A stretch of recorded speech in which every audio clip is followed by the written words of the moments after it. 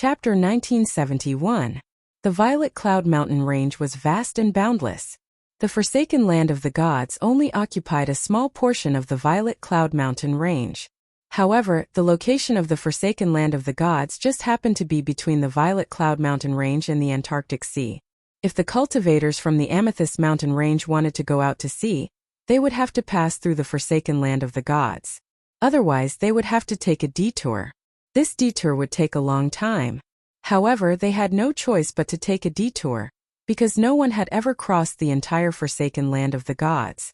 Those who had attempted to do so had all died. On this day, there were many cultivators outside the forsaken land of the gods. Rumble! A war chariot charged over from the direction of the Violet Cloud Mountain Range, crushing down from high up in the sky, causing the heavens and earth to tremble.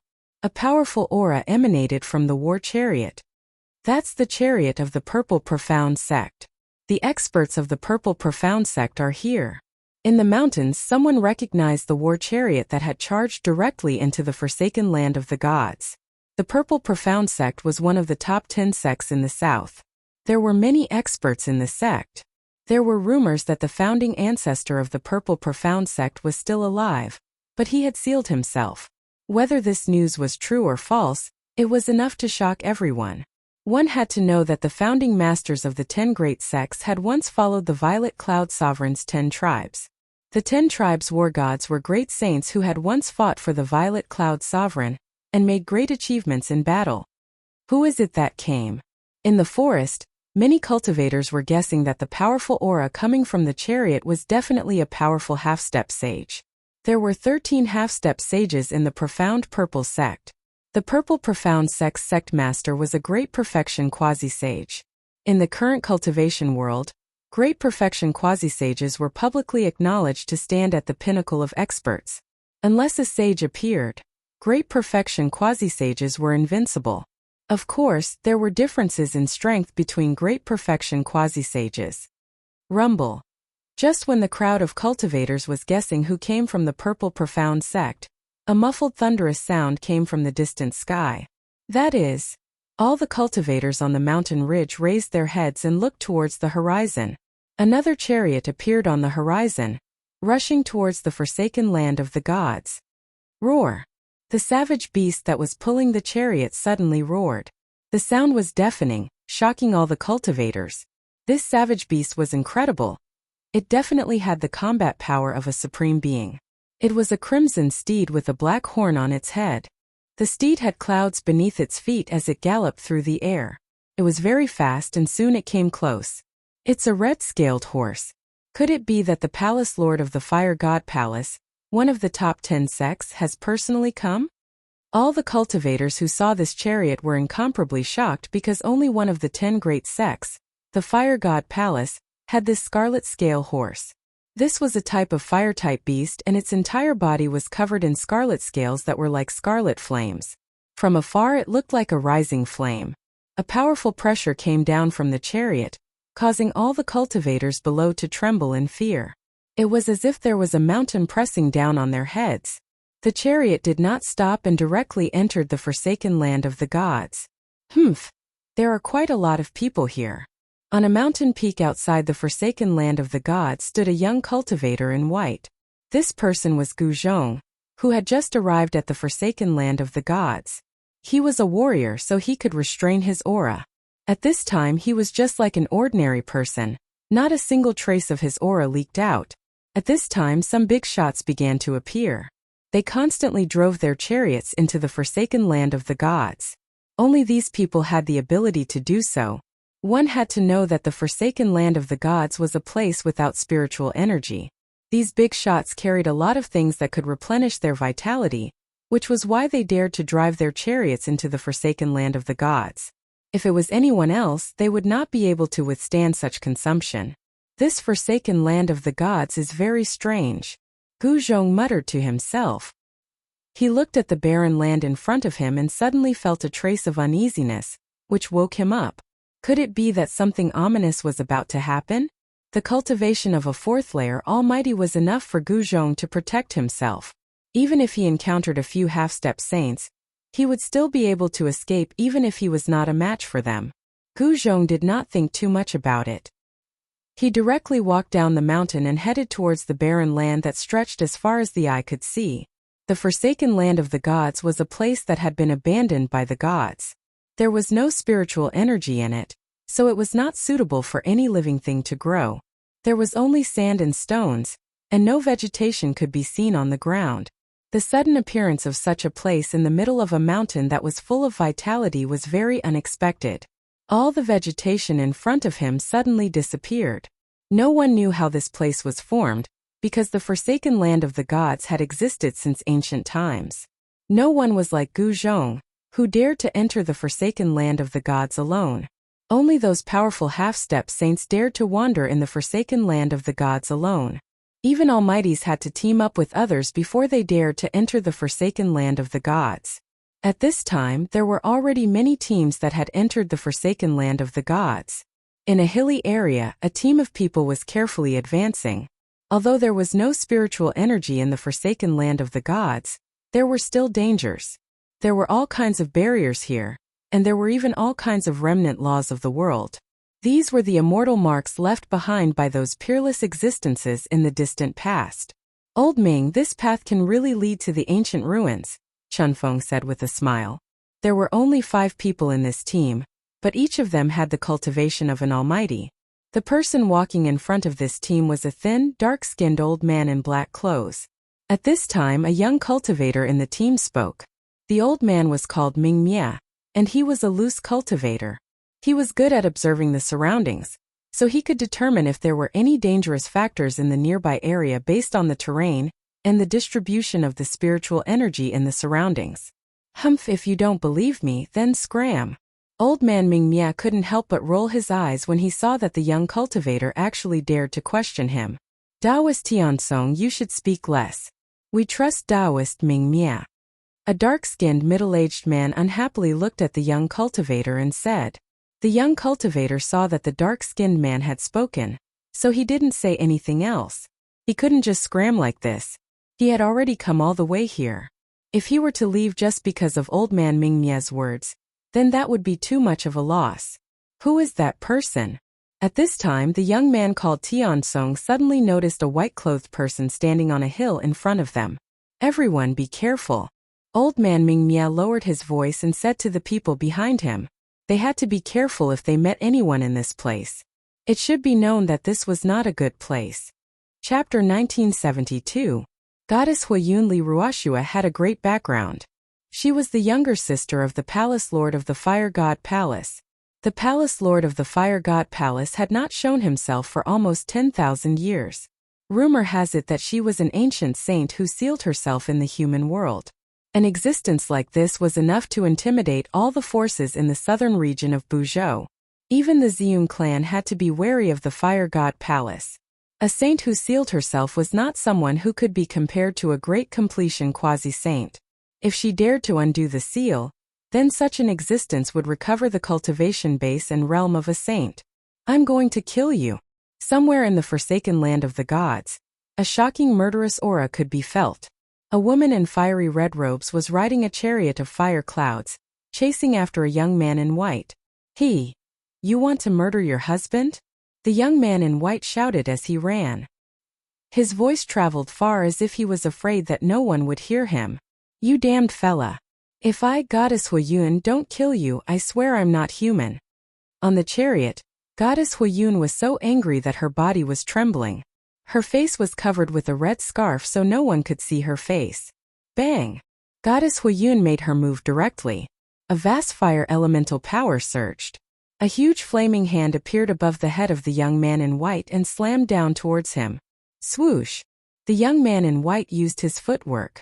With just one step, he instantly rushed out from under the huge flaming hand. Io, you little girl really want to murder your husband? The young man in white shouted as he stepped forward. His footwork was very mysterious. With every step he took, a Tao pattern would appear under his feet. Then he would instantly appear far away. His speed was so fast that it was even faster than teleportation. I'm so pissed. Goddess Huayun Li Ruoxue was enraged. However, this despicable fellow was as slippery as a loach. Even with all her mystic arts, she could not stop him. This fella is only at the 4th heavenly layer of Almighty Realm. How is this possible? Although Fairy Huiyun was furious, she was also secretly shocked. This guy was actually able to remain so calm while being chased by her. It was indeed very abnormal. One had to know that if it was an ordinary cultivator of the 4th heaven, she would have already killed him. However, this person's battle prowess seemed to surpass that of a cultivator of the 4th heaven. In particular, this person's footwork was extraordinary. The person who caused Fairy Huiyun to chase after him for thousands of miles was Gu Zhong. When Gu Zhong was traveling in the southern region of Buzhou ancestral planet, he happened to meet Fairy Huiyun in a mountain ridge. Then when Fairy Huiyun was not paying attention, he tried to steal her red scale horse. Then tragedy befell Gu Zhong. Not only did he fail to steal the Qilin horse, but he also angered Fairy Huiyun. Fairy Huiyun was a great perfection half-saint, while Gu Zhong was only a 3rd heavenly layer almighty at that time. He wasn't a match for Fairy Huiyun at all. He was beaten half to death by Fairy Huiyun and luckily escaped. From then on, Gu Zhong was determined to subdue this little pepper. Rumble! Just as Gu Fei and Fairy Huiyun were in pursuit, a thunderous sound came from the depths of the Forsaken Land of the Gods. The entire Forsaken Land of the Gods could feel the ground trembling. Those guys have made their move. Fairy Huiyun was shocked and stopped chasing Gu Zhong. Her expression changed several times before she finally gritted her teeth and gave up on chasing Gu Zhong. She drove the war chariot and rushed into the depths of the Forsaken Land of the Gods.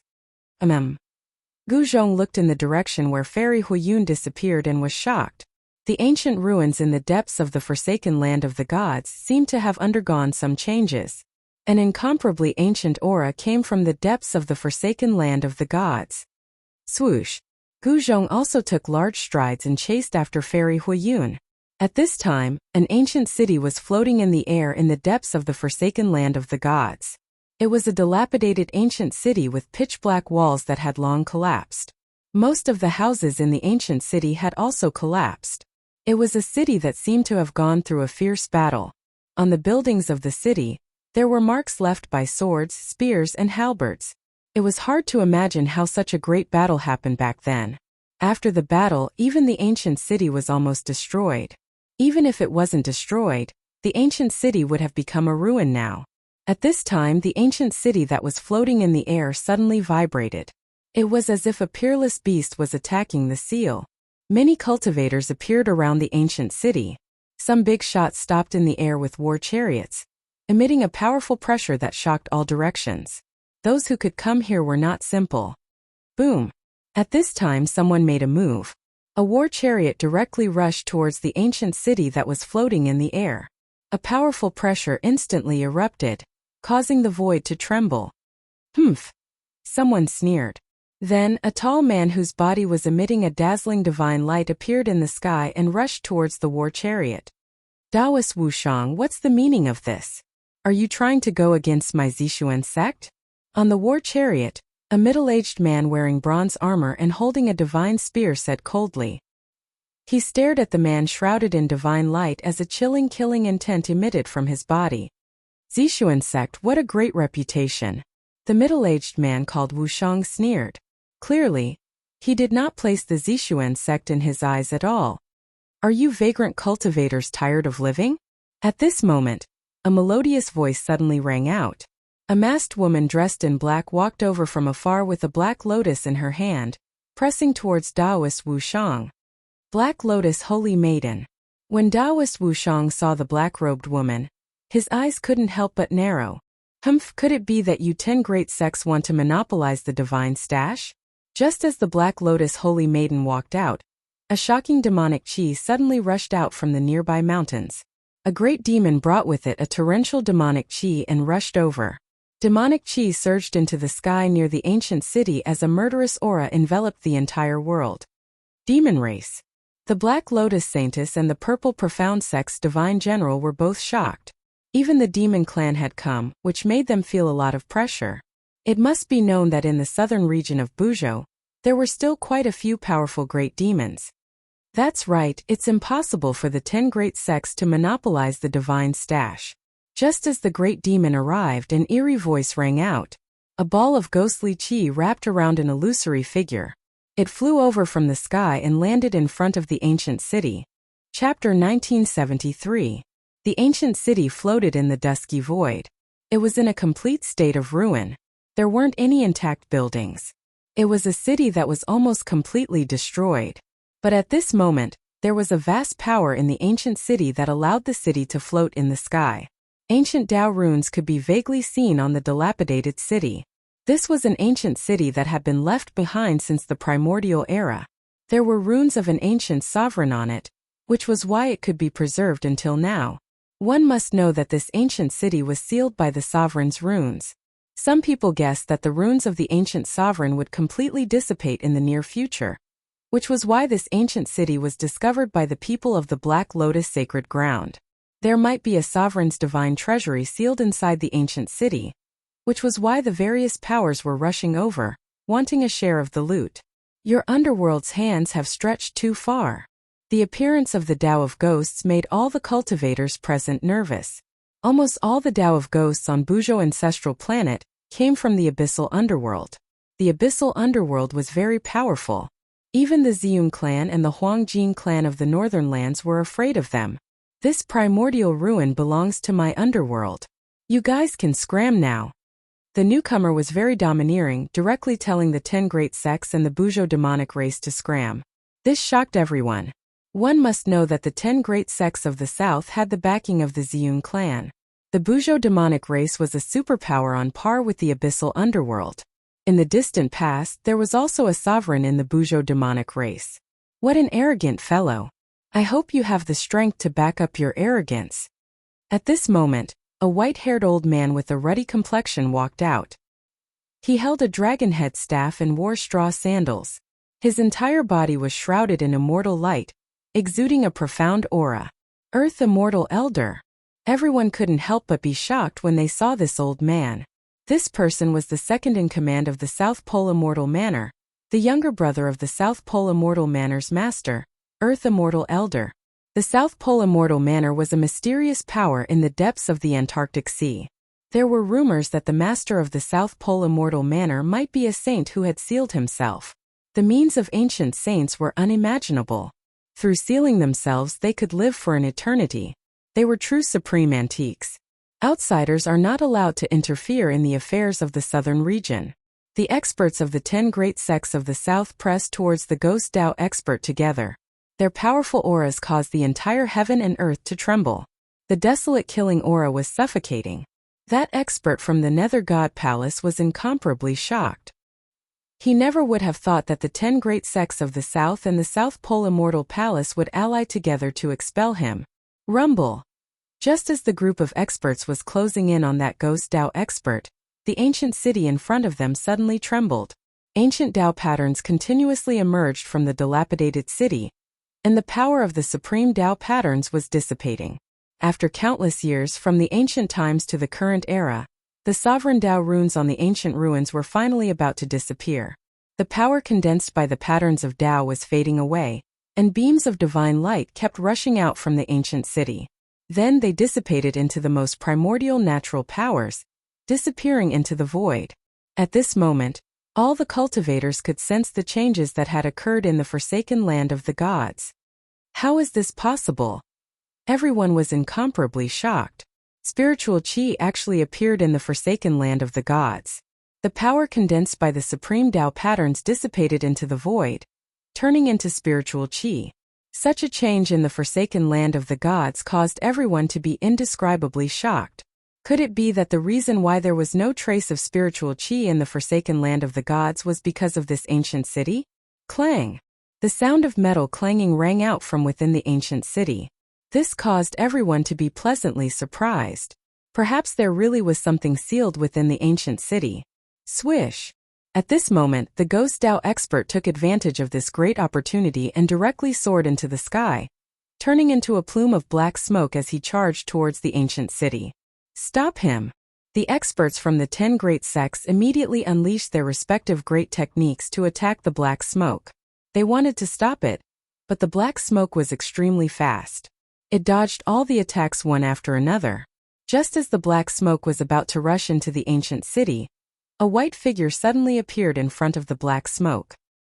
He then opened his palm and directly slapped towards the black smoke. A powerful force blocked everything in front of it. The black smoke had no choice but to stop. After that, a pale white palm slapped out from within the black ghost chi. The powerful mysterious energy caused the void to solidify. Bang! Two huge palms fiercely clashed against each other. The ghost Dao expert was sent flying a few 100 feet away, while the white-robed man only took a few steps back. What? The ghost Dao expert turned pale with fright. His opponent's combat strength was unparalleled, especially the strength of his physical body. It was even stronger than his own. This was truly unbelievable. This wasn't the combat strength that a level 4 Almighty should have. After receiving the palm of the ghost Dao expert, Gu Zhong only felt a wave of cold air coming from his opponent's palm. He couldn't help but shiver. What a powerful mysterious ghost energy! Gu Zhong muttered to himself. He had just arrived and intercepted the ghost Dao expert who was rushing towards the ancient city. However, his opponent's cultivation was much higher than his. Gu Zhong only managed to repel him by catching him off guard. This kind of thing could only happen once. His opponent wouldn't make the same mistake again. You still dare to come here? On the flaming cloud chariot, Goddess Huayunli Ruoxue immediately frowned when she saw Gu Zhong. A murderous aura emanated from her body. Goddess Huayun was about to attack Gu Zhong, but Gu Zhong had already retreated. He didn't want to fight her. This made Li Ruoxue's teeth itch, but she couldn't do anything to Gu Zhong. Gu Zhong cultivated the 8 desolation steps. He had the world's fastest speed. Although he was only a level 4 Almighty, with the 8 desolation steps, even a half-saint or a great completion half-saint wouldn't be able to stop him. Roar! At this moment the ghost Dao expert roared at the sky. If it wasn't for Gu Zhong's appearance, he would have long entered the ancient city. He completely hated Gu Zhong. However, some of the experts from the 10 great sects rode on their chariots, while others approached step by step. They had already surrounded the ghost Dao expert. Do you really want to go against my Hades palace? Do you know the consequences of doing so? The ghost Dao expert said sternly. Chapter 1974. Hades Palace. What a great name. Just as everyone was getting closer to the ghost Dao expert, a voice rang out from afar. Afterwards, a woman wearing golden armor and a golden mask walked out. The Gold Clan. Seeing this woman, everyone was startled. She gave off a sharp metal element aura. That was a characteristic of the Huangjin family. At this time, the people from the Supreme Powers also walked out. Just like that, the 10 great sects of the South seemed to be at a disadvantage. It should be known that any one of these Supreme Powers would be enough to give them a headache. I didn't expect the Golden Goddess to personally come. Amidst the ghost chi, the faint and incorporeal figure spoke these words. What? Everyone was shocked. They never expected that the person from the Gold Clan would be the Golden Goddess, whose name had shaken the North in recent years. The Golden Goddess was a genius of the Gold Clan. She had only been on the path for a few 100 years, but she had already become the number 1 of the younger generation in the North. At this time there were more than 10 experts gathered in front of the ancient city. None of them were weak. Even the weakest was a half-saint. Ziyunxiao actually didn't come. The Golden Goddess glanced at everyone and then said. She was wearing a golden mask so no one could see her true appearance. However, her tone carried a trace of disdain. Ziyunxiao had been defeated by Gu Fei. He had already been punished by Zisu to face the wall for 1,000 years. However, not many people in the cultivation world knew about this. During this 1,000 years, everything that happened in the outside world had nothing to do with Ziyunxiao. Haha, Golden Goddess, why are you looking for my brother? Could it be that you've taken a fancy to him and want to be my sister-in-law? Suddenly, a loud laugh rang out. At some point, a girl in purple had appeared in the sky. She was smiling at the Golden Goddess. You're courting death. The Golden Goddess was furious. She directly slammed her palm towards the purple-clothed girl. Powerful metal energy instantly condensed into a golden hand that enveloped the purple-clothed girl. The mighty power of the metal element shocked everyone. No one expected the Golden Goddess to attack just like that. By the time someone reacted, the golden hand had already reached the top of the purple-clothed girl's head. The vast and mighty energy fluctuations coming from the golden palm shook the heavens and earth. It was extremely terrifying. Others might be afraid of you, golden goddess, but I am not. As the purple-clothed girl spoke, she formed a sword finger with her right hand. Using her finger as a sword, she pierced the golden hand. Buzz! A sword chime rang out and a purple sword aura shot out from the finger of the girl's right hand. The chilling sword aura tore through the void and collided with the huge golden hand. The incomparably sharp sword chi was indestructible, and it actually directly cut a large hole in the palm of the golden hand. Shwa! Ziyuner soared into the sky and rushed out of the hole in the palm of the golden hand. Seeing this scene, everyone was shocked.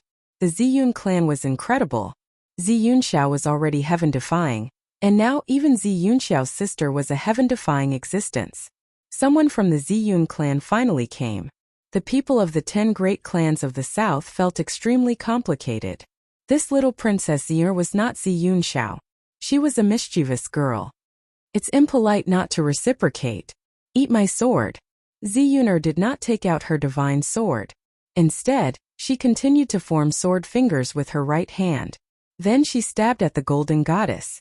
Her sword fingers vibrated continuously, and 10 rays of purple sword light shot out in a row, piercing towards the golden goddess.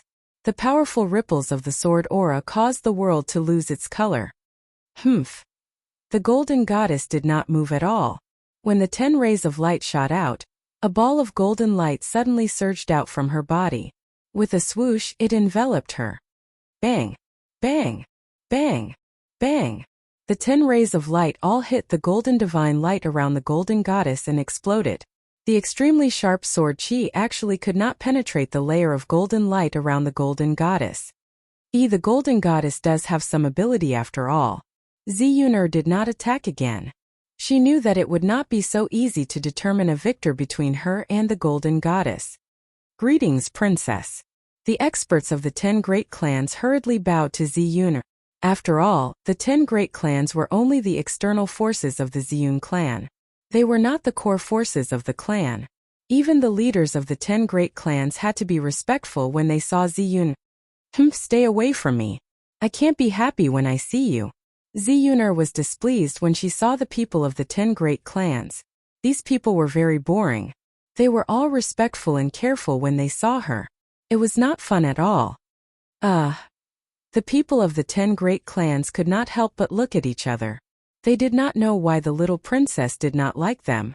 However, even though they didn't know the reason, the people from the 10 great sects still retreated. Is it the little princess of the Ziyun clan? At this moment, a young man surrounded by demonic chi walked over. He had a feather fan and a silk handkerchief. His eyebrows were like swords and his eyes were like stars. He was definitely a handsome man. Who are you? Ziyuner could not help but frown when she saw this person. She disliked this person for no reason. Even she did not know why. I am Yao Wuxia. I would like to be friends with Princess Yun. What do you think, Master Yun? Yao Wuxia waved his fan and said with a smile. He was very confident in his appearance. When the young women of the human race saw him, they would all be attracted by his appearance. Yao Wuxia, you're that cocky cockerel who thinks of himself as a playboy. Ziyuner looked at Yao Wuxia curiously from head to toe. Then she smiled and said those words. Hearing this, Yao Wuxia's face turned extremely ugly. The others were shocked to see that Ziyuner had called out Yao Wuxia's true form. This Yao Wuxia was also a famous figure on Buzhou Ancestral Star. Even though they knew that Yao Wuxia's true form was a cockerel, not many people dared to say such words in front of him. The little princess of the Ziyun clan really dared to say anything. Oi, cockerel. Ziyuner will never make friends with a cockerel. I'm sorry. Ziyuner giggled and said with an innocent look on her face. Chapter 1975. Yao Wuxia was a demon lord. Even within the Buzhou demon race, he was one of the top figures. But now he was being called a rooster. This made him furious. Ziyuner, you're going overboard. Yao Wuxia's face flushed and paled when he heard her calling him a rooster. He was about to go crazy. How am I going overboard? You're just a rooster. Ziyuner pointed at Yao Wuxia innocently and laughed. Shut up. Yao Wuxia couldn't take it anymore. Even though she was the little princess of the Ziyun clan, he was no pushover. So what if it was the Ziyun clan? He had the entire demon race behind him. Bam! Yao Wuxia made his move. A huge green hand flew out from the back of his head and grabbed at Ziyuner. A powerful demonic energy exploded. "Io, sister goddess, save me!" Ziyuner jumped in fright when she saw Yao Wuxia making his move. She hurriedly ran towards the golden goddess. Humph! Seeing this, Yao Wuxia did not stop. The green hand continued to grab at Ziyuner. This was a hand that was condensed from the energy of his soul. The hand enveloped the entire area, including the space in front of Yao Wuxia. "You little brat." When the golden goddess saw Ziyuner running towards her, how could she not know what this little brat was planning? However, this little brat was very lovable. Swoosh! A golden divine whip appeared in the golden goddess's right hand. Then, she raised the divine whip in her hand and lashed it at the green hand that was coming at her.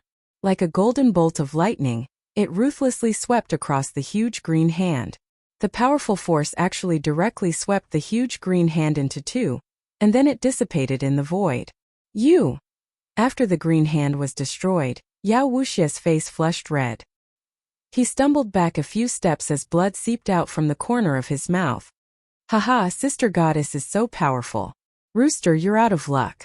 Ziyuner had already hidden behind the golden goddess. She clapped her hands and laughed. "Golden goddess, what do you want? Is your gold family really not afraid of starting a war?" Yao Wuxia took in a few deep breaths before he regained his breath. He then turned to the golden goddess and asked sternly. As the saying went, one would know if one was an expert the moment they made their move. This golden goddess didn't seem to be someone with an undeserved reputation. "What? You want to use the entire demon race to suppress me? I'm so scared," said the golden goddess disdainfully. The divine whip in her hand was flickering with golden light. Golden Tao patterns were faintly discernible on the body of the whip. Holy object! When Yao Wuxia sensed the divine whip in the hands of the golden goddess, he could not help but widen his eyes in shock. Shua! The golden goddess swung her whip once again. The golden divine whip in her hand turned into a golden lightning as it shot towards Yao Wuxia. The golden divine light tore through the heavens and earth. "You!" Yao Wuxia's shock was no small matter. The long whip in the other party's hands was a saint weapon. This was something that was refined by a saint, and possessed immense power. No matter how strong Yao Wuxia was, he would not dare to take a blow from this golden divine whip head-on. He wanted to dodge, but the long whip was extremely agile as though it had a life of its own. With a swoosh, it coiled around him. Roar! The long whip tightened. The strength of the whip caused the bones in Yao Wuxia's body to crack. A few of his ribs were broken as he spat out fresh blood. "Spare me!" With this mighty demon lord finally knew what fear was. The divine whip in the hands of the golden goddess was truly a flawless saint weapon. The golden goddess did not show any mercy. She exerted strength in her hand and whipped the whip. Shua! A golden light flashed and a tragic cry rang out. Yao Wuxia's body was broken into multiple pieces as he fell to the ground. Fresh blood splattered everywhere.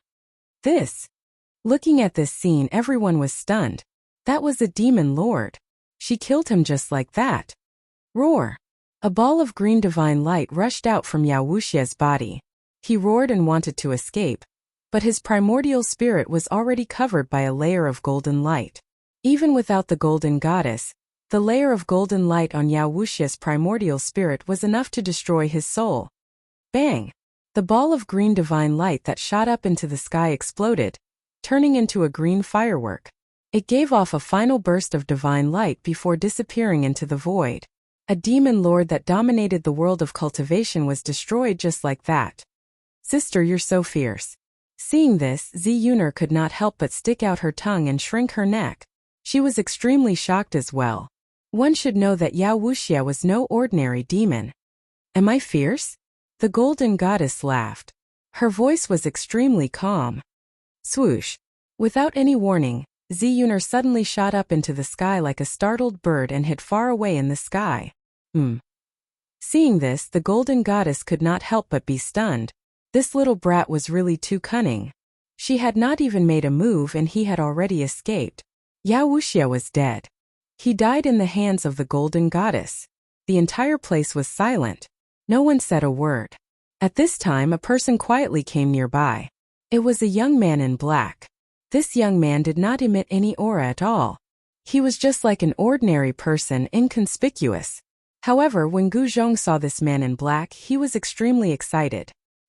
He hurriedly rushed towards the man in black. Very soon, he arrived in front of the man and bowed respectfully. "Master." Gu Fei nodded and looked at Gu Zhong from head to toe. He said, "You have gained quite a lot in these 3 years." Gu Zhong's cultivation was no secret in Gu Fei's eyes. He could see it with a single glance. There was a huge gap between the 4th and 5th heavenly layer. If Gu Zhong could successfully break through to the 5th heavenly layer, he would be the ruler of all heavenly layer cultivators. He would truly be invincible among his peers. "I didn't expect you to come as well." At this time, a sharp gaze swept towards Gu Fei. Who is this person? Why is the golden goddess paying so much attention to him? Someone followed the golden goddess's gaze and saw Gu Fei and his disciple. That person. It's him. Someone recognized Gu Fei. 3 years ago, Gu Fei fought Ziyun Xiao. That battle shocked everyone and attracted countless cultivators to watch. Who in the southern region of Buzhou had not heard of Gu Fei's name? We came for nothing.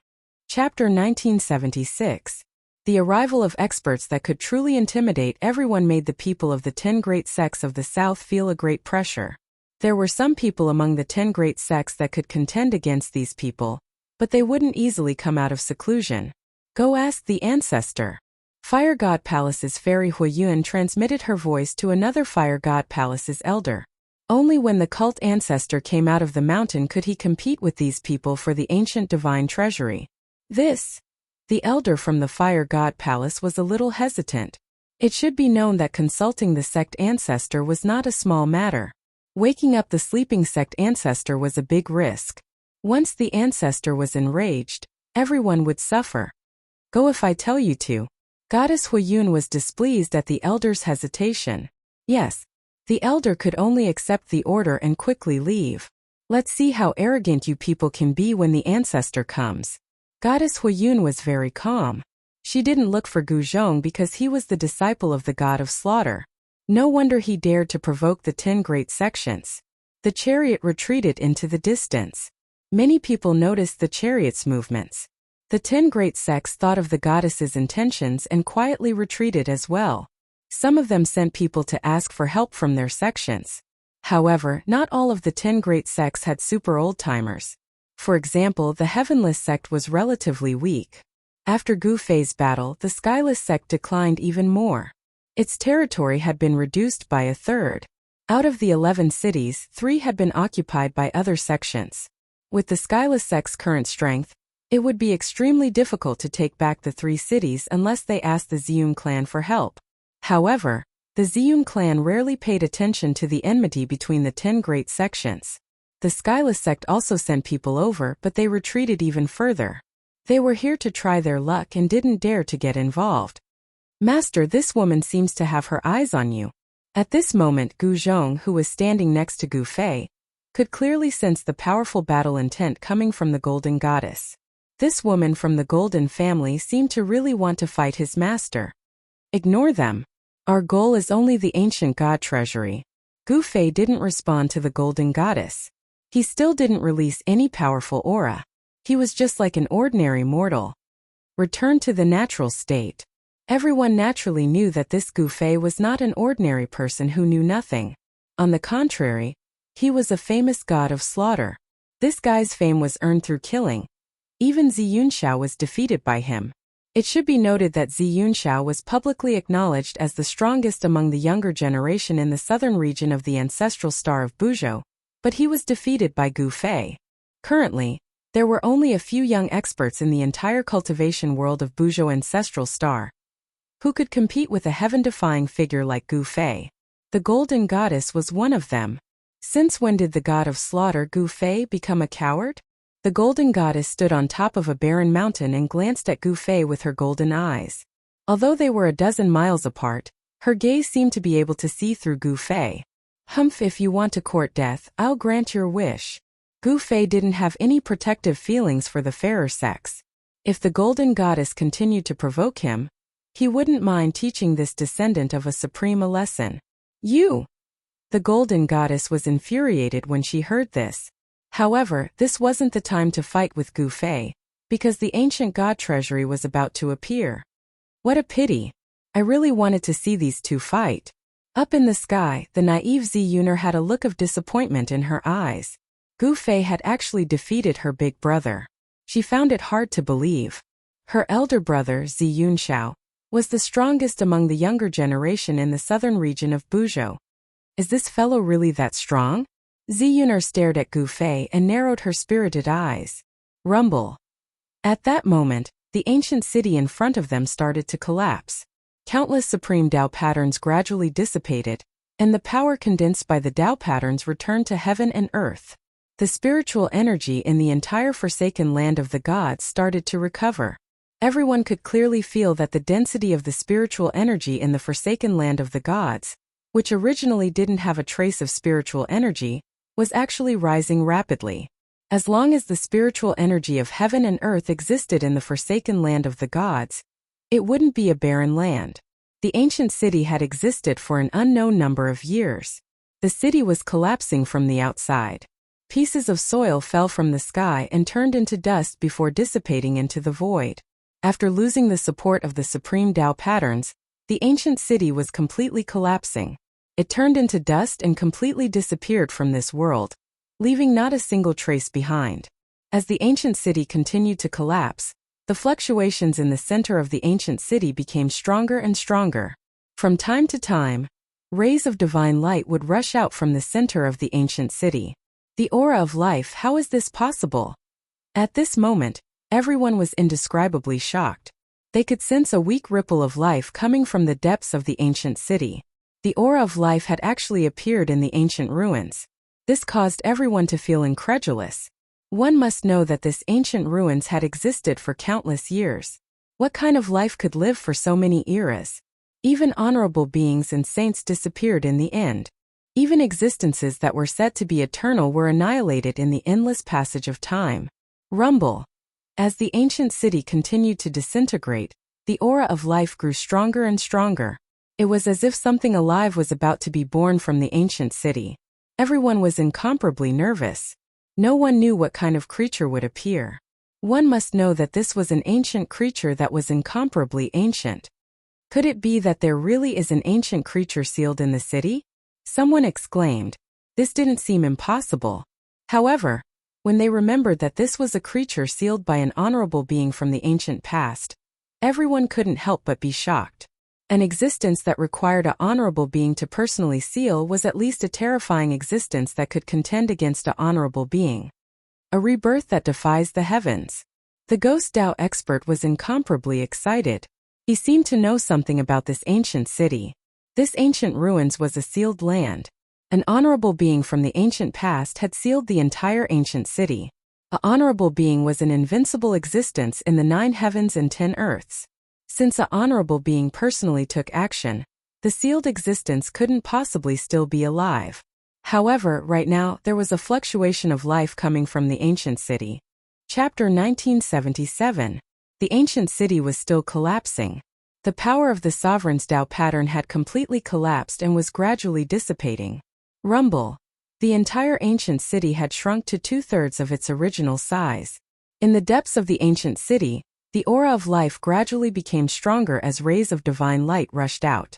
Everyone watched this scene anxiously. Is this a creature from the ancient era? Gu Fei muttered to himself. He couldn't help but think of the bone egg he obtained in the depths of the soaring dragon ancestral star's 100,000 mountain range. That was an egg formed after the primordial divine turtle underwent nirvana. That turtle egg was kept in Gu Fei's inner world and nurtured with the life essence of the divine spring of life. One should know that the primordial divine turtle's life force was very strong, let alone the primordial divine turtle.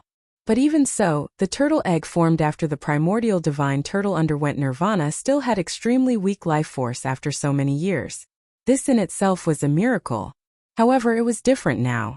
In the constantly collapsing ancient city, There was actually a life from the ancient era that was about to break the seal and come into the world.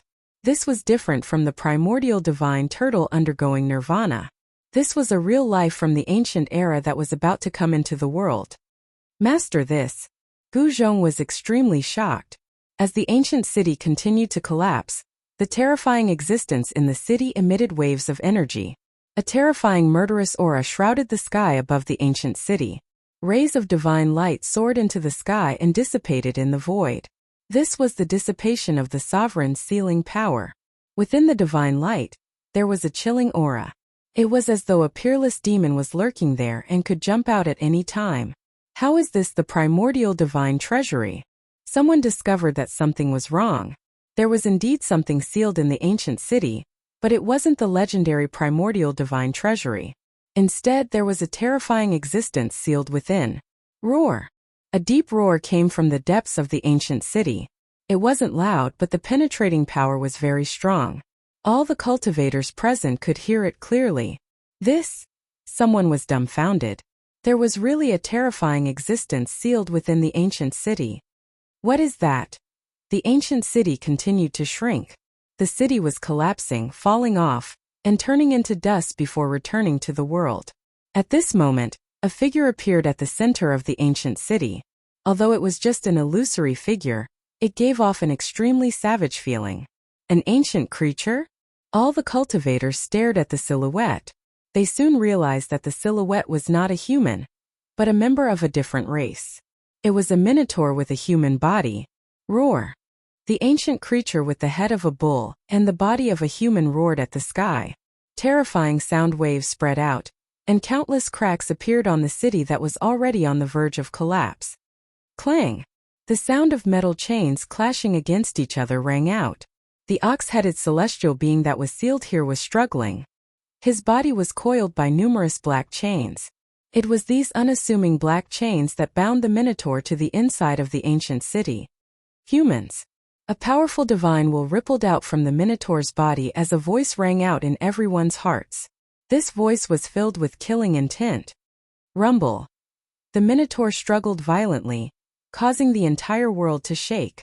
It was as terrifying as an ancient god. Open for me! The minotaur roared furiously, using all the energy in his body.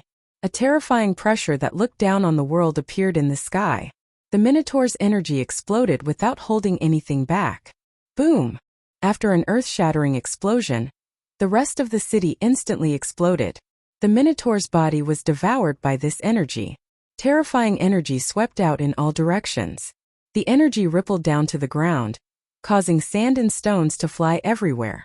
The sun and moon lost their radiance. Is it going to be born? Upon seeing this, Gu Fei's eyes could not help but narrow as his expression became extremely solemn. The strength of the minotaur was not to be underestimated. It was impossible for him to die in the explosion just now. At this moment, a figure rushed out from the billowing dust. Let's go. When the people from the 10 great sects saw that there were no ancient treasures in the ancient city, they were extremely disappointed and immediately retreated. This minotaur was not someone they could deal with. Puff! The minotaur fiercely exhaled. 2 puffs of white smoke came out from his nose. Whoosh! After the minotaur panted a few times, he suddenly stretched out his hand and grabbed a chariot nearby. After that, he punched the chariot and shattered it. Flesh and blood mixed with the fragments of the chariot, splattering everywhere. An incomparably powerful existence was directly destroyed by the minotaur's punch. What? Everyone was extremely shocked when they saw this. This minotaur was too powerful. After all, those who could drive chariots here were all important figures in the great sections. What did I just see? An elder of the Zixuan sect died just like that. Everything seemed a bit illusory, giving people a feeling that it was unreal. Whoosh! At this moment, a golden lightning suddenly appeared and entangled the minotaur. It was extremely sharp. Especially on the whip, there was a saint's power faintly appearing. The golden goddess made her move. The minotaur's body was entangled by several black chains. He grabbed the chains on his body and waved them. The chains immediately turned into 2 rays of black light and went towards the golden goddess whip. Clang! The sound of the chains colliding resounded continuously. The golden divine whip lashed at the chains and the powerful force sent them flying. Whoosh! The golden whip immediately entangled the Minotaur's body. Die! The golden goddess pulled her right hand. She wanted to kill this Minotaur the same way she killed Yawushia. However, this time she was wrong. She only felt that her hand was heavy, and she couldn't move the divine whip in her hand. She was truly shocked. Then the golden goddess felt her hand shake. The whip in her hand was actually knocked out of her hand and fell into the Minotaur's hand. What? The golden goddess never thought that someone would actually grab her whip with their bare hands and snatch it away. This is an ancient Minotaur. Chapter 1978. An ox head and a human body. This was the legendary ancient ox demon clan. This ox demon had been sealed in the ancient city by a supreme. Even though it was extremely weak, it was still extremely terrifying. Could easily kill peak experts. One of the pinnacle experts of the Purple Profound sect was killed by the ox demon's fist. Swish! With a flash of golden light, the golden whip in the golden goddess hand flew out. It was actually snatched away by the ox demon as if it didn't require any effort at all. The golden goddess was extremely shocked. She hurriedly retreated. Everyone couldn't help but be astonished. After all, the divine whip in the golden goddess's hand was a flawless saint artifact. It was extremely powerful. Previously, the golden goddess had used this divine whip to annihilate the demon lord, Yawushia. Yawushia was a demon lord and his cultivation base had already reached the Sage to Be realm. An artifact refined by a saint.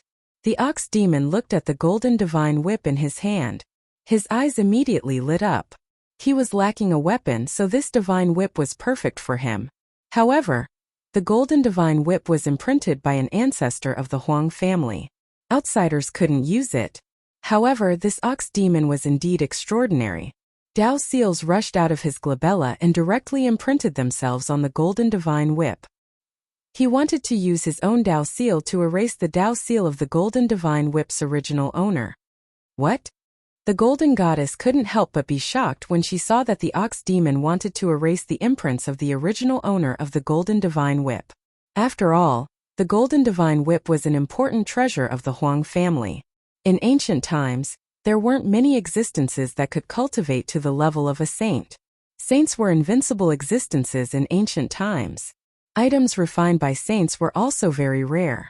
Among them, flawless saint artifacts were as rare as phoenix feathers and Qilin horns. If the ox demon really erased the imprints on the divine whip, then the divine whip would be refined by him. The golden goddess absolutely wouldn't allow such a thing to happen. Die! The golden goddess roared and directly attacked. She stretched out her hands, and 10 rays of golden divine light shot out from her 10 fingers. They were like 10 golden heavenly swords that pierced towards the demonic ox. Every beam of golden divine light shattered the void, leaving behind a pitch-black spatial crack wherever it passed. Yes, the ox demon raised his head fiercely. His eyes shone with a dazzling light. He was clearly enraged. This little girl actually dared to disturb him. The seal on the golden divine whip was left behind by a saint. The bull demon had been sealed for countless years and was extremely weak. He could not erase the seal on the divine whip in a short time. I'll refine this whip after I kill you. The ox demon extended his hand and grabbed at the 10 beams of golden divine light that had pierced through the void. This grab enveloped the space in front of him. The 10 beams of golden divine light were actually shattered by the ox demon's huge hand. Then the huge hand continued to grab at the golden goddess. At this moment, a black vortex appeared in the center of the huge hand. A heaven-devouring power surged out of the vortex.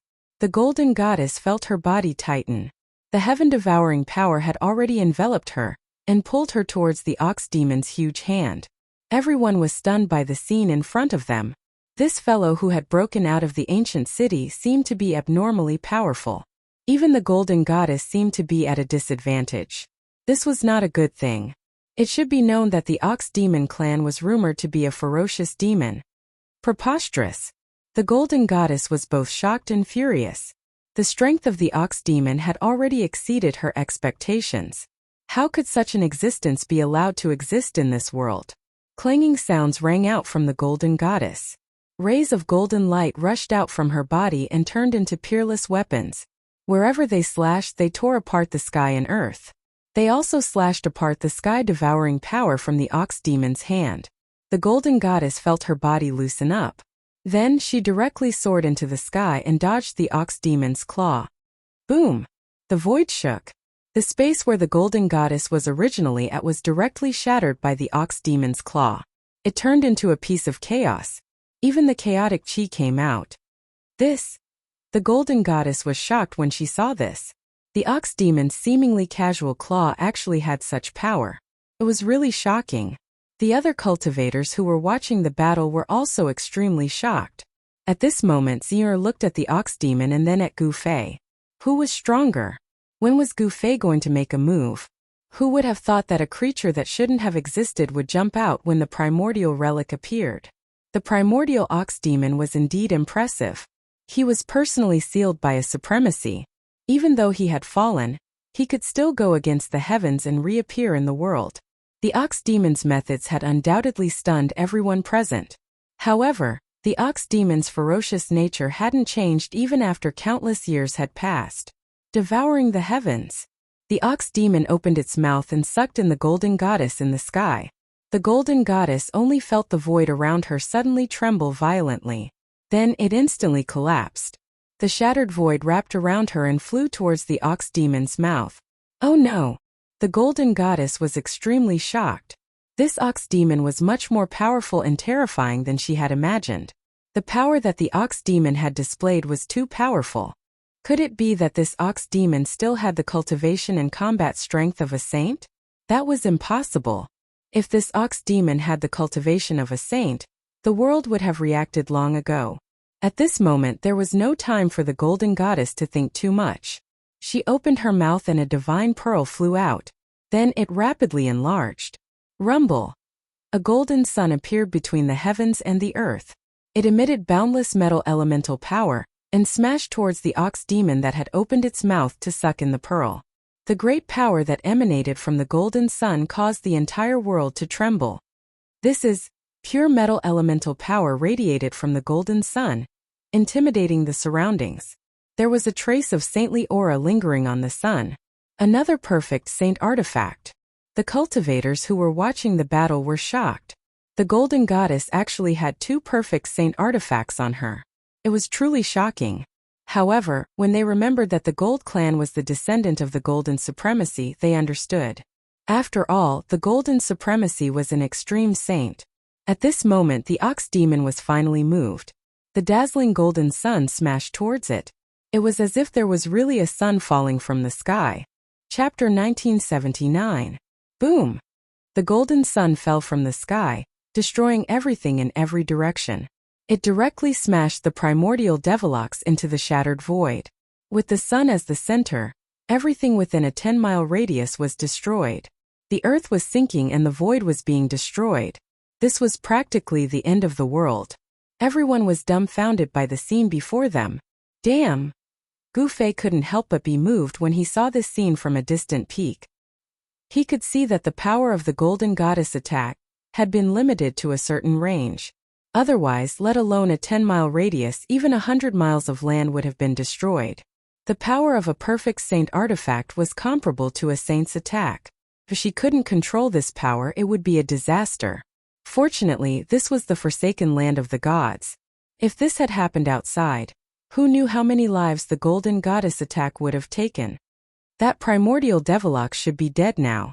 What a pity for my divine whip. The golden goddess couldn't be happy because she had lost a perfect saint artifact. However, even if it was lost, it could still be found. Even if a perfect saint artifact was lost, a few of the super antiques of the Gold Clan could still use secret arts to summon it back. A perfect saint artifact was too precious and important. They couldn't afford to lose it. Thinking of this, the golden goddess was no longer as worried. As long as she returned to the clan and asked the ancestors for help, they could still summon the divine whip back. The Gold Clan was the descendant of a supreme. Their foundation was unimaginably deep. Rumble. The light emitted by the sun gradually weakened as the metal element divine energy converged. In the end, the sun turned into a dazzling golden pearl the size of a thumb and flew back to the golden goddess. The golden goddess swallowed the pearl in one gulp. She's using her own essence to nourish the saint artifact. When Gu Fei saw this, he immediately thought of this situation. The golden goddess wanted to use her own essence to nourish the orb day and night, using this kind of painstaking effort to refine the orb. It had to be said that although this method was a bit stupid, there didn't seem to be any better way to refine this saint artifact. The shattered void was rapidly repairing itself. The power of heaven and earth was very mysterious. As long as the balance of heaven and earth was not broken, the power of heaven and earth would repair the shattered void. Of course, once the balance of the world was broken, the power of the world would become chaotic. Moreover, the broken void would not automatically repair itself. Once the balance of the world was broken, it meant that the world was about to collapse. The shattered void was constantly reforming, but the primordial ox demon did not appear. Even the aura of the primordial ox demon had disappeared completely. Everyone heaved a sigh of relief when they saw that the shattered void was about to be completely repaired by the power of heaven and earth. That terrifying primordial ox demon might have really been killed by the golden goddess. However, just as the shattered void was about 100 feet away from being completely restored, a powerful and terrifying wave of energy surged out from the shattered void. What? When everyone sensed this fluctuation, they were all moved. How is this possible? How could he still be alive? All the cultivators were indescribably shocked. Boom! At that moment there was a loud explosion and the void shook. A tall figure dashed out from the shattered void that had yet to be repaired. His murderous aura was shocking. This primordial ox demon is really strong. Gu Fei's eyes narrowed when he saw this. He realized that the primordial ox demon was not very strong, but his physical body was extremely strong. This was a genuine saint-level physical body. The golden goddess's attack had indeed sent the primordial ox demon into the chaos. However, no one had expected that the primordial ox demon would still be able to rush out from the chaos. Only a saint of the human race can kill me. At this moment, the primordial ox demon was in a sorry state. One of the horns on his head had already been blown off, leaving only the other horn. Blood was seeping out from the corner of his mouth. You? The golden goddess was extremely shocked. She knew very well the power of her golden soul pearl.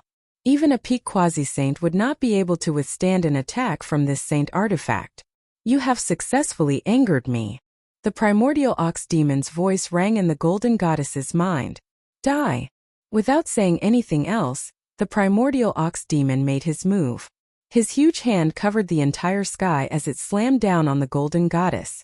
A terrifying destructive force descended from the huge hand. The great power that erupted from the hand caused pitch-black spatial cracks to appear in the void of the entire world. These spatial cracks were of different sizes. Some were as small as a strand of hair and were almost invisible to the naked eye, while some were as huge as a mountain. They extended far into the sky and were extremely terrifying. The spectators were extremely nervous. Buzz! Just as the huge hand formed by the primordial ox demon was about to slam down, the golden goddess's body suddenly vibrated. Then rays of sword radiance shot out from the golden goddess's body. Then, a scene that left everyone dumbfounded appeared. The golden goddess had actually turned into a peerless divine sword and faced the huge hand that was slamming down, turning yourself into a Tao sword. Gu Fei was astonished to see the golden goddess actually use such a great technique. The golden goddess transformed herself into a sword and soared into the sky. She instantly collided with the huge hand that was slapping down from the sky.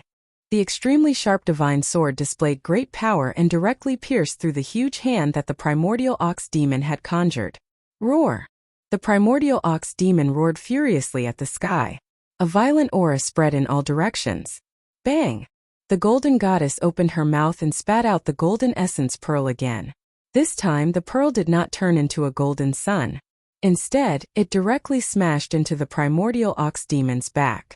The powerful impact caused even the primordial ox demon to stagger and lose his footing. Master, the primordial ox demon's physical body seems to be very strong.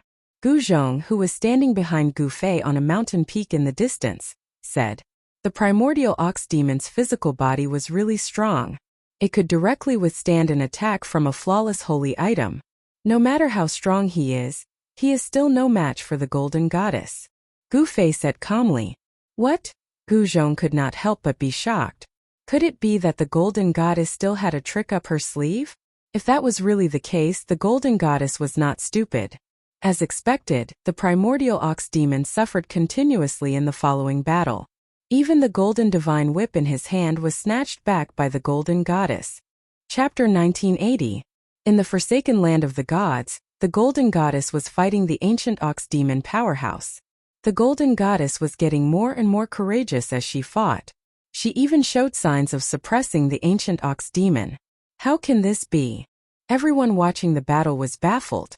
When the ox demon's powerhouse broke out of the seal, he was extremely powerful and suppressed the golden goddess. But now the ox demon clan's powerhouse seemed to be gradually weakening. This change surprised everyone. Bang! The ancient ox demon powerhouse was sent flying thousands of meters away by the golden goddess. He roared in anger. This was the first time he had been sent flying by an opponent, so he was both shocked and furious. What's going on? Why can't I absorb the world essence chi? The ox demon emperor roared in his heart. He realized that the concentration of world essence chi in this area was actually very low. It was so low that it was negligible. An ancient race like him was naturally close to world essence chi. He could use the power of world essence chi with just a wave of his hand, and his power would never dry up. But now the ox demon monarch of the ox demon clan was shocked to find that he couldn't absorb any spiritual energy from the outside world. Such a thing was absolutely unimaginable for an ancient living being like him. It should be known that world essence chi was abundant in the ancient era. It was precisely because of the abundance of world essence chi that the races of that era were extremely powerful. Some races could even absorb world essence chi the moment they were born. They were comparable to immortal essences. However, in the current era, the concentration of world essence chi could no longer be compared to the ancient era, especially in the forsaken land of the gods. The forsaken land of the gods was a strange place to begin with. There wasn't a trace of world essence chi here. So the ox demons couldn't replenish their yuan chi at all. The ancient races relied on world essence chi far more than the cultivators of the current era. What exactly is this place? The ancient ox demon emperor had already realized the strangeness of this place. There was almost no world essence chi, so his combat strength was greatly reduced. What was worse was that his yuan chi was constantly being consumed, but he couldn't replenish it at all. As a result, he gradually became weaker. On the other hand, the golden goddess naturally had many spirit herbs that could recover her essence energy. Although her essence energy was also being consumed, it would immediately recover after taking the spirit herbs. In this place, this Tauren will definitely lose. Gu Fei stood on the peak of the mountain. He already knew the result when he saw this scene. Although this ancient minotaur was powerful, this era was no longer the ancient era. At this point, some of the super old-timers realized what was going on. Shwa! The golden whip flickered and coiled around the minotaur like a snake. Then, the golden goddess appeared above the minotaur and spat out the golden spirit bead from her mouth towards the top of the minotaur's head. Boom! A golden pearl flew out of the golden goddess' mouth and instantly enlarged. It emitted a terrifying wave of metal elemental energy and descended towards the top of the minotaur's head like a sun. Roar! The minotaur struggled violently. He wanted to dodge, but his hands were already entangled by the divine whip. He could only watch as the ball of golden light smashed towards his head. The golden spirit bead was as heavy as a primordial divine mountain. It was a magic treasure refined from the essence of heaven and earth. The power of the golden spirit bead was unbelievably strong. Even the minotaur was shaken by the golden spirit bead's attack. The golden divine whip was a sacred item. Even though the minotaur was a powerhouse of the ancient era, he had been sealed for countless years and his yuan chi had been greatly damaged. It was difficult for him to break the divine whip. His muscles were trembling, and his veins were popping up on his skin. The golden spirit bead had already pierced deep into his muscles and bound him tightly. If he had been at his peak, even a great perfection sacred weapon refined by a great perfection saint wouldn't have been able to do anything to him, let alone a divine whip refined by a saint. The minotaur was extremely dissatisfied. He couldn't even deal with a little fellow who hadn't even become a saint yet. Boom! It was as if a golden sun had fallen from the sky. The ball of dazzling divine light that emitted the shocking power of metal slammed heavily on the top of the primordial demon emperor's head. This extremely ferocious smash directly knocked the Minotaur unconscious. His only remaining horn was also broken, and a bloody wound appeared on the top of his head. Bang! The Minotaur was like a meteorite that fell from the sky and smashed deep into the ground. The ground shook violently. Even the cultivators who were hundreds of miles away could feel the tremors under their feet. Even this can't kill this fellow. The golden goddess was really shocked. The physical body of this ancient race was really too strong. Even a sacred item could not compare to it. One must know that the golden spirit bead was refined from the essence of heaven and earth. The essence of heaven and earth was formed when the primordial world was formed. Yin and Yang evolved into the 5 elements. Although the golden spirit bead was only the size of a thumb, it was heavier than a mountain. It contained an endless amount of 5 elements golden essence qi. This was an immortal material. The golden spirit bead's grade was very high. After being refined by countless experts of the gold family, this divine bead already possessed the grade of a sacred item. Moreover, this divine bead still had the possibility of evolving endlessly. In other words, as long as the golden goddess's cultivation was high enough, it wasn't impossible for her to refine this divine bead into an extreme sacred item. The golden goddess descended from the sky. What? Suddenly, her expression changed drastically. The aura of the Minotaur that she had smashed into the ground with the golden spirit bead had completely disappeared. This made her extremely shocked. For an existence like the Minotaur, even if he was killed, his corpse would still emit a powerful aura. It wouldn't disappear. This situation could only mean that the Minotaur had escaped through the ground. This is bad. The golden goddess's heart trembled. She knew that this ancient race was extremely powerful. Once it recovered, it would be a disaster for anyone. Even the gold family wouldn't be willing to provoke such an existence. At this moment, in a hilly area 1,000 miles away from the forsaken land of the gods, a tall figure broke through the ground. This wasn't a human, but a Minotaur with the head of a bull and the body of a human. Wait until I recover. I'll teach you a lesson. The Minotaur's anger reached the 9 heavens. He was in an extremely sorry state. 2 of his horns were broken. His head was covered in blood, and the top of his head had caved in. Chapter 1981. The primordial Ox Demon clan had once ruled a region in the primordial era.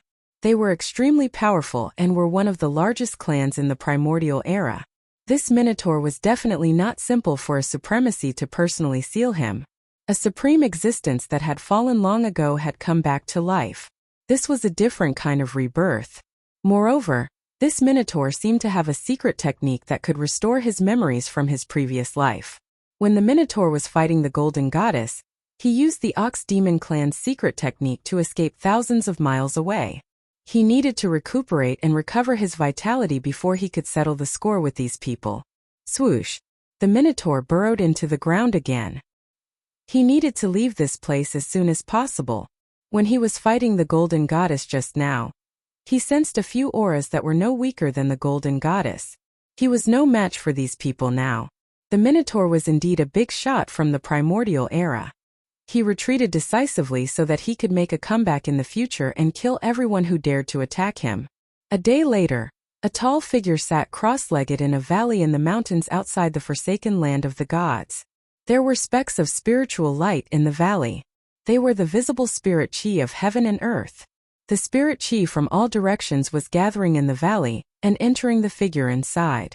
It was a Minotaur wearing broken armor and covered in blood. The Minotaur was breathing in and out the spirit chi of heaven and earth. After he left the forsaken land of the gods, he found a place to recover his vitality. An obscure yet powerful aura lingered in the valley. It wasn't just the spirit chi of heaven and earth. Even the flowers and trees in the valley were overflowing with life essence and gathering towards the Minotaur. The Minotaur's wounds were healing rapidly. The primordial era's affinity with the spirit chi of heaven and earth was unmatched by any other race in the current world. They could directly convert the spirit chi of heaven and earth into their own vitality. This was what the Minotaur relied on. If they were outside the forsaken land of the gods, the Golden Goddess might not be his match. Just as the Minotaur was breathing in and out the spirit chi of heaven and earth, Two figures appeared silently outside the valley. They were two young cultivators. "Master, the Minotaur is inside." One of the young cultivators glanced into the valley and said, "You stinking brat, how dare you doubt my tracking technique?" A cultivator who appeared even younger than the one who spoke up earlier spoke up. These two young cultivators who appeared outside the valley were none other than Gu Fei and his disciple. Gu Fei's tracking technique was quite good. He actually managed to chase them all the way here. "Master, should I go in and take a look?" Gu Zhong rubbed his head and said in an embarrassed tone. The spiritual energy in the valley seemed to be converging, but the spiritual energy fluctuations weren't very strong. "You're courting death if you go in," Gu Fei said to Gu Zhong with a grave expression. In just one day, the ox head in the valley had become so powerful that even he was moved. The more obscure a true expert's aura was, the more powerful they were. Although the ox-headed man was no longer who he was in the past in a sense, this did not hinder him from using the various techniques of the ox-demon race. There's actually such an existence in this world. Gu Zhong was well aware of his own strength. With his cultivation of the fourth heavenly layer, it would be difficult for him to fight against a half-sage, let alone the demonic ox emperor in the valley. "Wait for me outside." After Gu Fei instructed Gu Zhong, he directly walked into the valley. That ox-head man really knows how to find a place. Flowers bloomed in the valley, and towering trees stood on the ground. Their huge canopies covered a large area. Who knew how many years these vines had been growing for? Each one of them was very long, and some were even thousands of meters long. They were lying between two trees. Surprisingly, after walking into the valley, Gu Fei couldn't hear any sounds of animals. The valley was terrifyingly silent. Only the rustling of the leaves could be heard when the mountain breeze blew. After passing through the forest, Gu Fei realized that the view in front of him had suddenly widened. Just as Gu Fei walked out of the forest, the ox-head man sitting on a huge rock suddenly sensed something and opened his eyes. Two rays of light shot out from the ox-head man's eyes, filled with killing intent. Swoosh! Just as the ox-head man stood up from the rock, the space in front of the rock suddenly shook. Then a figure appeared there. Seeing this, the ox-head man couldn't help but be shocked. The other party seemed to be very strong, and there seemed to be a special aura around the other party. "Who are you?" The ox-head man stood on the rock and looked coldly at Gu Fei below. At this moment, the heaven and earth spiritual chi in the valley was still gathering towards him. The ox-head man's body automatically absorbed the surrounding heaven and earth spiritual chi without stopping. "The person who will kill you." As soon as Gu Fei said this, a shocking killing intent erupted from his body. The powerful force caused the space around him to shake. Boasting shamelessly, the ox-head man sneered. This was not the abandoned land of the gods. In this world he could constantly absorb heaven and earth spiritual chi to recover his exhausted yuan chi. To a certain extent, he was already standing in an invincible position. Bang! Gu Fei didn't say much. He directly used the heaven-covering palm. The palm covered the sky, and the entire world suddenly darkened. A single palm covered the sky, sealing the space where the ox-head man was at. A powerful force spread in all directions, and the heaven and earth spiritual chi in the valley became chaotic. Preposterous! I'll let you see how powerful your grandpa ox is. The ox-head man was really angry. He also stretched out his hand and slapped upwards. Boom! The two huge hands collided with each other in an instant, producing an earth-shattering sound. Under the collision of these two forces, the void instantly collapsed and turned into chaos.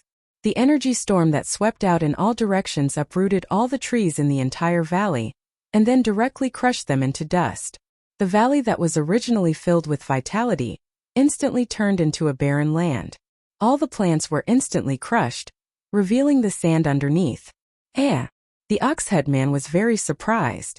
He didn't expect Lin Fan to be able to withstand his palm. The two huge palms dissipated, and no one could really suppress the other. Good fella. Gu Fei was secretly shocked. This ox-head man's physical body was really strong, so strong that it was abnormal. This guy actually dared to go head-on against him. Swish! Swish! Chapter 1982. Boom! The entire valley exploded. An extremely ferocious force wreaked havoc, destroying everything in its path. The two figures were like two ancient war gods fighting. Everywhere they passed by, everything was destroyed. The mighty shockwaves from the mountain engulfed a radius of 10,000 miles. This was the result of the two experts carefully controlling their strength. If they were to go all out without any reservations, the surrounding 10,000 miles would be shrouded by their auras. This was the terror of a great completion quasi-sage. They were just a step away from becoming a sage. When they went all out, their auras could cover a radius of 10,000 miles and shake the world. Roar! The Minotaur roared in anger. The baleful aura on his body was incomparably dense. One look and one could tell that this fellow was definitely not a good person back in the ancient times. At this moment, Gu Zhong, who was originally waiting outside the valley, had already flown into the sky and retreated far away when Gu Fei and the ox-headed man started fighting. This Minotaur's physical body is actually so strong. Gu Zhong couldn't help but feel shocked when he saw the two figures fighting in the distance. One must know that his master was a great completion quasi-sage. His martial body was so strong that it was comparable to a sage weapon. His master was just a step away from cultivating the undying martial body. Even with such a strong martial body, he could only fight evenly with the Minotaur. It would be hard for him to gain any advantage. Primal Chaos Fist.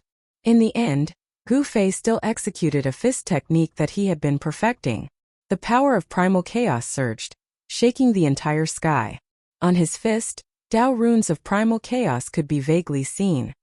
Bang! Gu Fei's right fist collided with the Minotaur's right fist. This was a direct contest of strength, and there was no room for tricks. The Minotaur only felt an extremely powerful force coming from the other party's fist. This force pushed him back more than 10 steps. Little fella, you haven't used your full strength yet. The ox-headed man was extremely shocked. In the ancient times, there were very few races that could contend against the physical bodies of the ox-headed man. But today, the physical body of this human was enough to make him feel threatened.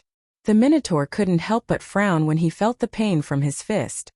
Preposterous. If it was in ancient times when I was at my peak, I would be able to squash this little thing to death with a single finger. But now, the Tauren felt like a tiger being bullied by a dog. Humph, if I go all out, I'm afraid you'll be finished immediately. That won't be fun anymore.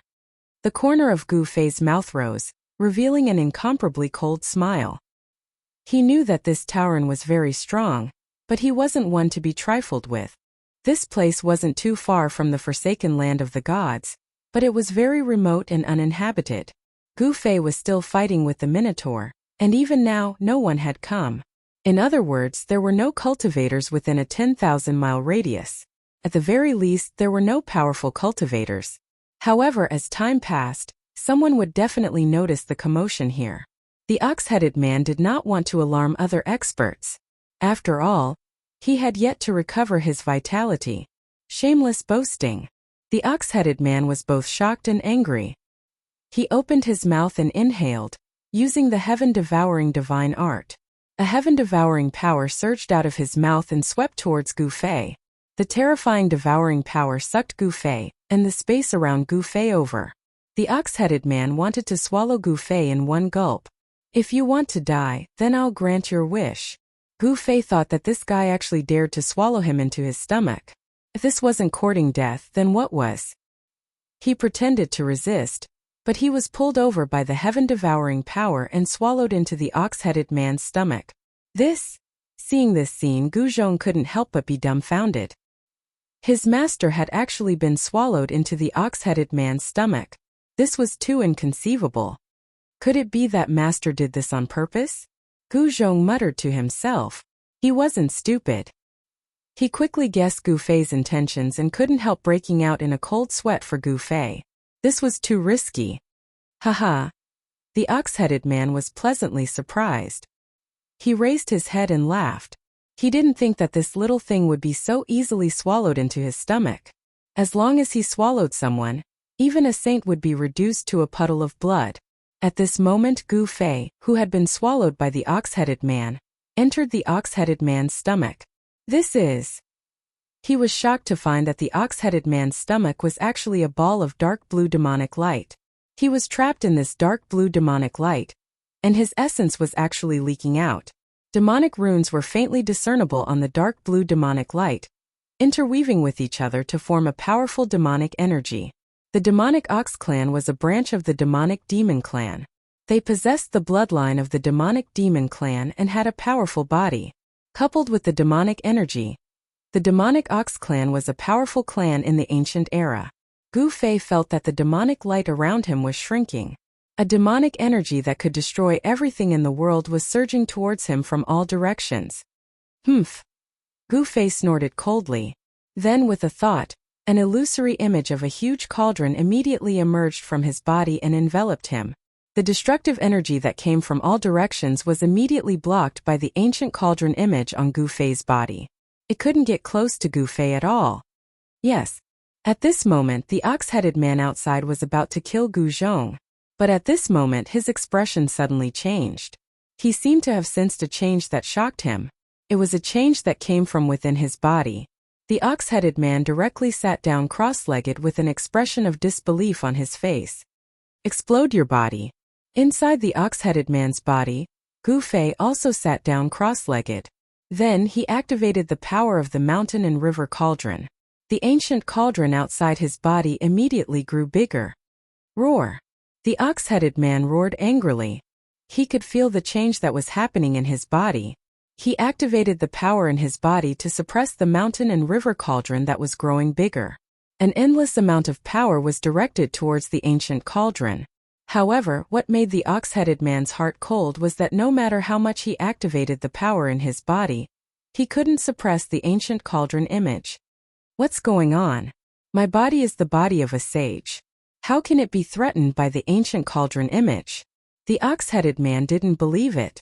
However, when he tried many methods to suppress the ancient cauldron image to no avail, he had to believe it. Could it be the mountain and river cauldron? Chapter 1983. How is this possible? It's really the mountain and river cauldron. The ancient ox demon was scared out of his wits. If a mountain and river cauldron appeared in his body, it would definitely cause his body to explode, destroying both his body and soul. Unlike when he was sealed by a supreme being, the current ox demon was no longer the peerless evil demon that dared to challenge a supreme being. Buzz! The ancient cauldron shadow around Gu Fei trembled. The demonic light that enveloped him was the first to disperse. Then the ox demon's abdomen began to swell. The Minotaur's eyes were bloodshot, and the bones in his body emitted cracking sounds. A powerful and unstoppable force caused his body to swell up. His sweat had already soaked through the broken armor on his body. Didn't the mountain and river cauldron disappear with that person? How could it appear in this little guy's body? The bull-headed man was unwilling to die like this. It was too humiliating. Although he had a saint-level physical body in front of the mountain river cauldron, not to mention a saint-level physical body, even a saint-level physical body would not dare to swallow the mountain river cauldron. Kacha! Kacha! Kacha! Kacha! The ox demon's body continued to swell. His bones were shattering. His muscles and tendons were being pulled. His entire body was like a rubber ball expanding. Despicable little guy. The ox demon roared. He clenched his teeth. Then a demonic light shot out from between his eyebrows. Within the demonic light, there was a small figure. It was the primordial spirit of the ox demon. The ox demon abandoned his body. Then his primordial spirit didn't escape. Instead, it rushed into his body. A figure appeared where Gu Fei was. It's really the mountain and river cauldron. The ox demon's primordial spirit was extremely shocked. In the ancient era, the mountain and river cauldron's name was enough to shock the world. Legend had it that this ancient cauldron was a connate divine artifact formed by the heavens and earth. However, there were also legends that this ancient cauldron was a supreme artifact refined by a supremacy. Even in the ancient times, no one knew how this supreme artifact appeared or who refined it. However, one thing was certain, and that was that this ancient cauldron was a supreme godly weapon. I can't believe you didn't take the opportunity to escape. You could have taken the road to heaven, but you chose to barge into hell. When Gu Fei saw the Minotaur's spirit, his eyes immediately lit up. If the Minotaur chose to escape, it would be very difficult for Gu Fei to stop him. However, it was different now. The Minotaur's primordial spirit had actually entered his body. Primordial Soul Dao Transformation Sword. Gu Fei didn't hesitate. He used one of the 9 mystiques of the immortal Dao, the Essence Soul Sword. The power of his Essence Soul quickly condensed, and then swish. A beam of purple light shot out from between his eyebrows, instantly turning into a huge blade that pierced towards the Ox Demon's soul. This is... The Ox Demon's primordial spirit was shocked. It wanted to dodge, but the Essence Soul Dao Sword was just too fast. It had only just shot out when it appeared before the Ox Demon's primordial spirit the next moment. The chilling sword chi had already locked onto the Ox Demon's primordial spirit. Swish! The Essence Soul Dao Sword flashed past, and the Ox Demon's primordial spirit was immediately cleaved in half. However, to Gu Fei's shock, although the Ox Demon's primordial spirit was cleaved in half, it didn't dissipate into the void like other primordial spirits. How is this possible? Gu Fei was extremely shocked at the sight of this. He had never seen someone survive after their primordial spirit was cleaved in half. He knew the power of the Essence Soul Dao Sword very well.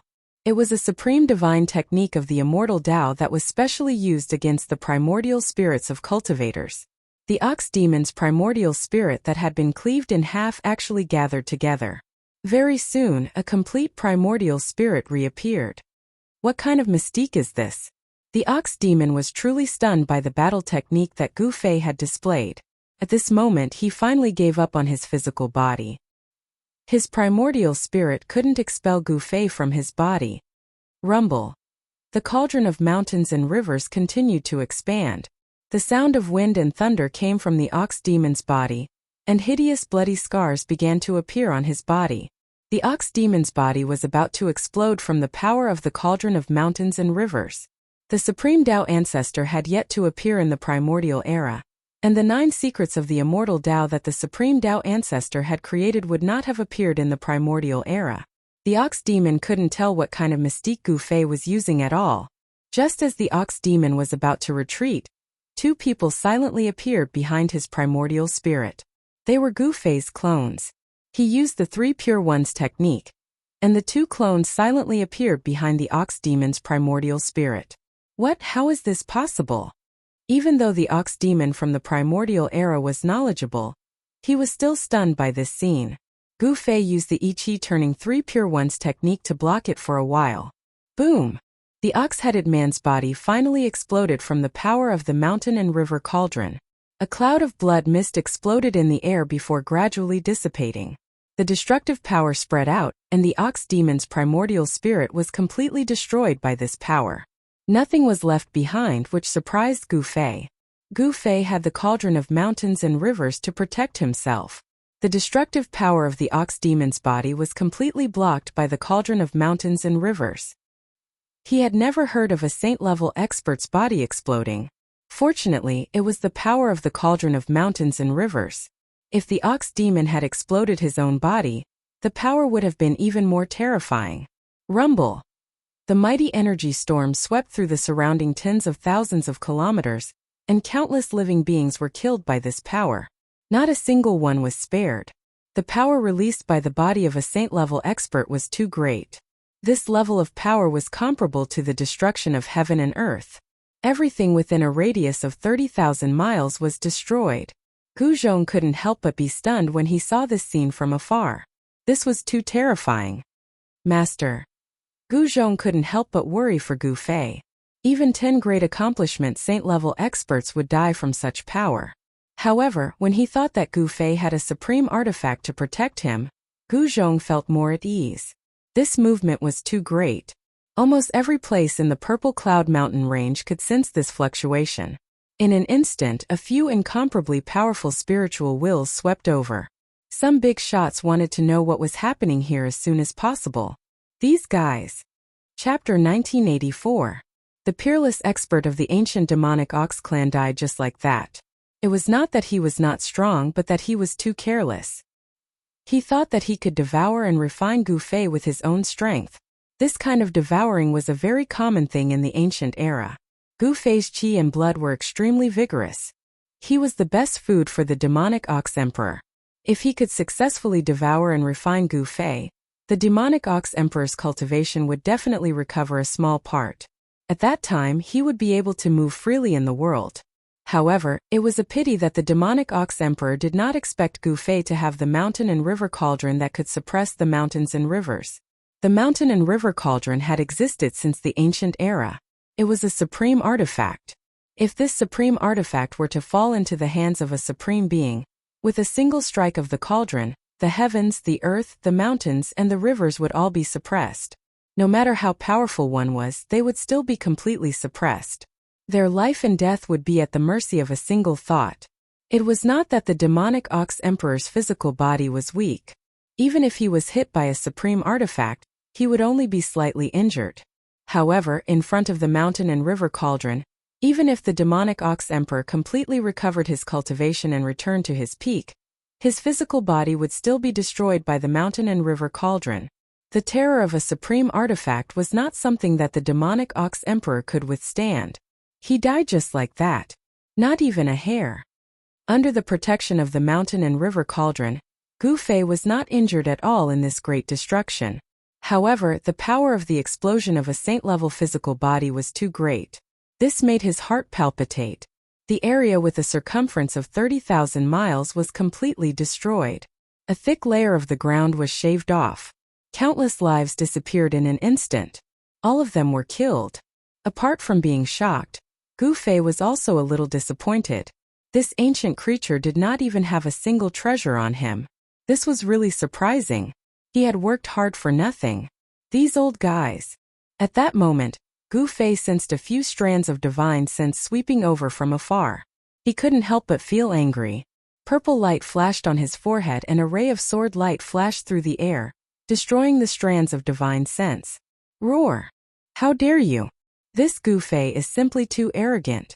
Several other places in the southern region of Buzhou ancestral planet also unleashed powerful auras at the same time. On a mountain shrouded in white clouds, a green-robed old man who was sitting cross-legged on a boulder opened his eyes. At this moment, a drop of blood emerged from his forehead. A great technique that can sever divine will.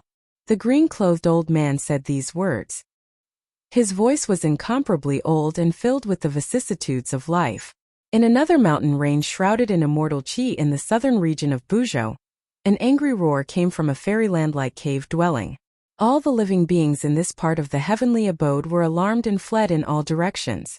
Opening up a paradise was something that only sages had the means to do.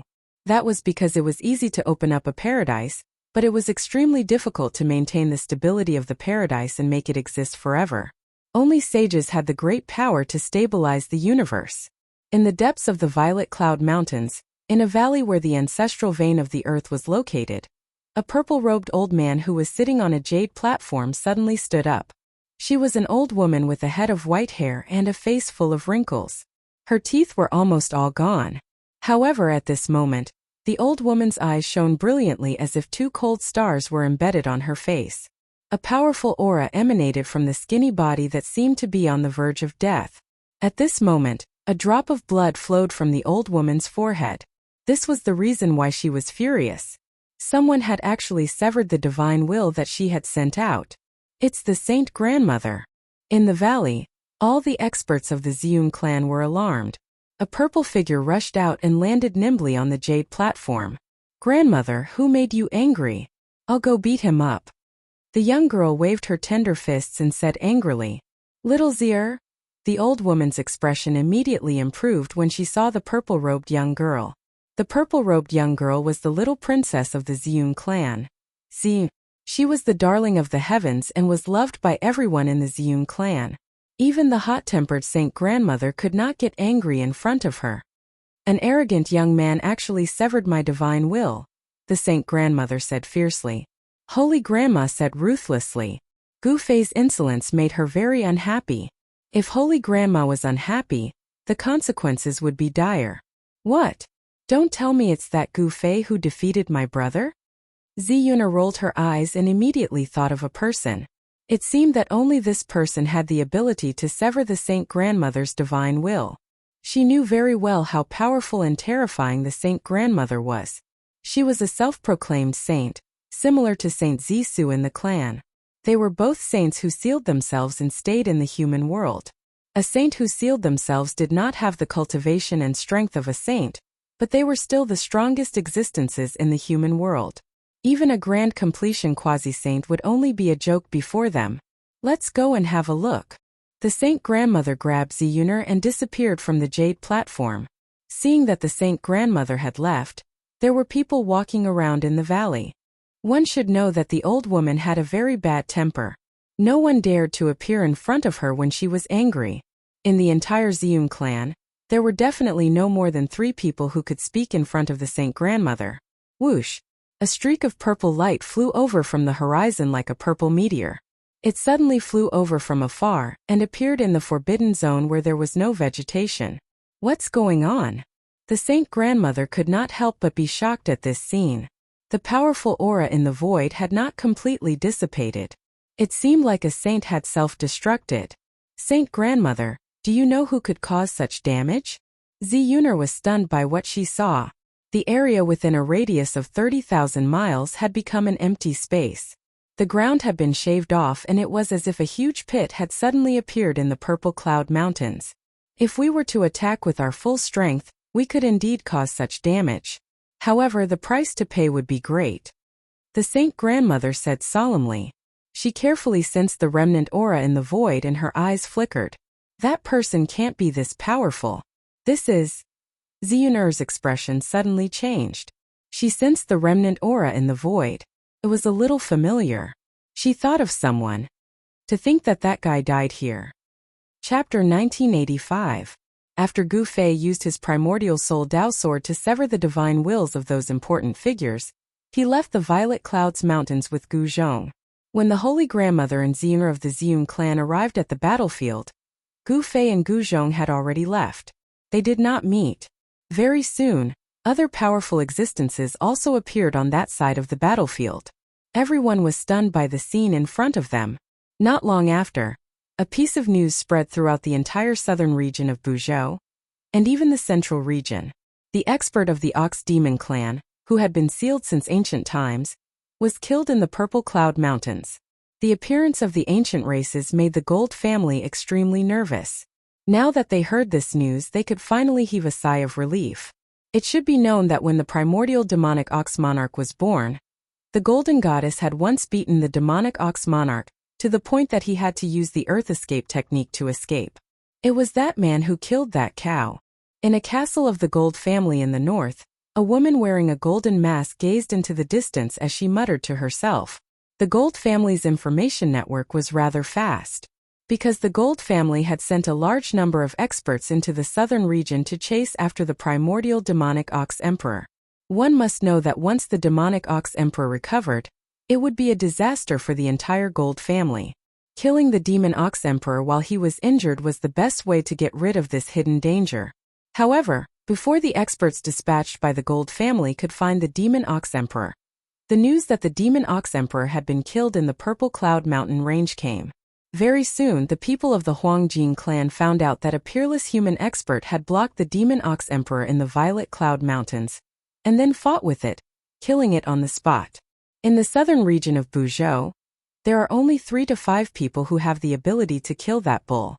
However, those people did not leave their cultivation grounds that day. The Golden Goddess muttered to herself, since it's not the 2 old geezers from the Zeum clan or that freak, the South Pole Immortal Exalt, it can only be that person. The Golden Goddess was speculating. She knew that it was impossible for anyone else to act. It could only be that person who found the cow and killed it. That person is actually this strong. Looks like I'll have to make some preparations as well. Otherwise, it would be a little difficult for me to step onto the ancient road of cultivation of the human race just like that. The Golden Goddess turned around and walked into the castle. The human race's ancient path of cultivation will open in 10 years.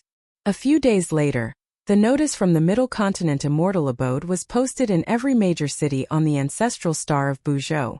The entire cultivation world was in an uproar. The Immortal Palace of the Middle Province was the ruler of the central region of the ancestral star of Buzhou. Whether it was the Gold clan of the north or the Zeum clan of the south, they were all wary of the Immortal Palace of the Middle Province. This was a superpower. Most importantly, the central prefecture Immortal Manor controlled a cultivation path that led to the outer realm. Every 5,000 years this ancient path would open once. All the cultivators on the ancestral star of Buzhou would have the chance to step onto this ancient path. However, very few of those who set foot on this ancient path could return to the ancestral star of Buzhou. However, those who did return all became experts of the world. Some people said that the end of the ancient path was a source of life. As the news of the human race's ancient path opening spread throughout the cultivation world, Gu Fei and his disciple were drinking in a tavern in Matchless City in the southern region of Buzhou. Master, should we go explore the human race's ancient path of the outer domains? Gu Zhong was eager to give it a try. He was confident that he would not lose to any of the rising talents on the ancestral star of Buzhou. Moreover, his cultivation had reached a bottleneck. If he took another step forward, he would become a ruler among the Almighties. Gu Fei thought about it and said, "There's still 10 years left. We should first find a way to return to the Soaring Dragon ancestral star, then consider if we should try the human race's ancient path." Gu Zhong nodded. After all, their priority was to return to the Soaring Dragon ancestral star. In truth, Gu Fei was planning to return to the Soaring Dragon ancestral star through the Purgatory path, but he discovered that the exit of the Purgatory path had changed. A powerful Buddhist power was gradually awakening outside the exit, and it had completely sealed the exit. Gu Fei was aware of the changes in the Hell Path, as he possessed the realm bead of the Hell Path. The Hell Path was one of the 6 paths of reincarnation that the ancient Buddhist Lord had opened up. No one knew if the ancient Buddhist Lord had any other tricks up his sleeves. The fact that the exit of the Hell Path was completely sealed gave Gu Fei a bad feeling. If the ancient Buddhist Lord didn't die, then Gu Fei did not dare to think about it. Everything related to an honorable was an unsolvable mystery. Subsequently, Gu Fei and Gu Zhong left Matchless City and headed for the Middle Continent.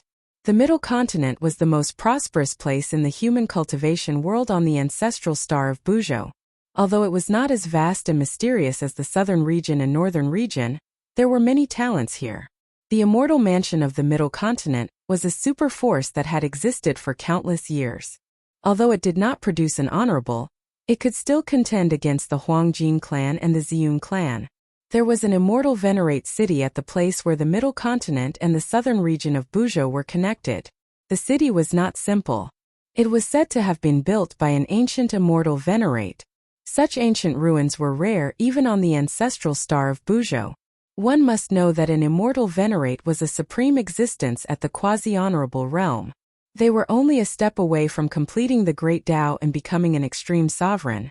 The immortal venerate city was located at the border between the Middle Continent and the southern region. Such a location made the ancient city highly valued by various forces. The people here were very complicated. There were spies from various forces, and there were also various rogue cultivators who frequented this place. One could even see the demon clan here. Gu Fei and Gu Zhong continued their journey. 10 days later, they arrived outside the celestial reverent city. They stopped a dozen miles away from the city. There were 2 mountains in front of them. There was a road between the 2 mountains that led directly to the immortal venerate city. There was a formation behind the 2 mountains. If Gu Fei's group didn't want to force their way in, they could only walk on the ground. The people of the immortal venerate city were too careful. The protective formation even covered a radius of 10 miles outside the city. The people of the immortal mansion of the Middle Continent were really generous. "Che, if you want to pass, leave behind the money you've spent on the road." When Gu Fei and Gu Zhong arrived in front of the 2 mountains, a dozen people jumped out from the forest on both sides. One of them was holding a large black saber, blocking Gu Fei's path. What? Robbing the road? Chapter 1986. Blocking the road and robbing us? No way. Gu Fei and his disciple were dumbfounded. The dozen people in front of them had the air of a bandit. It was obvious that they were the nearby bandits. Such people dared to rob a cultivator? They really didn't know the meaning of death. Yes. However, Gu Fei and his disciple soon realized that something was amiss. The dozen or so people in front of them were obviously not ordinary people, especially the burly man who seemed to be the leader and held a big black saber. His body actually emitted the energy of an immortal spirit. Master, these guys seem to be immortal bandits. Gu Zhong smiled. Immortals actually became bandits? This was something he had never seen or heard of before. They really are immortals. Did a donkey kick these guys in the head and cause them to have problems? Gu Fei also smiled. What are you two squabbling for? If you know what's good for you, put down your things and scram. The burly man brandished the big black saber in his hand twice as he spoke to Gu Fei and his disciple in a fiendish manner. A murderous aura surrounded his body. Master, this guy wants us to put down our things? What should we do? Gu Zhong glanced at the man in front of him and smiled evilly. He was really lucky today to meet such a bunch of idiots. Then we'll put down our things. What else can we do? Gu Fei shrugged his shoulders and said, Big guy, the treasure is coming. With that, Gu Fei took out the 9 heavenly stars sword and threw it at the man. When the burly man saw Gu Fei throw the black sword over, he subconsciously stretched out his left hand in an attempt to catch it. However, the moment his hand touched the black sword, he felt his hand sink. The black sword fell to the ground in front of the burly man with a pew sound and smashed into the ground. This! The burly man holding the big black saber couldn't help but be startled when he saw the black sword smashed into the ground. He was actually unable to catch the sword. The weight of the sword was shocking. One must know that he was an immortal spirit. The strength of his grasp was strong enough that he could even lift a small mountain. But now he couldn't even catch a sword. Could it be that this sword was heavier than a hill? The muscular man's heart grew tense. For this person to be able to pick up such a heavy sword meant that he was no ordinary person. It was highly likely that he was also a cultivator. In fact, he might even be an immortal. Thinking of this, the smile on the muscular man's face immediately disappeared. Bosco! Kill those two! A lackey behind the burly man shouted arrogantly. Up your ass! The muscular man roared in anger. Without even looking, he swung his left hand behind him. Pa! He slapped the lackey hard in the face, causing the lackey to stagger and spit out a few teeth. Boss! The lackey innocently covered his left cheek and looked at the burly man. Shut up! The muscular man glared at the lackey, then squatted down and stuck his left hand into the ground. He grabbed the black sword and pulled it up. Okay. The muscular man felt that the black sword in his hand was extremely heavy. When he tried to pull it up, the black sword didn't move at all. This shocked the muscular man. This black sword was really heavy. This had already exceeded his expectations. Big guy, as long as you can pick up this sword, we'll give you everything we have. Gu Zhong smiled. He naturally knew how heavy his master's 9 heaven stars sword was. Even almighty existences would find it very heavy to lift the divine sword. Only his master could wield such a heavy weapon freely. You must keep your promise. The muscular man looked up at Gu Zhong. Yes, said Gu Zhong. Gu Zhong said. This robust man was merely at the immortal god realm. In his opinion, picking up the 9 heavenly stars sword was undoubtedly the ravings of a lunatic, and it was utterly impossible. At this moment, the muscular man put down the big black saber in his hand. Then he grabbed the hilt of the black sword and used his chi to lift it up. Roar! The muscular man used all his strength to lift the black sword up. However, the black sword that was stuck in the ground didn't move at all. What? This caused the burly man to be extremely shocked. At this moment he felt that something was wrong. Something was very wrong. Cold sweat immediately appeared on his forehead. The burly man roared again and again. He tried several times in a row, but he couldn't pick up the black sword from the ground. No matter how much he tried, the black sword seemed to have taken root in the ground and didn't budge at all. Boss! At this moment, the lackeys behind the muscular man also realized that something was wrong. The master-disciple duo, Gu Fei and Gu Zhong, watched all of this coldly. This is bad. The muscular man knew that he had encountered an existence that he couldn't afford to provoke. This time he had kicked an iron plate. Seniors, I still have something to do. I'll take my leave first. The muscular man's expression changed several times. Then, he suddenly grabbed the big black saber beside him and stood up. He cupped his hands towards Gu Fei and Gu Zhong before turning around and leaving. This guy. Seeing this, Gu Fei and Gu Zhong couldn't help but be stunned. This muscular man was truly a genius. To be able to fight like this during a great calamity, he could be considered a weirdo. Leaving so quickly? You're not going to play anymore? Gu Zhong chuckled and said, I really have something to do. Please forgive me, senior. As the muscular man spoke, he quickened his footsteps. He couldn't wait to leave this place. Don't walk so quickly. Gu Zhong's voice came from behind the muscular man. Then the muscular man felt a weight on his right shoulder. A palm was placed on his right shoulder. There's nothing to play with. Gu Fei smiled and raised his hand. The black sword that was stuck in the ground immediately flew out and landed in his hand. Kill. Seeing that Gu Zhong had instantly appeared behind the muscular man and restrained him, the dozen lackeys that the muscular man brought with him immediately drew their weapons and attacked Gu Zhong. Humph. Gu Zhong coldly snorted. His right hand pressed down on the muscular man. Then, with a wave of his left hand, the dozen lackeys were immediately sent flying and heavily smashed onto the ground. For a moment, not a single one of them could stand up. Senior, I am a member of the 13 Iron Blood Flags. I have eyes but failed to see and have offended Senior. I hope that Senior can give face to the Iron Blood Taoist and let me live. The burly man only felt that the hand on his right shoulder was as heavy as a mountain. He was actually pressed down on one knee, unable to stand up.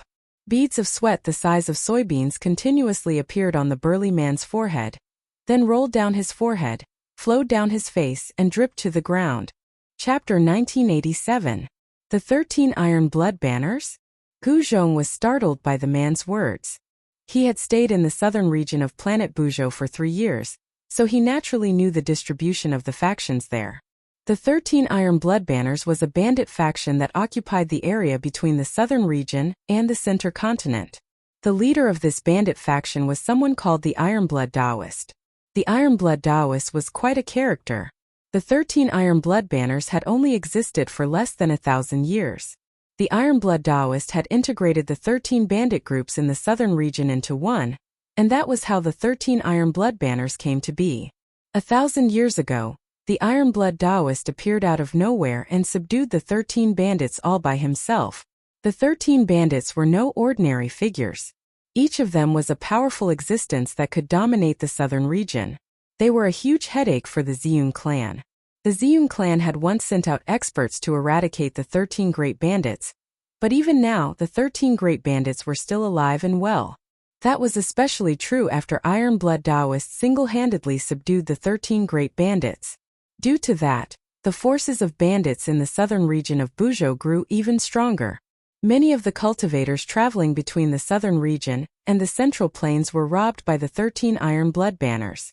There were even some beautiful female cultivators who were snatched up by the 13 Iron Blood Banners and became the wives of the Iron Blood Banners. In recent years, the bandits of the 13 Iron Blood Banners became even more arrogant. They even dared to attack cultivators from some major powers, and many cultivators from major powers were robbed by them. As long as you let me go, everything can be discussed, said the man. His clothes were drenched in sweat. Although he was an immortal, he was as weak as a newborn baby before this person. He couldn't even muster any thoughts of resistance. The reason why these people became bandits was to survive. When the man realized that he wasn't Gu Zhong's match, the first thing he thought of was how to save his own life. The resources in the cultivation world were all in the hands of major factions. Wandering cultivators had no choice but to become bandits that robbed other cultivators. So what if I don't let you go? I'm not afraid of the 13 Iron Blood Banners. Gu Zhong didn't withdraw his right hand from the burly man's shoulder. Instead, he increased his strength, causing the burly man to immediately fall to the ground, unable to straighten his back. Senior, please spare our lives. We were forced to do this. The burly man panicked. This person didn't even give face to the Iron Blood Taoist of the 13 Iron Blood Flags. Could it be that he was an expert who could challenge the Iron Blood Taoist? If he provoked such a person, then he would really be out of luck. You actually dare to be on the streets outside the immortal Venerable City? Aren't you afraid that the experts inside the immortal Venerable City will come out and kill you? At this moment, Gu Fei walked over. The Celestial Emperor City can't even take care of itself now. How would they have time to care about us? The burly man quickly said. He wanted to show that he still had some value in front of these two people. In this way, he would have a higher chance of not being killed. You're not stupid. How could Gu Zhong not know what this fellow was thinking? It didn't matter if he killed such a person or not. An immortal-level existence really made him a little embarrassed to make a move. He withdrew his right hand from the burly man's shoulder. Thank you for your praise, senior. In the world of cultivation, we have to be careful. The burly man heaved a sigh of relief and stood up. At this moment, the burly man's dozen lackeys were still lying on the ground, groaning in pain. Their cultivation levels weren't high, so their fall wasn't light. No one cared about their life or death, not even the muscular man. He didn't even look at his lackeys. This was the cruel world of cultivation. Only those with powerful cultivation and strength would be valued by others. What's your name? Gu Fei looked at the burly man with interest. This fellow was really interesting. I'm An Wushang. The burly man answered carefully. An Wushang. Gu Fei couldn't help but laugh. This fellow's name was the same as his person. It was also very interesting. It seemed that this person really knew how to protect himself. Seniors, if there's anything that you can't do, you can leave it to me. I definitely won't disappoint you. You? What can you do for us? How laughable. Gu Zhong couldn't help laughing again. This fellow was just an insignificant immortal god. His abilities were very limited. In this grand world, even immortals would find it hard to protect themselves. However, An Wushang's words were very serious. Even if he was an ant, as long as he displayed his value, people would be interested. This was one of the experiences An Wushang had accumulated as an independent cultivator step by step to become an immortal god. These experiences were incomparably precious and had allowed him to live until now. Yes, take us to the 13 iron blood flags. Gu Fei thought for a while before saying this. What? When An Wushang heard this, he was immediately taken aback. All sorts of thoughts quickly spun through his mind because of Gu Fei's words. He was thinking quickly, trying to guess what Gu Fei was going to do next. But he was disappointed. He wasn't Gu Fei, so how could he know what Gu Fei was thinking? Reading people's expressions was also a skill to survive in the cultivation world. An Wushang had already cultivated this skill to an extremely proficient level. But at this moment, he couldn't get any useful information from Gu Fei's expression. This was because Gu Fei's face was completely expressionless. No one could tell what he was feeling right now. Master, what are you? Even Gu Zhong didn't know why his master would do such a thing. The bandits of the 13 iron blood flags weren't easy to deal with, especially that iron blood Taoist. Rumor had it that he had successfully broken through the shackles of cultivation and became a sage-to-be. This was also the reason why the people of the Ziyun clan and the immortal revered city were wary of the Taoist. The Ziyun clan and the immortal revered city were indeed powerful, much more powerful than the 13 iron blood banners. However, if a demi-saint went berserk, it would still be terrifying. Exterminating the 13 iron blood flags required a huge price. Thus, both the Ziyun clan and the immortal palace of the Center Plains were unwilling to lose any manpower at this time. As long as the Taoists didn't go too far, the people of the Ziyun clan and the immortal palace of the Center Plains would endure it. This was the reason why the 13 iron blood flags could survive in the cracks between the Ziyun clan and the immortal palace of the Center Plains. As long as the 13 iron blood flags didn't cross the bottom line of these two supreme powers, they wouldn't touch them. Don't you think that the two of us are too weak? Chapter 1988. Gu Fei and Gu Zhong were both powerful individuals, but there were only two of them. No matter how powerful they were individually, there were many things that were difficult to accomplish. However, as an expert, there was no need for them to do everything personally. As long as they gave the order, there would naturally be countless people who would do things for them.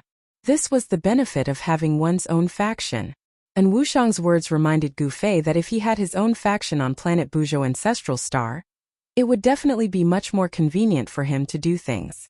He didn't want to borrow the power of other super factions, because there would be many conflicts of interest. Those super factions were also not good people. Since he didn't want to borrow the power of other factions on planet Buzhou Ancestral Star to do things for him, there was only one way, and that was to establish his own faction. However, it was not an easy task to establish his own force in a short period of time. However, The existence of the 13 Iron Blood Banners saved Gu Fei a lot of time and effort. As long as he could control this force for his own use, it would be enough. At night, Gu Fei and Gu Zhong were led by An Wushang to a stronghold of the Iron Blood 13 Banners in the mountains 1,000 miles away from Immortal Venerate City. This stronghold was a new stronghold of the Iron Blood 13 Banners. Because the Iron Blood 13 Banners had recruited many wandering cultivators in recent years, their faction had expanded very quickly. Because of the arrival of the Great Era, many experts had appeared, and the wandering cultivators on planet Bujo Ancestral Star were having an even harder time. In this Great Era, wandering cultivators were the most worthless. If they encountered those from large factions who had come out to train, they would very likely lose their lives. For a wandering cultivator like An Wushang, if he wanted to live, he would have to join a powerful faction. However, there weren't many factions that these wandering cultivators could truly join. Those large sects would not accept them because there was a problem of loyalty. The disciples of large sects had all entered the sect from a young age, and then they would cultivate and grow in the sect. It was the sect that nurtured them. The loyalty of such disciples was definitely much higher than those wandering cultivators who had come to join a sect. Rogue cultivators who came to join a sect with their skills were definitely not loyal enough. Loyalty was something that needed time to be nurtured. However, a bandit force like the 13 Iron Blood Banners had a much lower requirement for loyalty. They were bandits to begin with. With the advent of the Great Era, factions like the Iron Blood 13 Banners had the opportunity to develop rapidly. Thus, the Iron Blood 13 Banners developed quite well. Is it and bold? Just as An Wushang brought Gu Fei and his disciple closer to the stronghold, a loud shout came from a tall tower. Under the illumination of the torches, they could see a person looking out from the stone tower.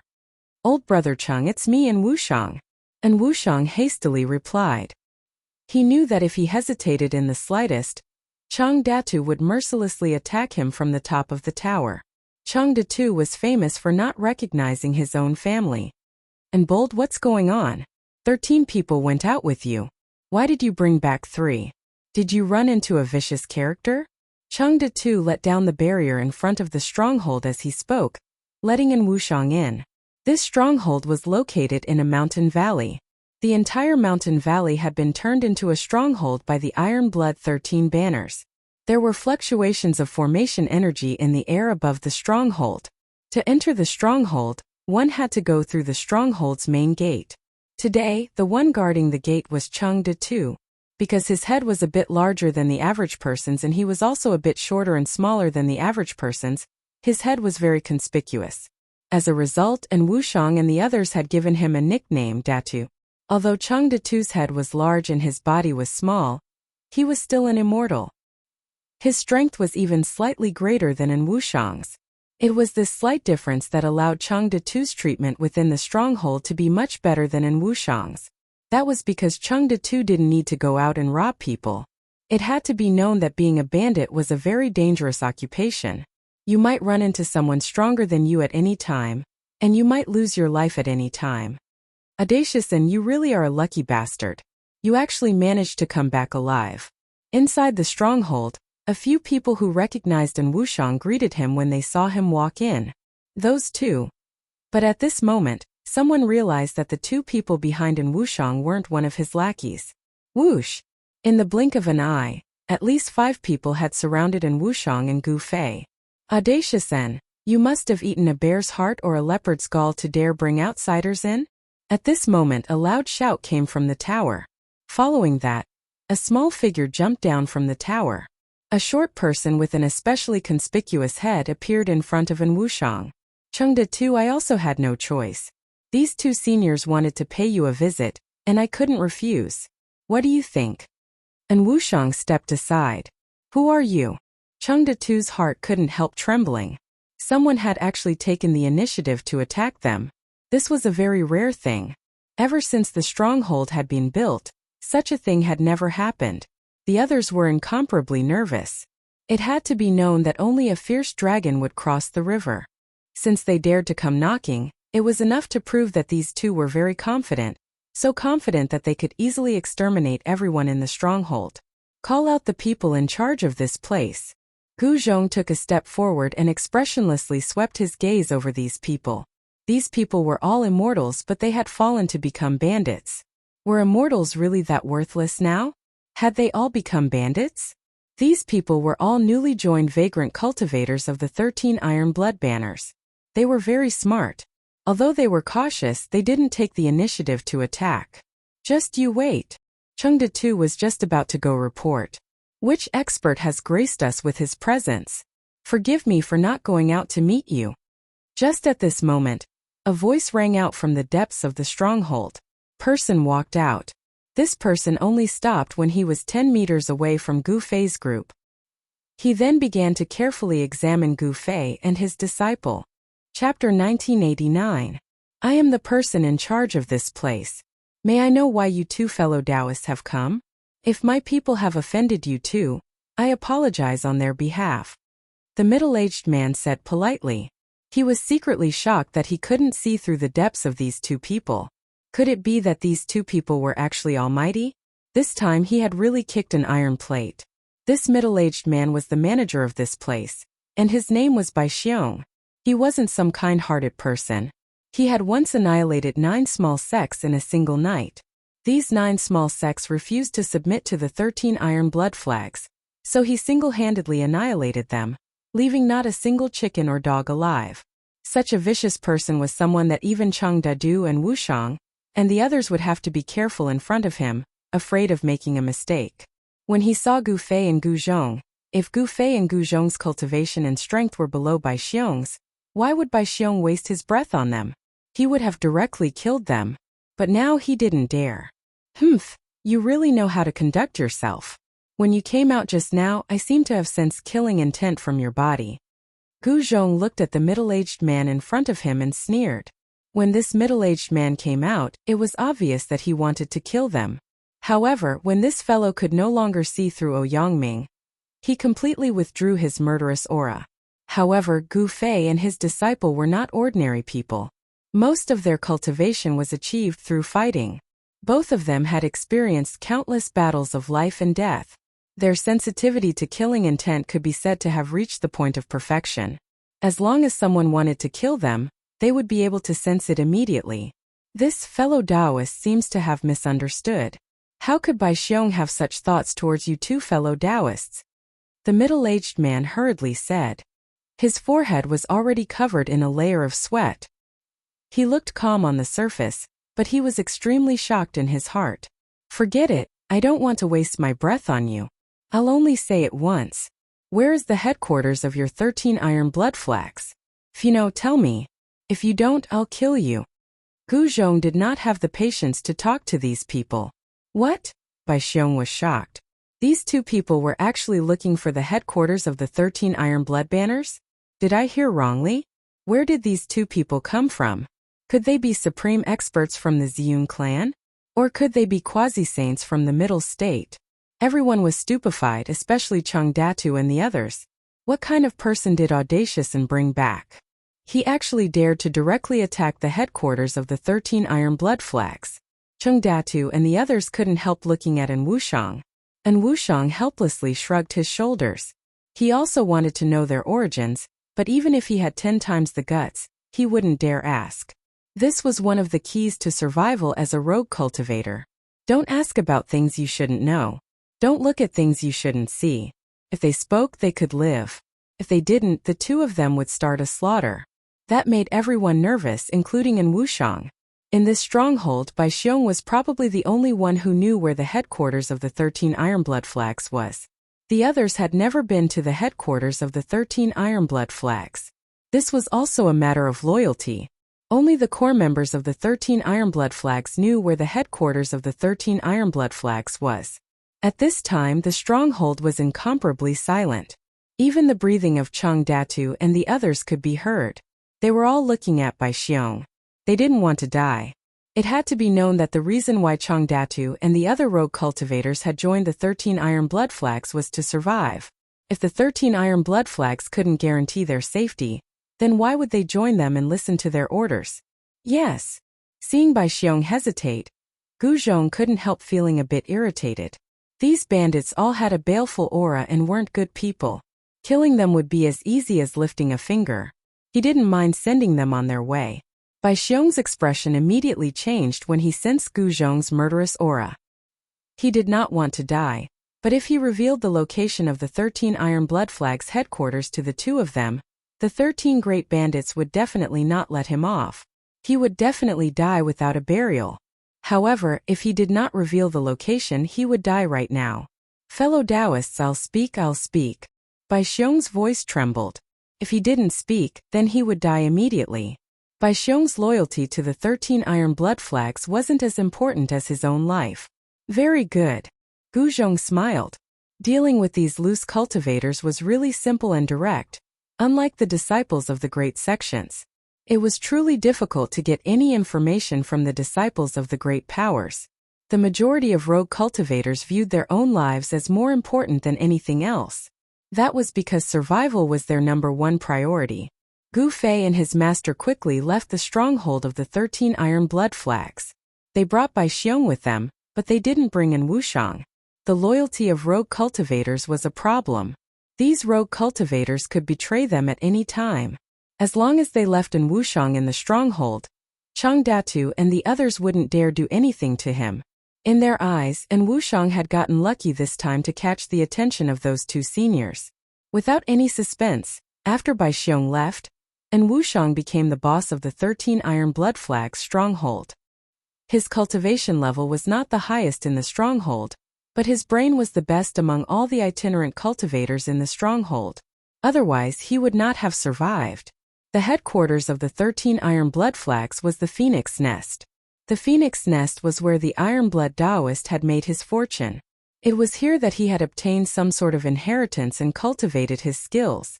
The Phoenix Nest was actually a mountain valley surrounded by mountains. Beneath the valley, there was a spiritual cave that emitted spiritual qi day and night. It was also for this reason that the spiritual qi in the valley was much denser than outside. This place wasn't originally called the Phoenix Nest.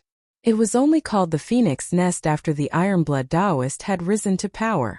That was because the Iron Blood Taoist had obtained the immortal bird mysterious art here.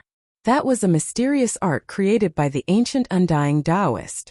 When this mysterious art was cultivated to the greater mastery level, one could transform into an immortal bird. The location of the Phoenix Nest was very hidden. The Iron Blood Taoist had laid down a grand formation to hide it. The Violet Cloud Clan and the Central Plains Immortal Palace had both tried to find the headquarters of the 13 Iron Blood Flags, but they hadn't found it in the end. Chapter 1990. Those guys from the 13 Iron Blood Banners really know how to pick a place. Early in the morning, Bai Xiong brought Gu Fei and the others to a mountain near the 13 Iron Blood Banners base camp, the Phoenix Nest. Gu Fei discovered that there was actually a dragon vein under this mountain. This area was located at the border between the Central Province and the Southern Province. It was a lawless area, and spirit veins rarely appeared in such a place. One must know that any place with a spiritual vein would be occupied by a major faction. Of course, the 13 Iron Blood Flags could be considered a major faction at the border between the Central Region and the Southern Region. Master, is there anything special about this place? Gu Zhong was not like Gu Fei. Gu Zhong only had a smattering of knowledge about formations. He had spent all his energy on martial cultivation, so he didn't know how to search for dragons and look at qi to strike acupoints. The dragon seeking here was not to search for a true dragon divine beast, but to search for the earth's dragon vein. As for qi gazing, it was because wherever there was a dragon vein, the heaven and earth spiritual energy above the dragon vein would be different. The so-called striking acupoints was to find the place where the Earth's dragon vein essence converged after finding the dragon vein. The place where the Earth's dragon essence converged was the spirit cave. If we follow the direction of this dragon vein, we will be able to find the Phoenix Nest. Gu Fei said. The 13 Iron Blood Banners base camp, the Phoenix Nest, must be built at the place where the Earth's dragon vein essence converged. This was inevitable. If one wasn't proficient in formations, it would be very difficult to find the Phoenix Nest. This was because formations and the terrain were inseparable. Some formation masters could use the terrain to set up terrifying killing formations to kill enemies stronger than themselves. Where did the formation's power come from? The Earth's dragon vein essence could provide an endless source of power for the formation. Seniors, since you can find the phoenix nest by yourself, please let me go.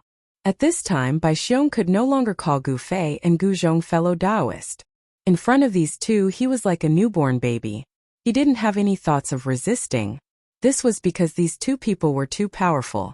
To be able to become the manager of a stronghold of the 13 iron blood flags, this Bai Xiong must have a cultivation of the immortal king level. Only with such a cultivation could he suppress those loose immortals. After all, those loose immortals were arrogant and unruly, and it was very difficult to restrain them. They would absolutely not obey those with lower cultivation than them, unless this person had a powerful backer. Bai Xiong did not have any backing. He was just one of the many core disciples of the 13 iron blood banners, so he was still rather loyal to them. Only such a person would know where the phoenix nest was. If you want to leave, go ahead. At this time, Bai Xiong no longer had any value to Gu Fei and the others. It didn't matter if they killed him or not because they wanted to subdue the 13 iron blood flags, not kill him. Although it would be difficult to subdue the 13 iron blood flags, it wasn't impossible. From what Bai Xiong had told them, the leader of the 13 iron blood flags, the iron blood Taoist, was only a quasi-sage.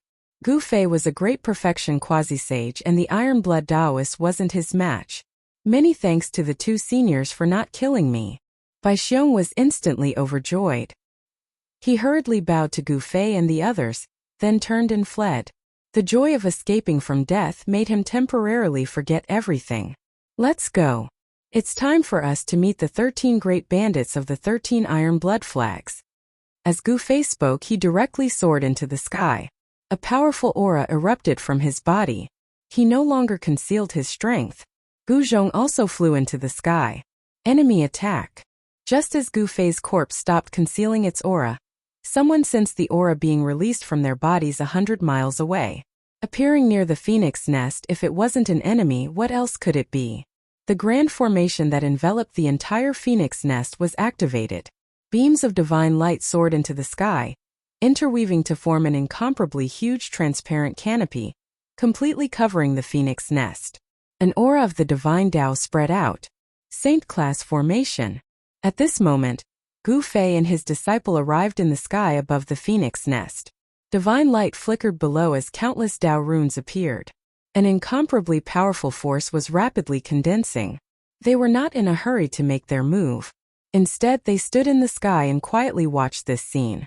One had to admit that the defense of the phoenix nest was not bad. A saint-class grand formation could block all experts below the sage realm outside.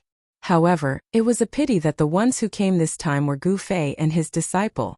To Gu Fei, a saint-class formation was not unbreakable.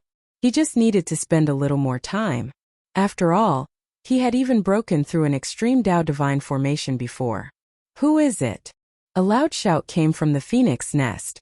Then, a dark red silhouette rushed out from the phoenix nest and into the sky.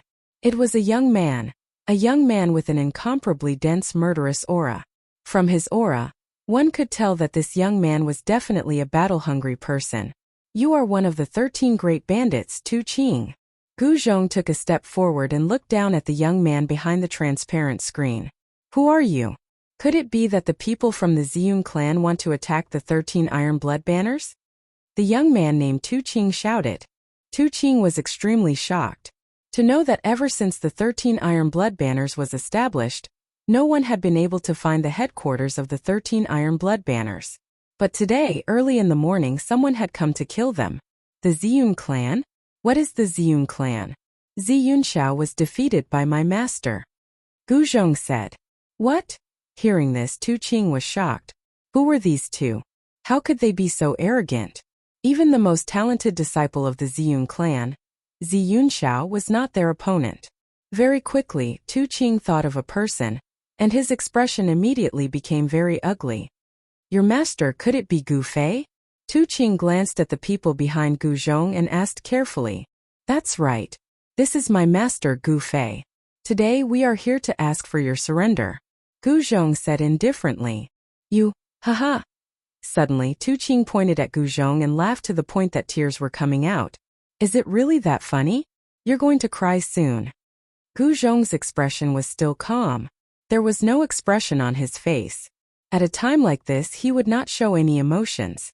You guys are too funny, huh? Tu Qing was still laughing. He couldn't help but laugh. Gu Zhong's words were truly funny to him. Two people were able to subdue the entire 13 Iron Blood Banners. This was simply the funniest joke he had ever heard. Gu Fei's name had already spread throughout the entire southern region. Even in other regions of planet Buzhou, many people knew of Gu Fei's existence. However, no matter how strong Gu Fei was, he was not as strong as a saint. Although they had found the headquarters of the 13 Iron Blood Banners, the Phoenix Nest was protected by a saint-level formation. Tu Qing did not believe that Gu Fei and the others could break through the formation and enter the Phoenix Nest. At this time, people continuously rushed out from the valley under the transparent sky curtain. These people were the core members of the 13 Iron Blood Banners. Tu Qing, what's going on? A tall man wearing the same dark red armor rushed out. The baleful aura on his body was much stronger than Tu Qing's. This man was simply a murderous demon king. Otherwise, how could his body condense such a strong baleful aura? The baleful aura on this middle-aged man was so strong that it was almost visible to the naked eye. Haha, Brother Joe, this is too funny. These two fools actually want to subdue the entire 13 Iron Blood Banners with just the two of them. Tu Qing said with a smile. What? Ha ha ha. The man called Brother Joe also laughed. You two are really brave. You actually want to subdue us with just the two of you? Truly foolish. Brother Joe had a boorish appearance. His voice was as loud as a bell. Despite being separated by a layer of sky curtain, his voice still spread far and wide. Gu Fei and Gu Zhong did not say anything, allowing them to laugh. After they had laughed enough, Gu Zhong said, Surrender or die, it's up to you. Let us know when you've made your decision. Gu Zhong's face remained expressionless even after saying this. Tu Qing and Brother Joe were unable to see anything from his expression. Where did you guys come from? How dare you talk so big? Did you eat too much garlic? Brother Joe also laughed to the point of tears. From their point of view, this was indeed very funny. Even the Ziyun clan or the Central Plains Immortal Manor would not dare to say such words. The person behind this idiot is Gu Fei, who is currently in the limelight. Tu Qing said. What? Brother Joe was shocked. The 13 Iron Blood Banners were still very well informed. It was impossible for them not to know that Gu Fei had defeated Ziyun Xiao. As the saying goes, the shadow of a tree is the shadow of a person. Since Gu Fei could defeat a descendant of a sovereign clan like Ziyun Xiao, he definitely had some ability. Hurry up and inform Boss Tai. Brother Joe shouted at Tu Qing. Only the Ironblood Taoists could deal with these two fellows. If they were to go out, they wouldn't even know how they died. Fortunately, they had activated the formation. Otherwise, the consequences would be unimaginable if that maleficent being allowed in. Is there a need to alarm Boss Tai? He's in seclusion right now. Tu Qing hesitated. One must know that the Ironblood Taoist hated being disturbed during his cultivation. Tu Qing did not want to make Boss Tai unhappy. You! Brother Joe glared at Tu Qing, then turned around and flew towards the valley below. Have you made your choice? Surrender or die. At this time, Gu Zhong suddenly said to Tu Qing, Are you stupid? Of course I don't want to die, but I don't want to surrender either. What can you do to me? As one of the 13 great bandits, Tu Qing still had some pride. Your life or death is not up to you. Chapter 1991. Your life and death are no longer up to you. Gu Fei hadn't said a word ever since he had arrived. Tu Qing was startled by his words. Just as he was about to laugh, Tu Qing suddenly realized that Gu Fei's eyes had suddenly lit up. Tu Qing felt an indescribable suction force from Gu Fei's eyes that was tugging at his primordial spirit. This was no small matter. To immortal cultivators, the primordial spirit was their everything. If it was destroyed, then their souls would scatter. This was the most thorough way to die. Although Tu Qing was startled awake, the light in his eyes only brightened for a moment before dimming again. This time his consciousness quickly sank into darkness, and his body fell from the sky. A ball of divine light wrapped around a miniature version of Tu Qing, emerged from his body and floated in the air. This was Tu Qing's primordial spirit. His primordial spirit was lifeless and confused, as if it had lost its sentience. Then, with a bang, the primordial spirit suddenly exploded. At the same time, a jade tablet suddenly shattered in a pavilion in the phoenix nest. What happened? Why did old 13's tablet shatter? An exclamation came from the pavilion. Brother Joe had just descended from the sky and arrived at the entrance of the pavilion. What? Old 13 is dead? How is this possible? Brother Joe was extremely shocked. He had just been talking to Tu Ching, but Tu Ching had already died. Could it be that Gu Fei had already killed his way in? How was this possible? The phoenix nest was protected by a saint-grade formation. Even Gu Fei would find it difficult to break the formation. Unless a true saint came, no one would be able to attack the phoenix nest. Brother Joe rushed into the pavilion and saw that Tu Ching's tablet had indeed shattered. In other words, Tu Ching was as dead as a doornail. Old 13. What's going on? Although the 13 great bandits had been subdued by the Iron Blood Taoist, Tu Ching's death had enraged the other bandits. However, they couldn't say that they were sad. When it came to revenge, it was fine if the opponent was weak, but if the opponent was too strong, who would go? Protecting themselves was the true nature of the 13 great bandits. As long as they could survive, why would they care about the lives of others? However, Tu Ching's death wasn't a small matter. They had to inform Boss Tai Shui. Otherwise, when Boss Tai Shui came out of seclusion and saw Tu Ching's death, he would definitely blame them. The 13 great bandits had never submitted to anyone, but this Iron Blood Taoist had convinced this group of arrogant bandits. They had no choice but to submit. Because they didn't submit, the Iron Blood Taoist beat them until they submitted. The few bandits in the pavilion hurriedly used a secret technique to inform Iron Blood Taoist, who was in seclusion. 13th is dead. A Taoist sat cross-legged in the spirit cave of the Phoenix Pavilion. This Taoist was absorbing the vast amount of spirit energy in the spirit cave and cultivating the supreme mystic technique of Immortal Bird. The Undying Bird mysterious art was a mysterious art created by the ancient Taoist Undying. Once cultivated to the great success stage, one could become a saint. Of course, the Iron Blood Taoist was still a distance away from becoming a saint. At this moment, a message talisman flew into Iron Blood Taoist's secluded cultivation grounds. How is this possible? Who could have killed 13th? Iron Blood Taoist's pupil shrank. 13th's cultivation had already reached the 5th heavenly layer. There weren't many people who could kill him. Who was this Gu Fei?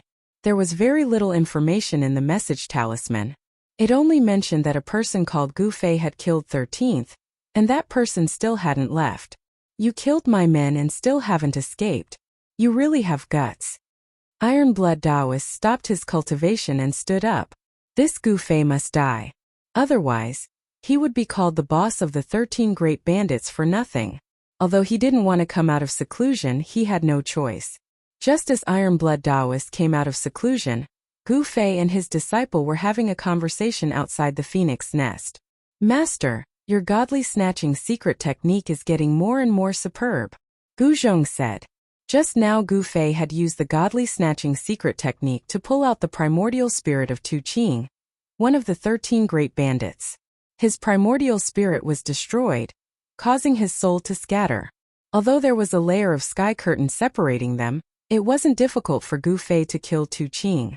Tu Ching's death shocked the core members of the 13 Iron Blood Banners in the Phoenix Nest. They couldn't imagine how Gu Fei could kill Tu Ching under the protection of a saint-level Grand Array. No one in the Phoenix Nest knew how Tu Ching died. Even the other bandits were the same. They couldn't find any damage on Tu Ching's body that could be considered as man-made. This made the bandits look at each other in dismay, inexplicably horrified. If you cultivate diligently, you can also reach my level, Gu Fei said. He had already passed on the 9 secrets of Immortal Tao to Gu Zhong. The magical thing about the 9 secrets of Immortal Tao was that any cultivator could cultivate it. Roar! At that moment, a furious roar came from the phoenix nest. The entire heaven and earth trembled as an extremely powerful aura appeared between heaven and earth. It's time for the main character to appear, Gu Fei said. A figure rushed out from the depths of the phoenix nest. His terrifying aura shook the surroundings, causing everyone in the phoenix nest to tremble in fear. The aura was so powerful that it intimidated everyone. Who is Gu Fei? Come out and accept your death.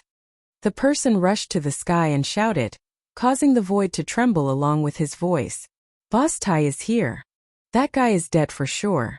Some bandits were overjoyed, but others weren't so optimistic about the Ironblood Taoist's chances. One should know that the invader was none other than the Grim Reaper, Gu Fei. The name of Grim Reaper Gu Fei had long spread across the entire southern region of Buzhou ancestral planet. However, the Ironblood Taoist had gone into seclusion some time ago, so he didn't know who Gu Fei was or whether he was flat or round. This is going to be a battle between a dragon and a tiger. Brother Jiu said something like that. Even though Gu Fei is strong, Boss Tai Shui isn't someone to be trifled with. A bandit said. At this moment, none of the bandits dared to get too close. One should know that if they were careless and got caught in the crossfire, they would be in deep trouble. So you're the Ironblood Taoist. Gu Fei walked up and looked at the Ironblood Taoist. The Ironblood Taoist was a skinny Taoist wearing a gray Taoist robe. He had a delicate face. However, at this moment, this sage-like Taoist had a murderous look on his face. So you're Gu Fei.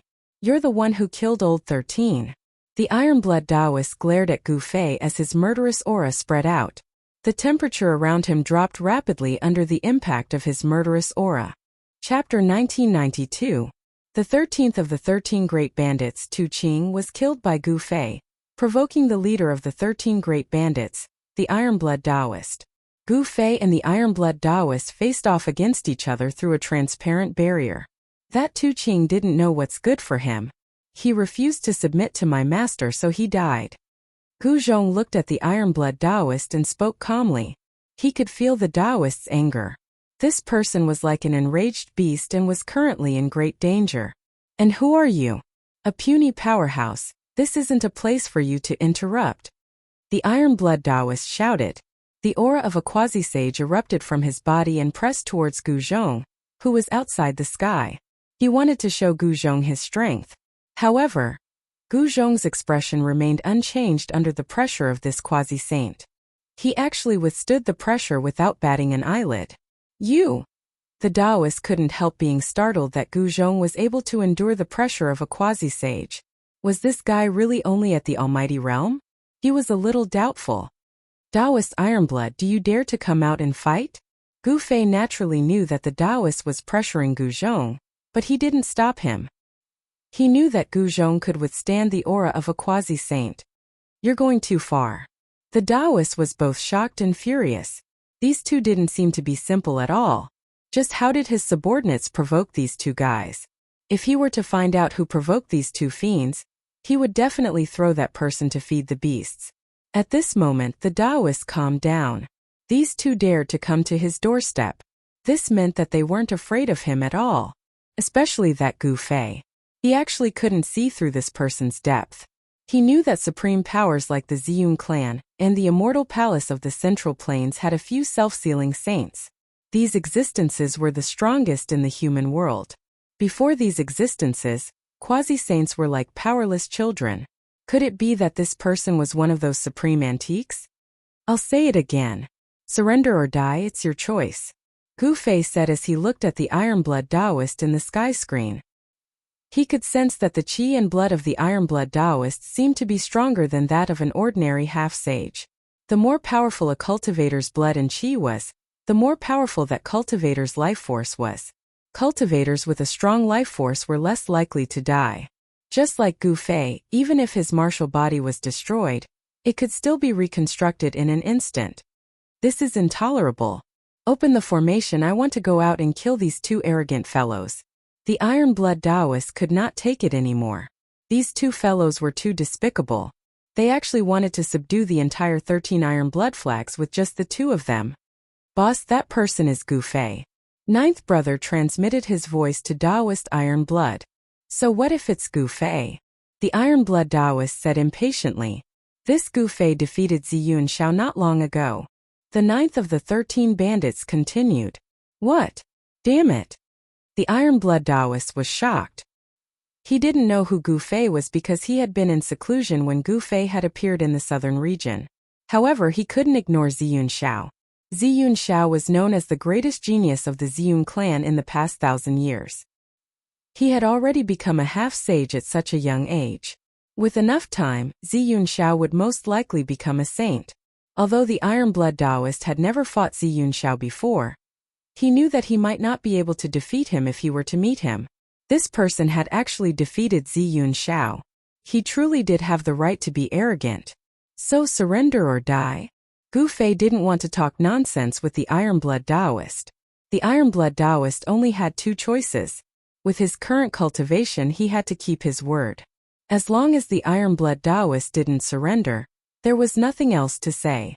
If you want me to surrender, then you'll have to show me what you're capable of, the Iron Blood Taoist said. An existence like him would only submit to someone stronger than him. The strong would never submit to the weak. Very well. Gu Fei nodded. He knew that it was impossible to convince someone like the Iron Blood Taoist to submit to him with just words. In order to truly subdue these people, he had to show a few moves. As for avenging the 13th brother, no one would be so bored as to do that. The Iron Blood Taoist was furious because the 13th brother was one of his men. Gu Fei had killed his man and didn't give him any face. That was why the Iron Blood Taoist wanted to get even with Gu Fei. Bang! Without any hesitation, Gu Fei threw a punch at the sky screen in front of him. Primal Chaos Dao patterns faintly appeared on his fist. It looked like a casual punch, but in the eyes of the Iron Blood Taoist, it was an entirely different matter. Boom! When Gu Fei's fist landed on the sky in front of him, the entire sky shook. Countless runes emerged on the transparent sky, intertwining with the power of the great Tao. Everyone was shocked. Gu Fei's casual punch had actually shaken the saint-level grand formation protecting the phoenix nest. It was truly unbelievable. The Iron Blood Taoist was also shocked by Gu Fei's punch. Although he cultivated the immortal bird mystic art, it didn't mean that he wouldn't die. An expert like Gu Fei might have a way to kill him. The Iron Blood Taoist didn't want to take the risk. It was known that it wasn't easy for him to become a demi-saint. After the saint-level grand formation calmed down, the Iron Blood Taoist surrendered. He had no choice but to surrender. His opponent's fist was harder than his own. In the world of cultivation, whoever had the harder fist was the boss. It was that simple. The Iron Blood Taoist personally opened the saint-level grand formation and welcomed Gu Fei and his disciple into the phoenix nest. The 13 bandits had now become the 12 bandits. No one dared to take revenge for the dead 13th Tu Qing. This was simply courting death. Tu Qing's death didn't matter. The others still had to live, and they had to live well. As the upper echelons of the 13 Iron Blood Banners submitted to Gu Fei, the forces of the 13 Iron Blood Banners also surrendered. Without much effort, Gu Fei and his disciple had taken down the 13 Iron Blood Banners. Gu Fei and Gu Zhong were, after all, passers-by on the ancestral Buzhou star. In the end, they would have to leave. There weren't many among the 13 banners who truly submitted to them. They knew this very well, so they didn't care about it. The first order Gu Fei gave after taking down the 13 banners was to find a way to the ancestral dragon star. The Iron Blood Taoist and the other higher-ups were dumbfounded. Where was the ancestral dragon star? Could it be another source of life outside of the ancestral Buzhou star? They had never heard of such a source of life. Chapter 1993. 13 Iron Blood Banners? Gu Zhong was startled by the man's words. He had stayed in the southern region of planet Buzhou for 3 years, so he naturally knew the distribution of the factions there. The 13 Iron Blood Banners was a bandit group that occupied the area between the southern region and the center continent. The leader of this bandit group was someone called the Iron Blood Taoist. The Iron Blood Taoist was quite a character. The 13 Iron Blood Banners had only existed for less than 1,000 years. The Iron Blood Taoist had integrated the 13 bandit groups in the southern region into one, and that was how the 13 Iron Blood Banners came to be. 1,000 years ago, the Iron Blood Taoist appeared out of nowhere and subdued the 13 bandits all by himself. The 13 bandits were no ordinary figures. Each of them was a powerful existence that could dominate the southern region. They were a huge headache for the Ziyun clan. The Ziyun clan had once sent out experts to eradicate the 13 great bandits, but even now the 13 great bandits were still alive and well. After the Iron Blood Taoist subdued the 13 bandits all by himself, the bandits in the southern region of Buzhou grew even stronger. Many cultivators traveling between the southern region and the center continent were robbed by the 13 Ironblood banners. Some beautiful female cultivators were even taken to the mountains of the 13 Ironblood banners and became their wives. In recent years, the bandits had become even more arrogant. They even dared to attack cultivators from major factions, resulting in many cultivators being robbed. "Everything can be discussed as long as you let me go," said the man. His clothes were drenched in sweat. Although he was an immortal, he was as weak as a newborn baby before this person. He couldn't even muster any thoughts of resistance. The reason why these people became bandits was to survive. Thus, when the man realized that he wasn't Gu Zhong's match, the first thing he thought of was how to save his own life. The resources in the cultivation world were all in the hands of major factions. Some independent cultivators had nowhere else to go, so they could only become bandits that robbed other cultivators. "So what if I don't let you go? I'm not afraid of the 13 Ironblood banners." Gu Zhong didn't withdraw his right hand from the burly man's shoulder. Instead, he increased his strength, causing the burly man to immediately fall to the ground, unable to straighten his back. "Senior, please spare our lives. We were forced to do this." The burly man panicked. This person didn't even give face to the Ironblood Taoist of the 13 Ironblood flags. Could it be that he was an expert who could challenge the Ironblood Taoist? If he provoked such a person, then he would really be out of luck. "You actually dare to be on the streets outside the immortal venerable city? Aren't you afraid that the experts inside the immortal venerable city will come out and kill you?" At this moment, Gu Fei walked over. The Celestial Emperor city can't even take care of itself now. How would they have time to care about us? The burly man quickly said. He wanted to show that he still had some value in front of these two people. In this way, he would have a higher chance of not being killed. "You're not stupid. How could Gu Zhong not know what this fellow was thinking? It didn't matter if he killed such a person or not. An immortal-level existence really made him a little embarrassed to make a move." He withdrew his right hand from the burly man's shoulder. "Thank you for your praise, Senior. In the world of cultivation, we have to be careful." The burly man heaved a sigh of relief and stood up. At this moment, the burly man's dozen lackeys were still lying on the ground, groaning in pain. Their cultivation levels weren't high, so their fall wasn't light. No one cared about their life or death, not even the muscular man. He didn't even look at his lackeys. This was the cruel world of cultivation. Only those with powerful cultivation and strength would be valued by others. "What's your name?" Gu Fei looked at the burly man with interest. This fellow was really interesting. "I'm in Wushang." The burly man answered carefully. "In Wushang?" Gu Fei couldn't help but laugh. This fellow's name was the same as his person. It was also very interesting. It seemed that this person really knew how to protect himself. "Seniors, if there's anything that you can't do, you can leave it to me.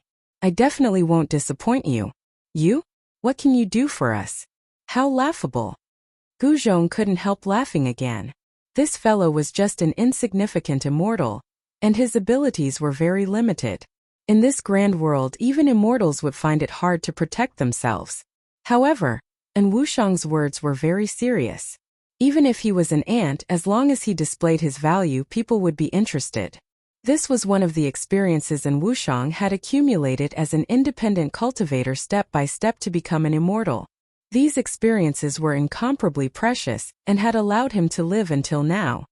"Yes, take us to the 13 Ironblood flags." Gu Fei thought for a while before saying this. "What?" When An Wushang heard this, he was immediately taken aback. All sorts of thoughts quickly spun through his mind because of Gu Fei's words. He was thinking quickly, trying to guess what Gu Fei was going to do next. But he was disappointed. He wasn't Gu Fei, so how could he know what Gu Fei was thinking? Observing people's expressions was also a skill to survive in the cultivation world. And Wushang had already cultivated this skill to an extremely proficient level. But at this moment, he couldn't get any useful information from Gu Fei's expression, because Gu Fei's face was completely expressionless. No one could tell what he was feeling right now. "Master, what are you doing?" Even Gu Zhong didn't know why his master would do such a thing. The bandits of the 13 Ironblood flags weren't easy to deal with, especially that Ironblood Taoist. Rumor had it that he had successfully broken through the shackles of cultivation and became a sage to be. This was also the reason why the people of the Ziyun clan and the immortal revered city were wary of the Taoist. The Ziyun clan and the immortal revered city were indeed powerful, much more powerful than the 13 iron blood banners. However, if a demi-saint went berserk, it would still be terrifying. Destroying the 13 iron blood flags required a huge price. Thus, both the Ziyun clan and the immortal palace of the Center Plains were unwilling to lose manpower at this time. As long as the Taoists didn't go too far, the people of the Ziyun clan and the immortal palace of the Center Plains would endure it. This was the reason why the 13 iron blood flags could survive in the cracks between the Ziyun clan and the immortal palace of the Center Plains. As long as the 13 iron blood flags didn't cross the bottom line of these two supreme powers, they wouldn't touch them. Don't you think that the two of us are too weak? Chapter 1994. Gu Fei and Gu Zhong were both powerful individuals, but there were only two of them. No matter how powerful they were individually, there were many things that were difficult to accomplish. However, as an expert, there was no need for them to do everything personally. As long as they gave the order, there would naturally be countless people who would work for them. This was the benefit of having one's own faction. And Wushang's words reminded Gu Fei that if he had his own faction on planet Buzhou Ancestral Star, it would definitely be much more convenient for him to get things done. He didn't want to borrow the power of other super factions because there would be many conflicts of interest, and those super factions weren't good people either. Since he didn't want to borrow the power of other factions on planet Buzhou Ancestral Star to do things for him, there was only one way, and that was to establish his own faction. However, establishing his own faction in a short period of time didn't seem to be an easy task. However, the existence of the Iron Blood 13 banners saved Gu Fei a lot of time and effort. As long as he could control this faction, it would be enough. At night, Gu Fei and Gu Zhong were led by An Wushang to a stronghold of the Iron Blood 13 banners in the mountains 1,000 miles away from Immortal Venerate City. This stronghold was a new stronghold of the Iron Blood 13 banners. Because the Iron Blood 13 banners had recruited many wandering cultivators in recent years, their faction had expanded very quickly.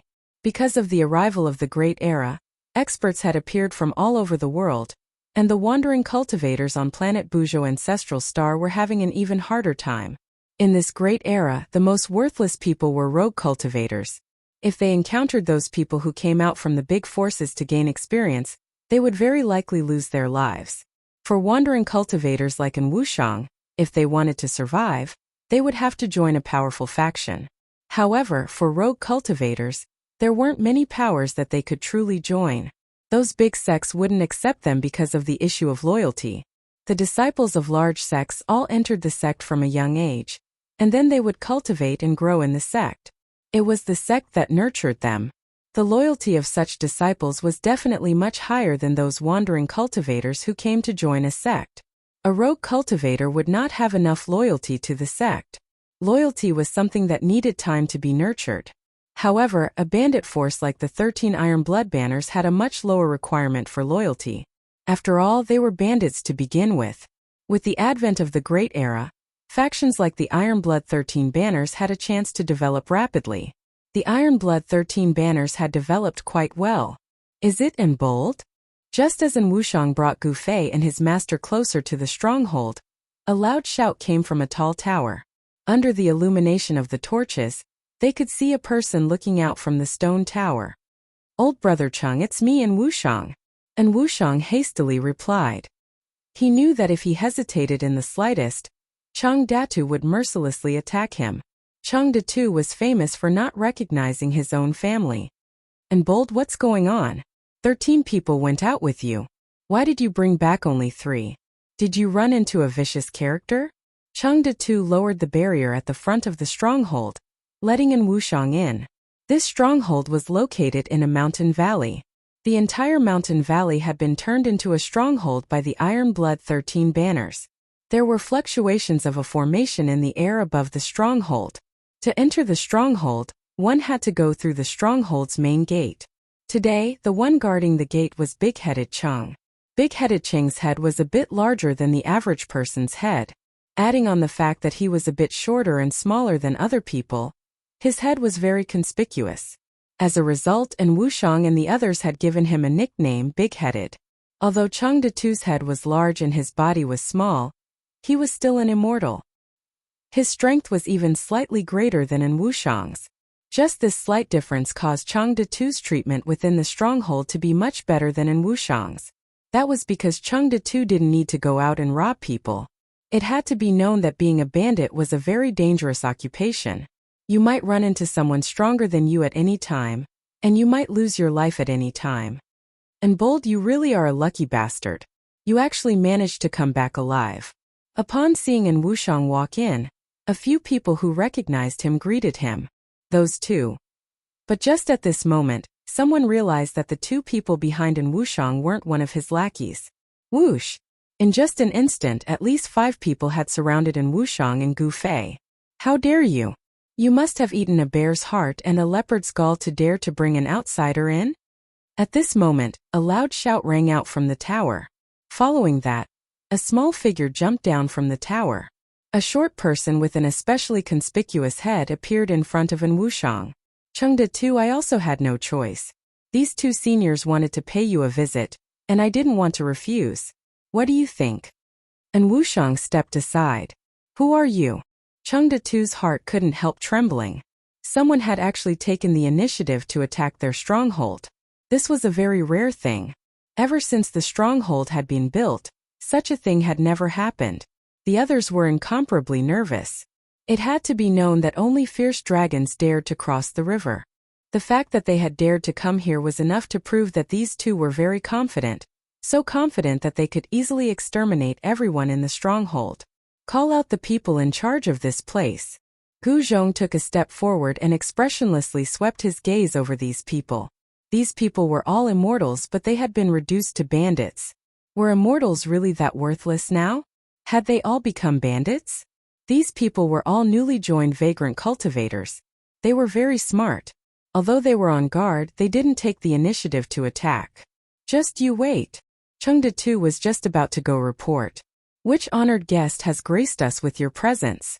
Forgive me for not going out to meet you. Just at this moment, a voice rang out from the depths of the stronghold. Person walked out. This person only stopped when he was 10 meters away from Gu Fei's group. He then began to carefully examine Gu Fei and his disciple. Chapter 1995. I am the person in charge of this place. May I know why the 2 of you have come? If my men have offended the 2 of you, I will apologize on their behalf, the middle-aged man said politely. The middle-aged man was secretly shocked. He was secretly shocked that he couldn't see through the depths of these 2 people. Could it be that these 2 people were actually almighty? This time he had really kicked an iron plate. This middle-aged man was the manager of this place, and his name was Bai Xiong. He wasn't some kind-hearted person. He had once annihilated 9 small sects in a single night. These 9 small sects refused to submit to the 13 iron blood flags, so he single-handedly annihilated them, leaving not a single chicken or dog alive. Even Chengde-Tu and Wushang, and the others would have to be careful in front of such a ruthless person, afraid that they would make a mistake. When he had seen Gu Fei and Gu Zhong, if Gu Fei and his disciples' cultivation had been below Bai Xiong's, Bai Xiong wouldn't have wasted time talking to them. He would have killed them directly. However, he didn't dare to do so now. You really know how to conduct yourself. When you came out just now, I seemed to sense killing intent from your body. Gu Zhong sneered as he looked at the middle-aged man in front of him. This middle-aged man had clearly wanted to kill them when he had come out. However, when this fellow could not see through Yangming's actual strength, he completely withdrew his murderous aura. However, Gu Fei and his disciple weren't ordinary people. Most of their cultivation had come from fighting. The 2 of them had experienced countless battles of life and death, so their sensitivity to killing intent could be said to have reached the point of perfection.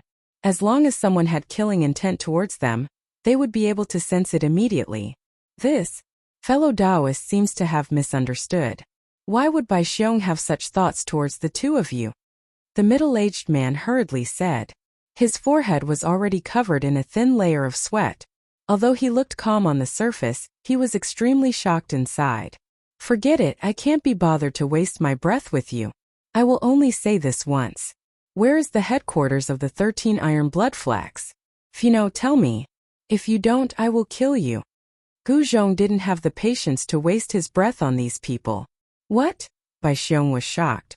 These two people were actually looking for the headquarters of the 13 Iron Blood Banners? Did I hear wrongly? Where did these two people come from?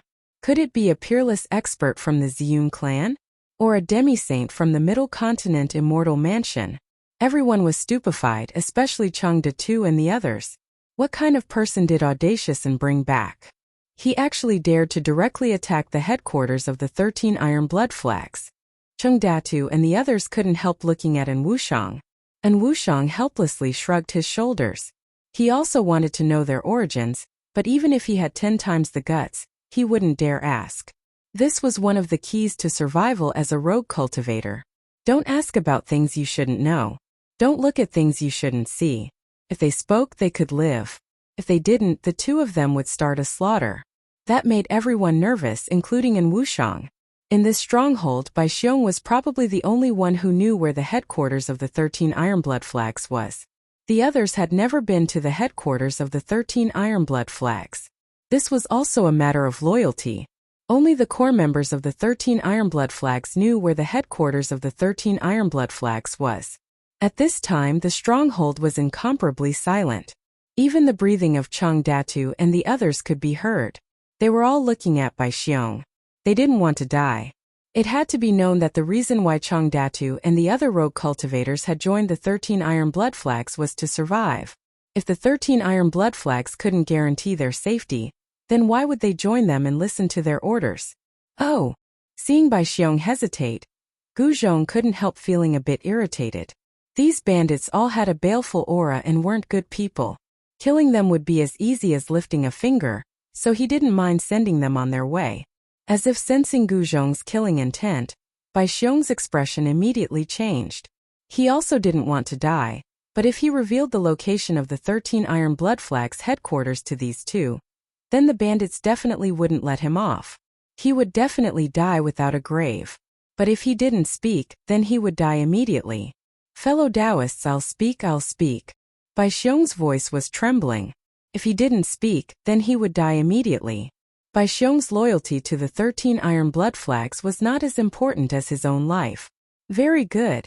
Gu Zhong smiled. Dealing with these loose cultivators was truly simple and direct. Unlike those disciples from the great sections, it was truly difficult to get any information from the disciples of the great powers.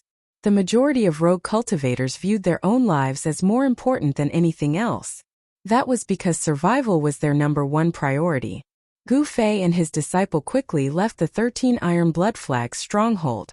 They brought Bai Xiong with them, but they didn't bring An Wushang. The loyalty of rogue cultivators was a problem.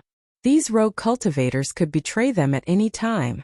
Leaving An Wushang in that stronghold meant that Chang Datu and the others wouldn't dare do anything to him. In their eyes, An Wushang had gotten lucky this time. Those two seniors had taken a liking to him. Without any suspense, after Bai Xiong left, An Wushang became the boss of the 13 Iron Blood Flags stronghold. His cultivation level was not the highest in the stronghold, but his brain was the best among all the itinerant cultivators in the stronghold. Otherwise, he would not have survived. The 13 Iron Blood Flags stronghold was the Phoenix Nest. The Phoenix Nest was where the Iron Blood Taoist had made his fortune. It was here that he had obtained some sort of inheritance and cultivated his skills. The Phoenix Nest was actually a mountain valley surrounded by mountains.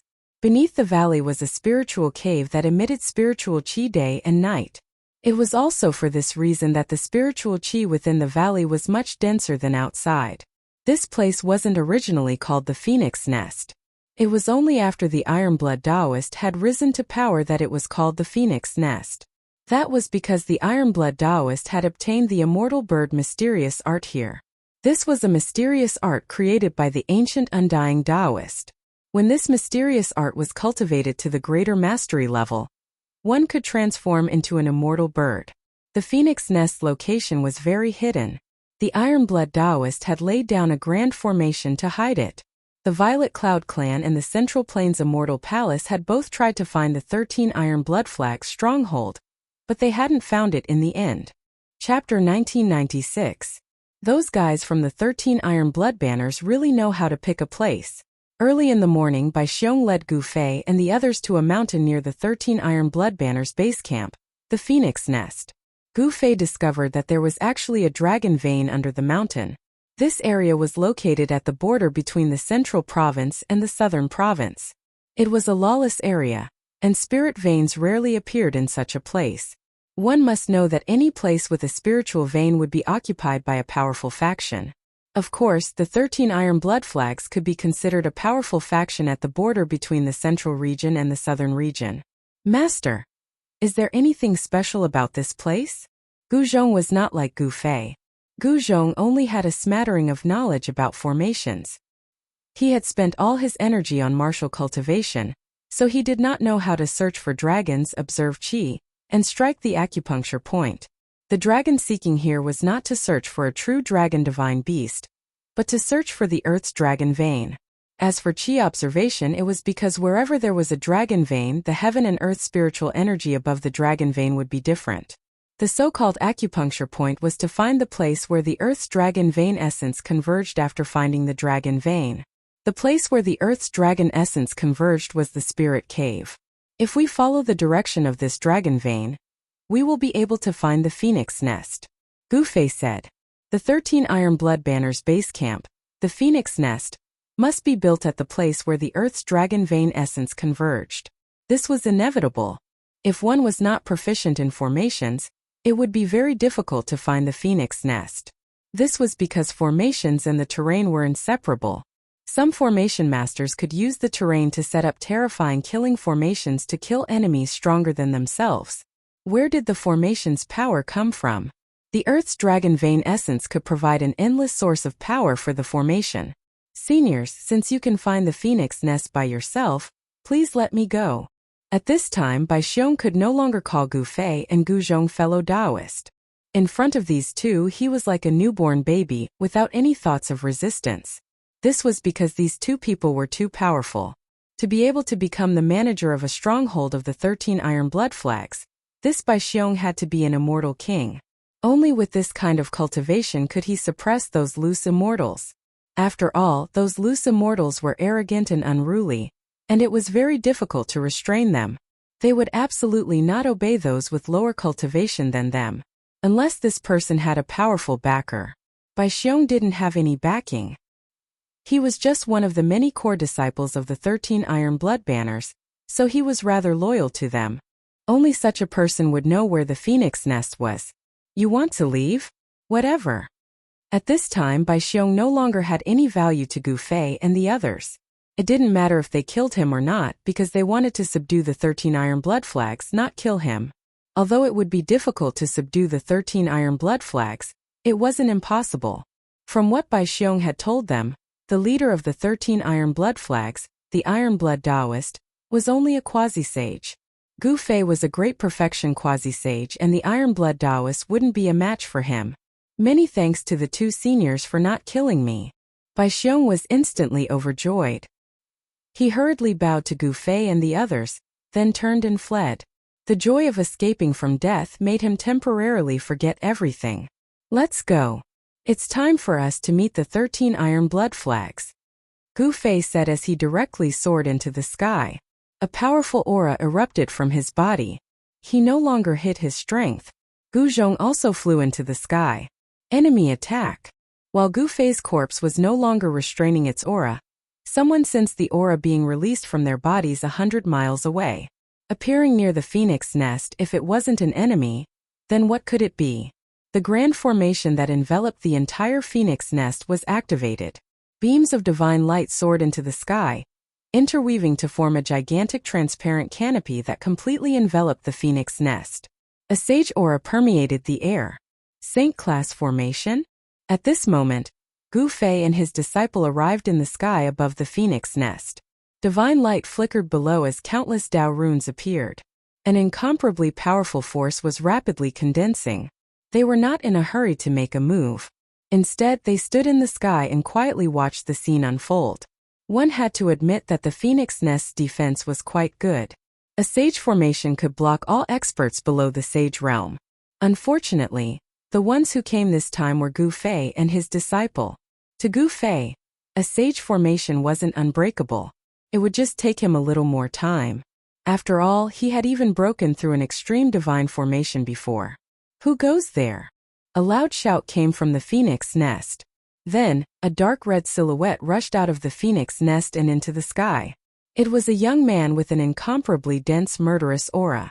From his aura, one could tell that this young man was definitely a battle-hungry person. Are you Tu Qing, one of the 13 great bandits?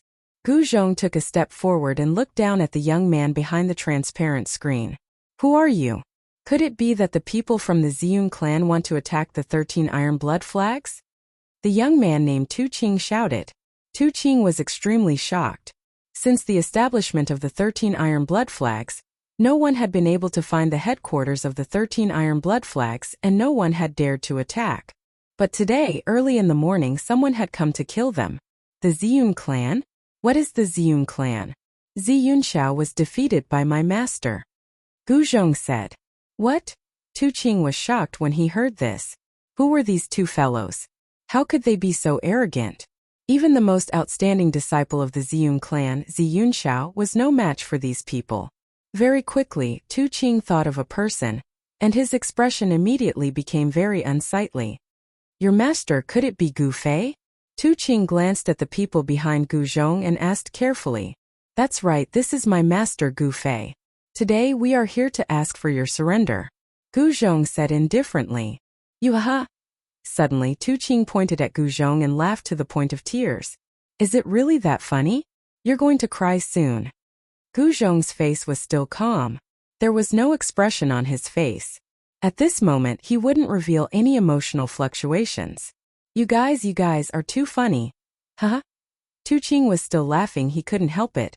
Gu Zhong's words were truly laughable to him. Two people could subdue the entire 13 Iron Blood banners? This was one of the funniest jokes he had ever heard. Gu Fei's name had already spread throughout the entire southern region. Even in other regions of planet Buzhou, many people knew of Gu Fei's existence. However, no matter how strong Gu Fei was, he was not as strong as a saint. Although they had found the headquarters of the 13 Iron Blood Flags, the Phoenix Nest was protected by a saint-level formation. Tu Qing did not believe that Gu Fei and the others could break the formation and enter the Phoenix Nest. At this time, from the valley shrouded by the transparent sky curtain, people continuously rushed out. These people were the core members of the 13 Iron Blood Flags. Tu Qing, what's going on? A tall man wearing the same dark red armor rushed out. The killing intent on his body was much stronger than Tu Qing's. This man was simply a murderous demon king. Otherwise, how could his body condense such a strong killing intent? The killing intent on this middle-aged man was so strong that it was almost visible to the naked eye. Haha, Brother Joe, this is too funny. These two idiots actually want to subdue the entire 13 Iron Blood Flags with just the two of them. Tu Qing said with a smile. What? Ha ha ha. The man called Brother Joe also laughed loudly. You two are really brave. You actually want to subdue us with just the two of you? You're really stupid. Brother Joe had a boorish appearance and his voice was like a great bell. Even though there was a layer of sky curtain between them, his voice still spread far and wide. Gu Fei and Gu Zhong did not say anything, allowing them to laugh. After they had laughed enough, Gu Zhong said, Surrender or die, it's up to you. Let us know when you've made your decision. Gu Zhong's face remained expressionless even after he said this. Tu Qing and Brother Joe could not see anything from his expression. Where did you guys come from? How dare you talk so big? Did you eat too much garlic? Brother Joe also laughed until tears came out of his eyes. From their point of view, this was indeed very funny. Even if it was the Ziyun clan or the Central State Immortal Mansion, no one would dare to say such a thing. The person behind this idiot is Gu Fei, who is currently in the limelight. Tu Qing said. What? Brother Joe was shocked. The 13 Iron Blood Flags were still very well informed. It was impossible for them not to know that Gu Fei had defeated Ziyun Xiao. As the saying goes, the shadow of a tree is the shadow of a person. Since Gu Fei could defeat a disciple of a sovereign clan like Ziyun Xiao, he must have some ability. Why aren't you informing Boss Tai? Brother Joe shouted at Tu Qing. Only the Iron Blood Taoists could deal with these two. If they were to go out, they wouldn't even know how they died. Fortunately, they had activated the formation. Otherwise, the consequences would be unimaginable if that maleficent being allowed in. Is there a need to alert Boss Tai? Boss Tai is in seclusion right now. Tu Qing hesitated. One should know that the Iron-Blood Taoist hated being disturbed during his cultivation. Tu Qing did not want to make Boss Tai unhappy. You! Brother Zhou glared at Tu Qing, then turned around and flew towards the valley below. Have you made your choice? Surrender or die. Gu Zhong suddenly said to Tu Qing. Are you stupid? Of course I don't want to die, but I don't want to surrender either. What can you do to me? As one of the 13 great bandits, Tu Qing still had some pride. Your life or death is not up to you. Chapter 1997. Your life and death are no longer up to you. Gu Fei hadn't said a word ever since he had arrived, so his words stunned Tu Qing. Just as he was about to laugh, Tu Qing suddenly realized that Gu Fei's eyes had suddenly lit up. Tu Qing felt an indescribable suction force from Gu Fei's eyes that was tugging at his primordial spirit. This was no small matter. For immortal cultivators, the primordial spirit was their everything. If it was destroyed, then their souls would scatter. This was the most thorough way to die. Although Tu Qing was startled awake, the divine light in his eyes only brightened for a moment before dimming once again. This time his consciousness quickly sank into darkness and his body fell from the sky. A ball of divine light wrapped around a miniature version of Tu Qing emerged from his body and floated in the void. This was Tu Qing's primordial spirit. His primordial spirit was lifeless and confused, as if it had lost its consciousness. Then with a bang, the primordial spirit suddenly exploded. At the same time, a jade tablet in a pavilion in the phoenix nest suddenly shattered. What happened? Why did old 13's life tablet shatter? An exclamation came from the pavilion. Brother Zhou had just descended from the sky and arrived at the entrance of the pavilion. What? Old 13 is dead? How is this possible? Brother Zhou was extremely shocked. He had just been talking to Tu Qing, yet Tu Qing had died. Could Gu Fei have already killed his way in? Was this even possible? The phoenix nest was protected by a saint-grade array formation. Even Gu Fei would find it difficult to break the array and enter. Unless a true saint came, no one would be able to attack the phoenix nest. Brother Zhou rushed into the pavilion and took a look. Indeed, Tu Qing's life tablet had shattered. In other words, Tu Qing was as dead as a doornail. Old 13. What's going on? Although the 13 great bandits had already been subdued by the Iron-Blood Taoist, Tu Qing's death had enraged the other bandits. Revenge? If the opponent was weak, it would be fine. But if the opponent was too strong, who would go? Preserving oneself was the true nature of the 13 great bandits. As long as they could live, why would they care about the life and death of others? However, Tu Qing's death wasn't a small matter. They had to inform their boss. Otherwise, when he came out of seclusion and saw Tu Qing's death, he would definitely blame them. The 13 great bandits had never submitted to anyone, but this Iron-Blood Taoist had convinced this group of arrogant bandits. They had no choice but to submit. Because they didn't submit, the Iron-Blood Taoist beat them until they submitted. The few bandits in the pavilion hurriedly used a secret technique to inform Iron-Blood Taoist, who was in seclusion. 13th is dead? A Taoist sat cross-legged in the spirit cave of the Phoenix Pavilion. This Taoist was absorbing the vast amount of spirit energy in the spirit cave and cultivating the supreme mystic technique of Immortal Bird. The Undying Bird mysterious art was a mysterious art created by the ancient Taoist Undying. Once cultivated to the great success stage, one could become a saint. Of course, this Iron-Blood Taoist was still a distance away from becoming a saint. At this time, a message talisman flew into Iron-Blood Taoist's secluded cultivation area. How is this possible? Who could kill 13th? Iron-Blood Taoist's pupil shrank. 13th's cultivation had already reached the 5th heavenly layer. There weren't many people who could kill him. Who was this Gu Fei? There was very little information in the message talisman. It only mentioned that a person called Gu Fei had killed 13th, but that person still hadn't left. He killed my people and still hasn't escaped. How audacious of him. Iron-Blood Taoist stopped cultivating and stood up. This Gu Fei must die. Otherwise, he would be called the boss of the 13 great bandits for nothing. Although he didn't want to come out of seclusion, he had no choice but to do so. Just as Iron Blood Taoist came out of seclusion, Gu Fei and his disciple were talking outside the phoenix nest. "Master, your godly stealing secret technique is getting more and more superb," Gu Zhong said. Just now Gu Fei used the godly stealing secret technique to pull out the primordial spirit of Tu Qing, one of the 13 great bandits. His primordial spirit was destroyed and Tu Qing's soul scattered. Although they were separated by a layer of sky curtain, it wasn't difficult for Gu Fei to kill Tu Qing. Tu Qing's death shocked the core members of the 13 Iron Blood Flags in the phoenix nest to the extreme.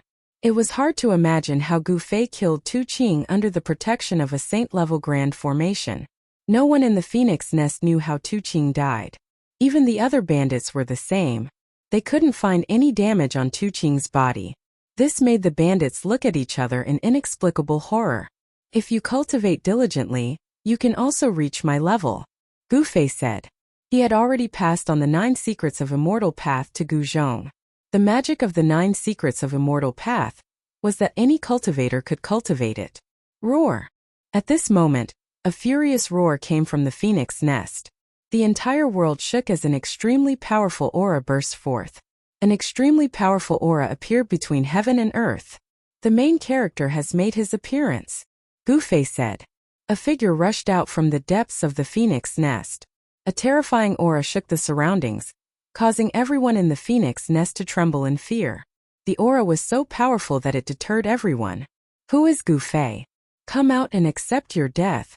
The person rushed to the sky and shouted. The entire void trembled along with his voice. "That person is dead for sure now that Boss Tai is here." Some bandits were surprised and overjoyed, but others weren't so optimistic about the Iron Blood Taoist's chances. One should know that the invader was none other than the god of death, Gu Fei. The name of the god of death, Gu Fei, had long spread across the entire southern region of the ancestral star. However, the Iron Blood Taoist had already gone into seclusion some time ago, so he didn't know who Gu Fei was. "This is going to be a battle between a dragon and a tiger."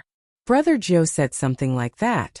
"Gu Fei might be strong, but Boss Tai isn't one to be trifled with," a bandit said. None of the bandits dared to get too close. One should know that they would be in deep trouble if they were caught in the crossfire. "You're the Iron Blood Taoist?"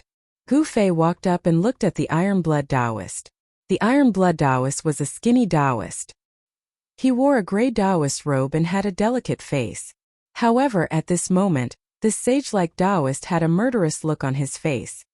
"You're Gu Fei? You're the one who killed 13th? The Iron Blood Taoist stared at Gu Fei as a murderous aura spread from his body. The temperature around him dropped rapidly under the impact of the murderous aura. Chapter 1998. The 13th of the 13 Great Bandits, Tu Qing, was killed by Gu Fei, provoking the leader of the 13 Great Bandits, the Iron Blood Taoist. Gu Fei and the Iron Blood Taoist faced off against each other, separated by a transparent barrier. That Tu Qing didn't know what's good for him. He refused to submit to my master, so he died. Gu Zhong looked at the Iron Blood Taoist and spoke calmly. He could feel the Taoist's anger. This person was like an enraged beast and was currently in great danger. "And who are you?" "A puny powerhouse. This isn't a place for you to interrupt," the Iron Blood Taoist shouted. The aura of a quasi-sage erupted from his body and pressed towards Gu Zhong, who was outside the sky. He wanted to show Gu Zhong his strength. However, Gu Zhong's expression remained unchanged under the pressure of this quasi-saint. He actually withstood it without batting an eyelid. "You!" The Iron Blood Taoist was shocked to see that Gu Zhong could actually withstand the pressure of a quasi-saint. Was this guy really only at the realm of great experts? He was a little doubtful. "Iron Blood Taoist, do you dare to come out and fight?" Gu Fei naturally knew that the Iron Blood Taoist was pressuring Gu Zhong, but he didn't stop him. He knew that Gu Zhong could withstand the aura of a quasi-saint. "You're going too far." The Iron Blood Taoist was both shocked and furious. These two didn't seem to be simple at all. Just how did his subordinates provoke these two? If he were to find out who provoked these two fiends, he would definitely throw that person to feed the beasts. At this moment, the Iron Blood Taoist calmed down. Since these two dared to come to his door, it meant that they weren't afraid of him at all. Especially that Gu Fei. He actually couldn't see through this person's depth. He knew that supreme powers like the Ziyun clan and the Middle Ground Immortal Palace had a few self-sealing saints. These existences were the strongest in the human world. Before these existences, quasi-saints were like powerless children. Could it be that this person was one of those supreme antiques? I'll say it again.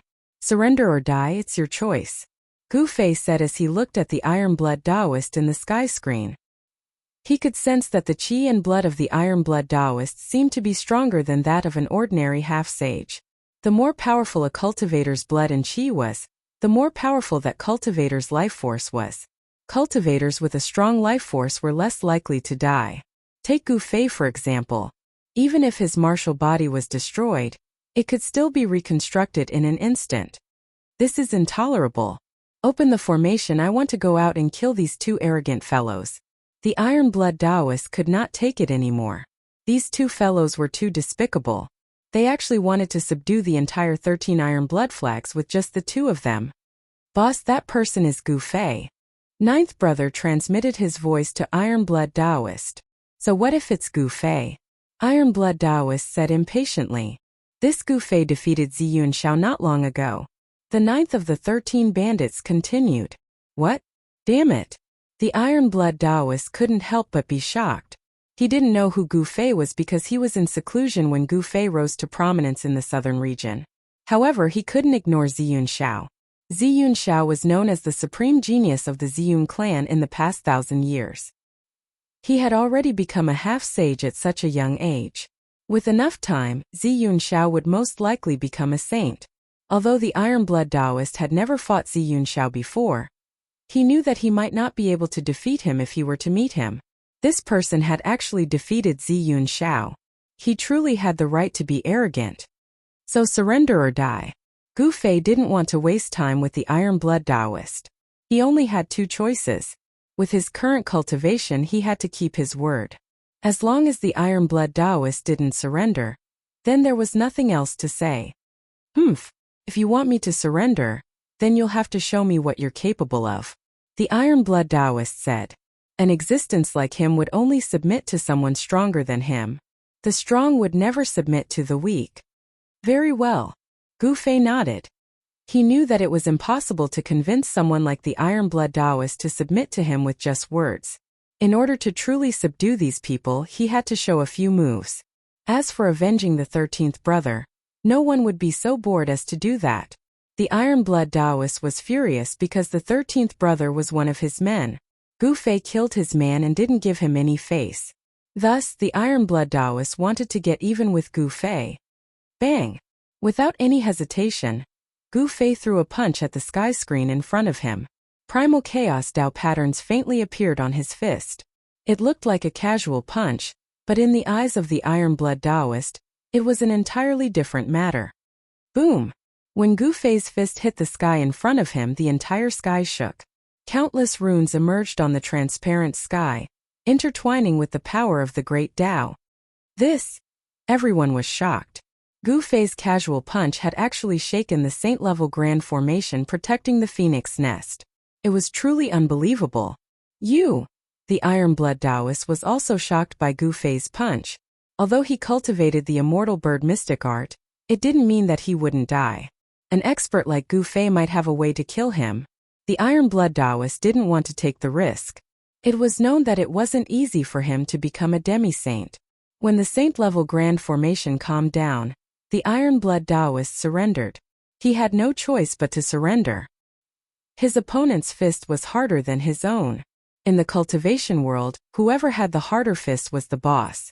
It was that simple. The Iron-Blood Taoist personally opened the saint-level grand formation and welcomed Gu Fei and his disciple into the phoenix nest.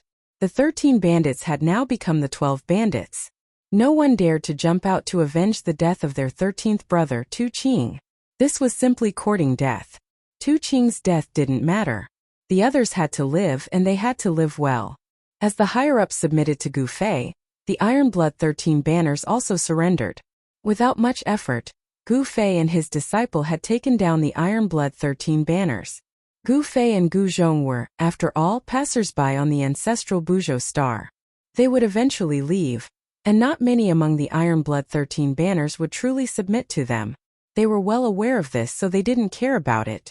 The first order Gu Fei gave after taking down the Iron Blood 13 banners was to find a way to the Soaring Dragon Ancestral Star. The Iron Blood Taoist and the other higher-ups were dumbfounded. Where was the Soaring Dragon Ancestral Star? Could it be another source of life outside of the ancestral Buzhou star? They had never heard of such a source of life. Chapter 1999. Time gradually passed. 5 years had passed in the blink of an eye. Yet the people of the Steel Blood 13 banners had not heard anything about the Soaring Dragon Ancestral Star. Perhaps it was because the Soaring Dragon Ancestral Star was too far away from Buzhou Ancestral Star that Gu Fei and the others could not have come to Buzhou Ancestral Star if it wasn't for a coincidence. It made sense that the cultivators of Buzhou Ancestral Star did not know about the Soaring Dragon Ancestral Star. Given the strength of the Steel Blood 13 banners, they could not find anything even after 5 years. Did they really have to venture into the human race's ancient path to the Middle Continent? There were still 5 years before the human race's ancient path to the Middle Continent's immortal mansion would open. For cultivators, the past 5 years passed in the blink of an eye. Although 5 years was short, it was enough for a lot of things to happen. The entire Buzhou Ancestral Star was in an uproar after the news of the opening of the Middle Continent's immortal mansion was announced. However, there was a limit to the number of people who could step onto the human race's ancient path. Only the strongest 100 experts could step onto the ancient path. Countless cultivators were preparing for it, as no one wanted to miss the opportunity.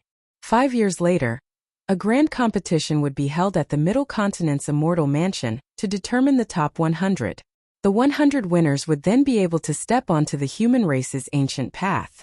Both the rising geniuses and the older generation cultivators were qualified to participate in the grand competition. However, there was an exception: the saints who had sealed themselves. The saints who had sealed themselves were not allowed to participate in the grand competition, as the ancient path was a path of cultivation for those who had yet to become a saint. Inside the spirit cave in the phoenix nest, Gu Fei and Gu Zhong were sitting cross-legged on the ground, absorbing the dragon vein spiritual qi. Apart from them, the Steel Blood Taoist was also cultivating in the spirit cave. Among the entire Steel Blood 13 banners, only the 3 of them were qualified to enter the spirit cave to cultivate. The others were not even qualified to enter. Even the 12 great bandits were the same. "Master, what do you think is going on with the Outworld Ancient Road?" Gu Zhong asked. He had heard from Gu Fei about the ancient path of extraterritorial lands. There was an ancient path of extraterritorial lands on Kunlun Ancestral Star that led to the Buzhou Ancestral Star. However, that was a path of no return. The array that was constructed could only be used for one-way teleportation. Although Gu Fei had modified the teleportation runes, allowing for two-way teleportation, it was impossible for Gu Fei to return to Kunlun. There were 5 ancestral planets marked on the immortal divine metal. The Kunlun ancestral planet was the closest to the Buzhou ancestral planet, while the Buzhou ancestral planet was the furthest away from the Soaring Dragon ancestral planet. Traveling across the infinite universe and returning to the Soaring Dragon ancestral star was not a practical method.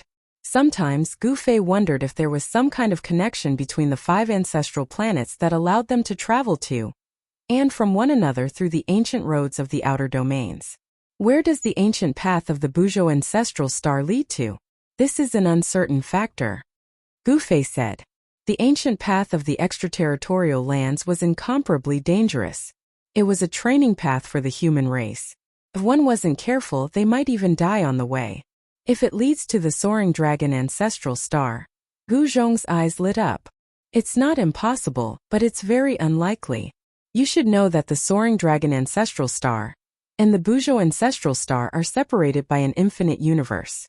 Gu Fei didn't want to hurt Gu Zhong's confidence, but he had to say such words. No matter what, we have to give it a try, Gu Zhong said. He didn't want to be trapped in the Buzhou ancestral star for the rest of his life, because his family and friends were all there. Gu Fei nodded. Returning to the Soaring Dragon ancestral star was a must, but the key was how to do it. If it really didn't work, then they would spend decades to travel across the infinite universe and return to the Soaring Dragon ancestral star. Since Gu Fei had his inner world, It wouldn't matter even if he had to travel for a long time. As Gu Fei and his disciple conversed, they didn't use voice transmissions. Even though the Iron Blood Taoist was cultivating at the side, he still heard their conversation. He was shocked by the vastness of this world. There really were other ancestral stars with life, and Gu Fei and his disciple were cultivators from the Soaring Dragon Ancestral Star. Apart from the Soaring Dragon Ancestral Star, there was also the Kunlun Ancestral Star, which made the Iron Blood Taoist realize that the Buzhou Ancestral Star wasn't the only source of life. In the vast and boundless starry universe, there were other sources of life. The human race's ancient path. The Iron Blood Taoist was tempted, but only the top 100 cultivators of the Buzhou cultivation world could set foot on the human race's ancient path. Since then, the Iron Blood Taoist didn't need Gu Fei's orders. He sent out the Iron Blood 13 Banner spies to investigate the ancient path. The more he learned, the more shocked he was. The human race's ancient path was basically a path of no return. Of course, there were exceptions. Some people who took the path returned as unparalleled experts. However, most of them disappeared the moment they set foot on the human race's ancient path. Danger and opportunity coexisted. The ancient path was a trial for the top 100 cultivators of the Buzhou Ancestral Star. Those who could complete the ancient path could become unparalleled experts, or even saints. However, compared to those who became unparalleled experts, there were many more who died on the human race's ancient path. 3 years passed in the blink of an eye. On this day, Gu Fei and Gu Zhong came out from seclusion and received all sorts of news, some of which shocked them. Ziyun Xiao of the Ziyun clan had appeared again. Wasn't he punished by Zisu to face the wall for 1,000 years? Why did he come out so quickly? Gu Fei was surprised. Ziyun Xiao's younger sister, Ziyuner, had also appeared out of nowhere. She continuously challenged demi-saints of the previous generation and was undefeated. It was not hard to imagine that Ziyun Xiao was able to come out so quickly. It was definitely because the human race's ancient path was about to open. The Ziyun clan did not want to miss this opportunity. Apart from Ziyun Xiao and his sister, the Golden Goddess of the Gold family had also ended her 7-year seclusion and walked out of her seclusion grounds. At the same time, several heaven-defying figures had also appeared in the Middle Continent. These rising stars had completely overshadowed the demi-saints of the previous generation. They took advantage of the rapid rise of the Great Era to compete with the demi-saints of the previous generation. In this era, there was no lack of geniuses.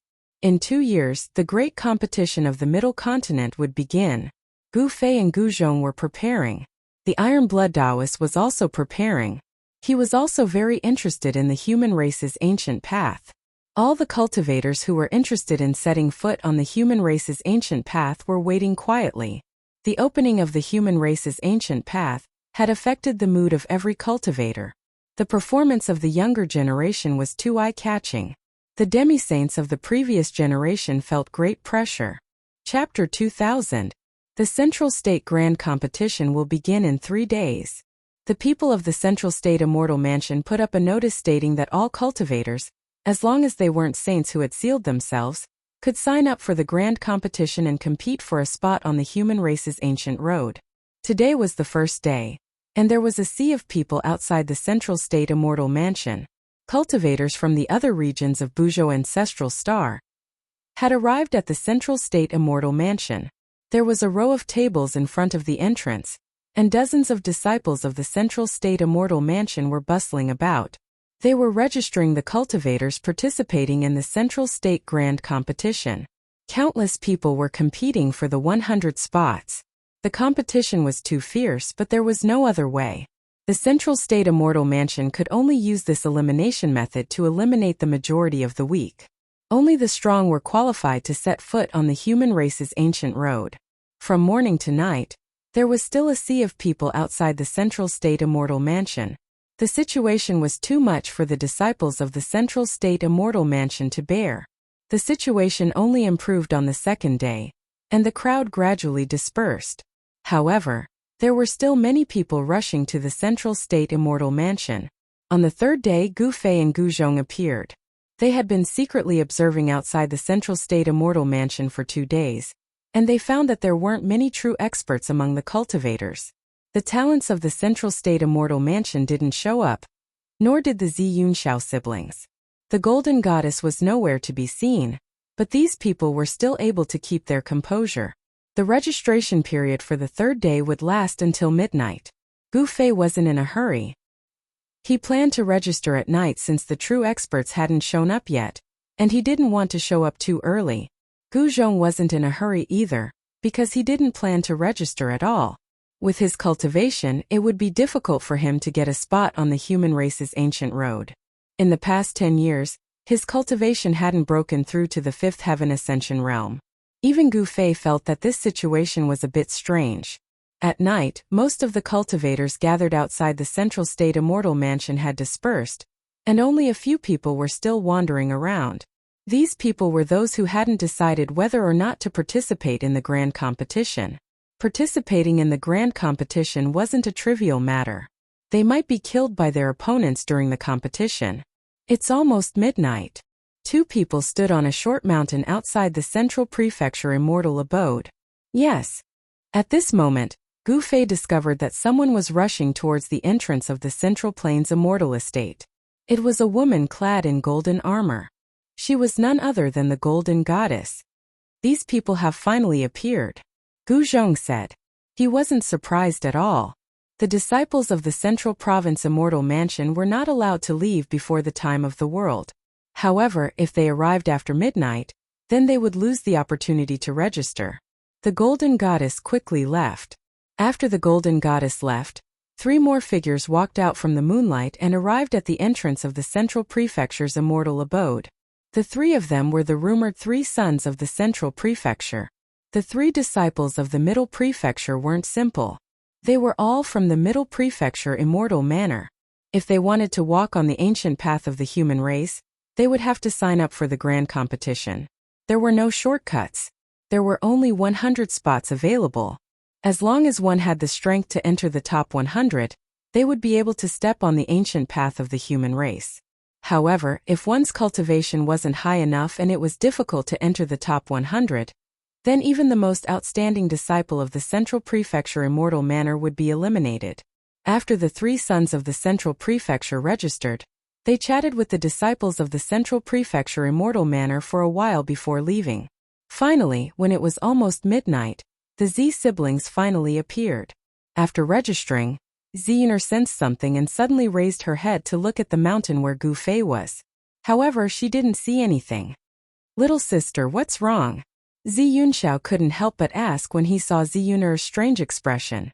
"It's nothing. Let's go." Zi Yunxiao pulled Zi Yuner away, but Zi Yuner was still mumbling. Was it just my imagination? Zi Yuner seemed to sense that someone was watching her in the dark, but she couldn't find anything. Those who were supposed to be here had all arrived. Gu Fei also walked out from the dark, registered his name, received a jade token, and left. In the past few days, he saw that after everyone registered, the disciples of the Central Prefecture Immortal Manor would hand over a jade token to that person without saying anything. After entering the inner world, Gu Fei took a closer look at the jade token in his hand. I see. This was a messenger jade token. The jade token contained the name of Gu Fei's first opponent, as well as the time and location of the match, and other information. Who is this Lu Dafeng? Where did he come from? Gu Fei muttered to himself. His first opponent was someone called Lu Dafeng, but there was no detailed information about this person on the jade token. Tomorrow afternoon, Crouching Bull Mountain. Gu Fei searched in his mind. This Crouching Bull Mountain was a black mountain range 300 miles away from the Middle State Immortal Abode. This mountain range was shaped like a big black bull lying on the ground, hence the name Crouching Bull Mountain. I don't care who he is. I just hope this unlucky guy can withstand a punch from me. Gu Fei muttered to himself. Because he had a match the next day, Gu Zhong and the others did not disturb him. Soon 24 hours had passed. Gu Fei walked out of his inner world and rushed to Crouching Bull Mountain. When he arrived, Lu Dafeng was already waiting for him. So you're Gu Fei. Come, don't waste my time. Tell me, how many celestial stones do you want before you admit defeat? When he saw Gu Fei, Lu Dafeng walked up to him and opened his storage bag. This guy's storage bag was filled with spiritual qi. It was obvious that there were many good things in there. This Gu Fei did not expect to meet a guy like this in his first match. He did not know whether to laugh or cry. Lu Dafeng was a big-bellied guy who was not even an immortal, yet he dared to participate in the Central Prefecture Grand Tournament. It was really a little embarrassing. This guy even tried to bribe Gu Fei, which made Gu Fei even more furious. Bam! Gu Fei did not say anything. He sent Lu Dafeng flying with a punch, searched the guy's jade pendant and left. Oh my god, why did you have to hit my nose? Just you wait, I'm not done with you. Lu Dafeng's nose was bleeding profusely as he limped down Crouching Bull Mountain. He kept cursing Gu Fei. He had probably sprained his leg when he was sent flying by Gu Fei. Just as Gu Fei easily defeated Lu Dafeng, the jade pendant that belonged to him quickly sent him a message. 6 hours later, Mirror Lake, Busan Monk. Gu Fei was completely speechless. He even wondered if he was participating in the Central Prefecture Grand Tournament. Why were his opponents all the same? He had just defeated Lu Dafeng, and now there was Busan Monk. Chapter 2001. Mingjing Lake was really a good place. The scenery was beautiful. The weeping willows swayed in the wind beside the lake. There was even a pair of mandarin ducks playing in the water. When he arrived at Mingjing Lake, Busan was already waiting there. The monk stood on the surface of the lake. The monk stood on the surface of the lake. When he saw Gu Fei, he put his palms together and said to Gu Fei, "Benefactor, you were almost late. Being late is a bad habit. Making others wait for you is a sin in itself. Shrimp tofu, do you know what a sin is? Not only have you wasted your time, but you have also wasted others' time. Wasting time is equivalent to wasting one's life. Do you understand? Shrimp tofu, it's good enough to waste your time. Why are you wasting my time as well? Shrimp tofu. Shut up." Gu Fei couldn't take it anymore. This damn baldy was like a fly. No, it was a bunch of flies buzzing around him. It was so annoying. Shut up. You told me to shut up. Shrimp tofu, you actually told me to shut up. You. Busan wanted to say more. You big baldy, eat my fist. Gu Fei didn't have time to talk nonsense with this big baldy. Before the monk could finish speaking, Gu Fei had already punched him. The ferocious wind from his punch caused the monk to involuntarily shut his mouth that had been chattering non-stop. Bang! With just another punch, the third monk was sent flying. A string of beads of blood flew out of his nose. With a bang, he fell into the lake. This time Gu Fei sensed the jade card on Busan's body. When he sent Busan flying, the jade card on Busan's body had already fallen into his hands. Without hesitation, Gu Fei crushed Busan's jade pendant. Then he turned around and left. With a splash, the monk Busan emerged from the lake. "Outrageous, you shrimp tofu." Busan started to talk again. However, this time he was the only one showing off. Gu Fei had already left. He really didn't know how this baldy beat his opponent. Could it be that his opponent was defeated by his foul mouth? Very soon, new information came from Gu Fei's jade pendant.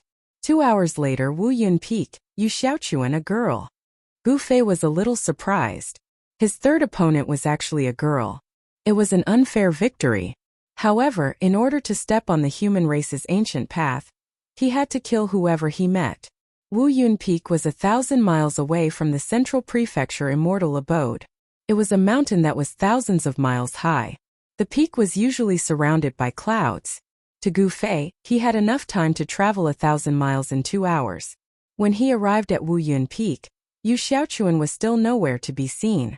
Gu Fei found a big rock on the peak and sat cross-legged, quietly waiting for the arrival of his opponent.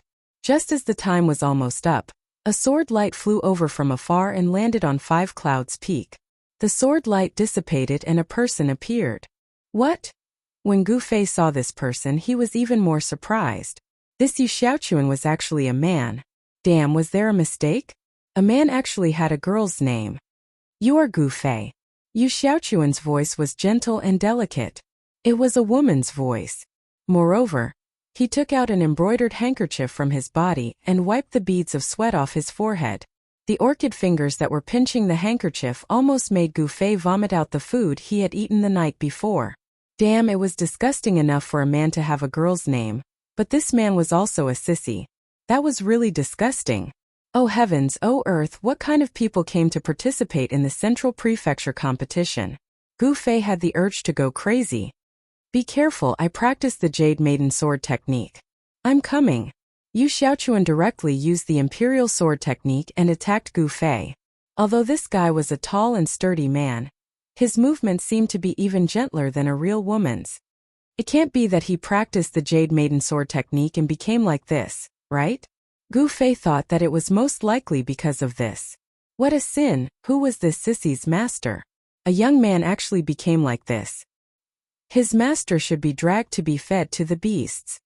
Bang! Gu Fei punched out again, directly sending Yu Xiaochuan's flying sword flying. His fist landed on Yu Xiaochuan's face, causing him to fly backwards and bleed from his nose. You actually hit my nose and ruined my beauty. I'll fight you to the death. Yu Xiaochuan's hair was disheveled. Like a shrew, she crawled up from the ground and fiercely pounced towards Gu Fei. She looked like a tigress going all out. Ouch! Gu Fei was shocked by Yu Xiaochuan's actions. He immediately rushed into the sky and flew into the air. Fortunately, when he sent the sissy flying, he had already taken away the jade tablet from the sissy's body. Victory and defeat had been decided. He couldn't be bothered with the sissy on the mountain peak. He directly crushed the jade tablet and left the 5 Clouds peak. Just like that, Gu Fei rushed from place to place, constantly fighting with all kinds of people. In a single day, he had actually fought 12 battles. Amongst these 12 opponents, only a few were truly talented. Most of the others were just bystanders. These people couldn't even withstand a single blow. The first round of the competition ended at midnight. Gu Fei eliminated 12 opponents. The people who were eliminated in this round accounted for the majority of the competition. As for those who were truly capable, they wouldn't be eliminated so quickly. However, if they were to encounter Gu Fei, they would still be eliminated. Gu Fei returned to the inner world. Master, how did the competition go? When Gu Fei returned to the inner world, Gu Zhong came to greet him. At this time Zhong Liming, Old Jiao and Gu Fei's new disciple Yao Yu were all in seclusion. In the past 10 years, Yao Yu's cultivation had improved the fastest. With Gu Zhong's help, she had already become a demigod. In the past, this kind of cultivation speed was absolutely unimaginable. Hearing Gu Zhong ask about the competition, Gu Fei's face immediately darkened. Then, without saying a word, he walked into the place where he usually cultivated. What's wrong? Gu Zhong was left behind with a look of astonishment. Seeing his master's expression, Gu Zhong knew that something was wrong. He didn't dare to disturb his master when he was angry. Logically speaking, master shouldn't have lost. Just what could have made master so unhappy? Chapter 2002. After the first round of the Grand Tournament of the Central Province, the participants could rest for a day before continuing on to the second round. A day passed by very quickly. On the same day, when the sun rose from the east, the jade medallion on Gu Fei's body transmitted new information. This time, his opponent was a prodigy from the Central Province Immortal Manor. Just as Gu Fei received the new information, in a pavilion in the Central Province Immortal Manor, several white-haired old men were discussing. Is this really a good idea? They actually sent an outstanding disciple of our Central Province Immortal Manor to fight against this Gu Fei, an old man said. An old man said. From his tone, one could tell that he was somewhat worried. Gu Fei's performance was pretty good. In the first round of the competition, not a single person was able to receive a single punch from him. And today, in the second round, the people of the Central Province Immortal Manor arranged for an outstanding disciple of the Central Province Immortal Manor to fight against Gu Fei. This was very risky. This is the only way to test out this person's true strength.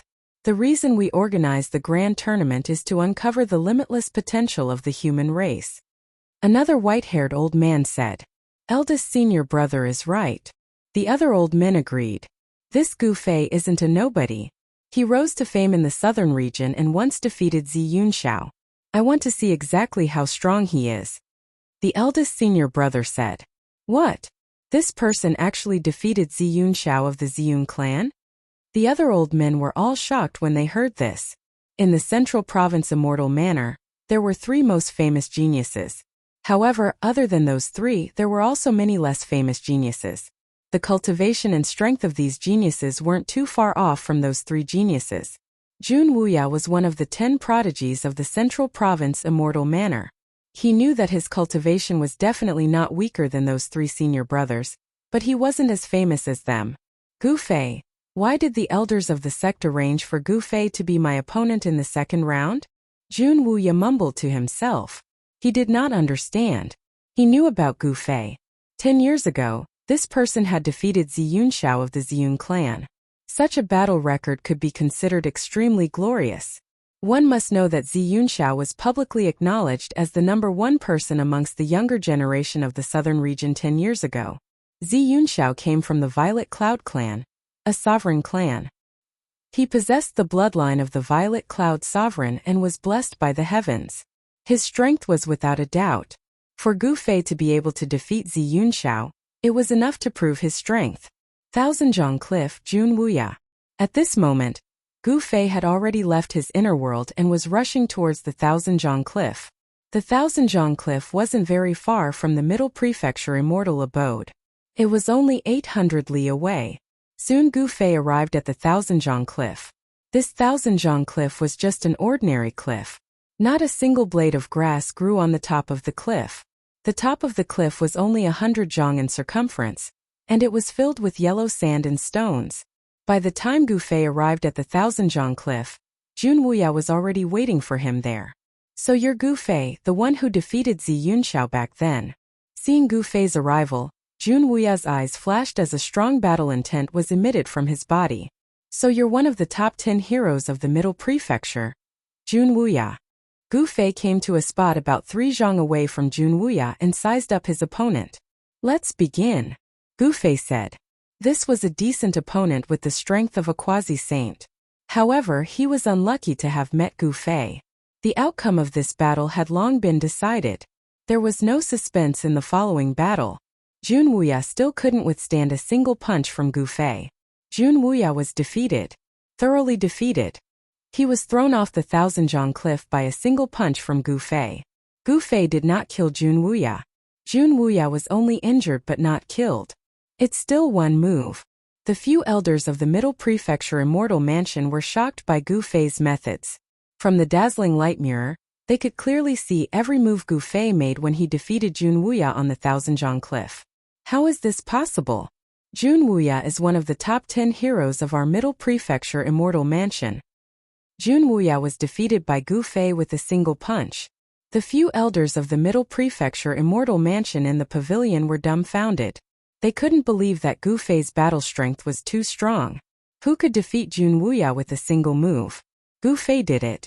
Soon, the news of Gu Fei defeating Jun Wuya with a single move spread throughout the entire Middle Prefecture Immortal Mansion.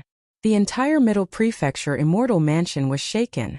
Even the old Immortal Mansion Master, who had been indifferent for many years, was shocked.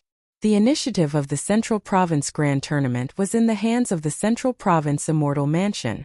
They could decide who would fight whom and where the fights would take place. Arrange for one of the 3 to fight Gu Fei.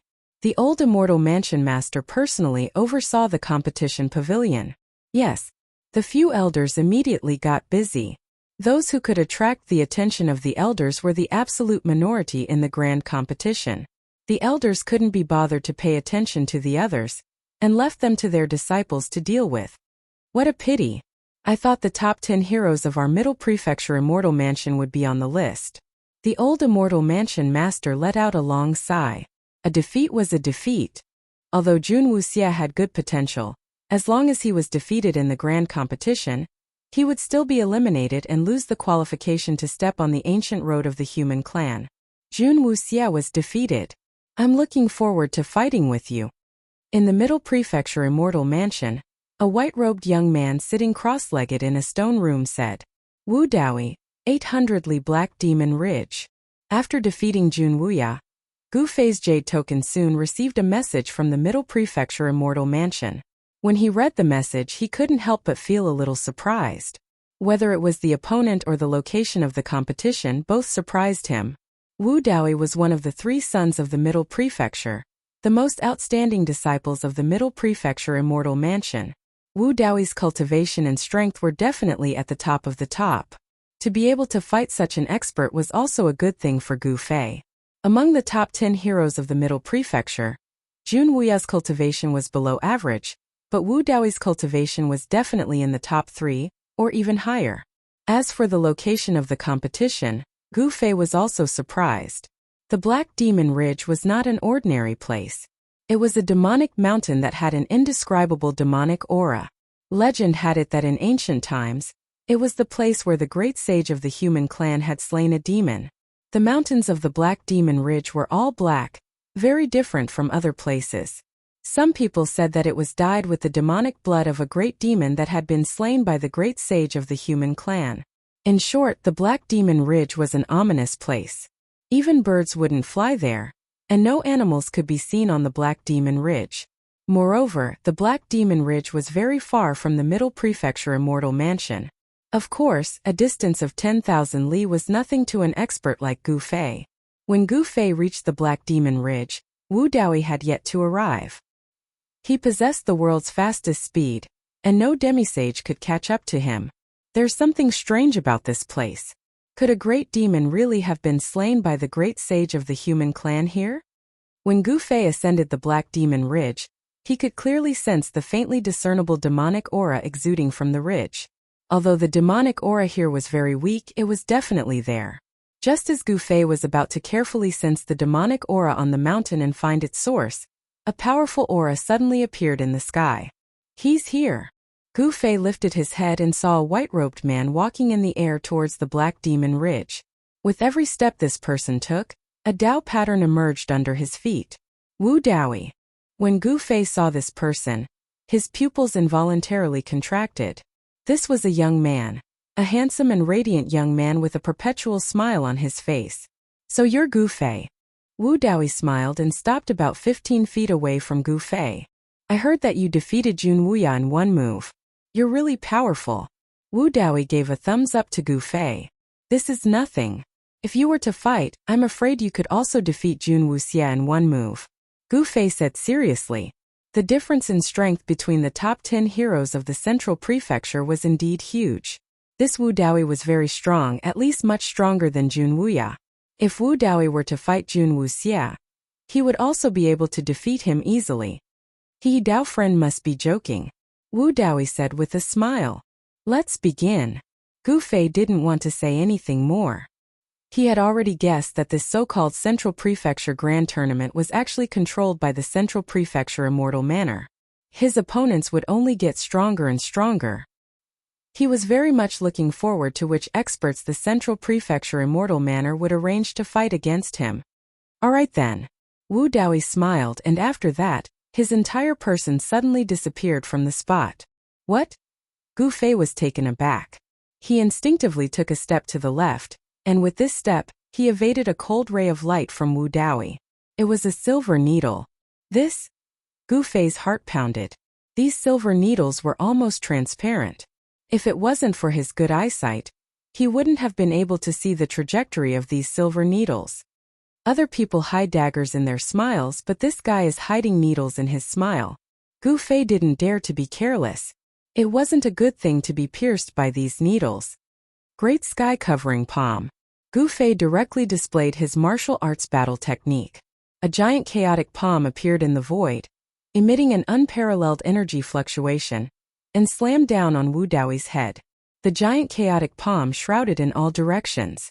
Wu Daoi couldn't avoid it, and could only take Gu Fei's attack head-on. Boom!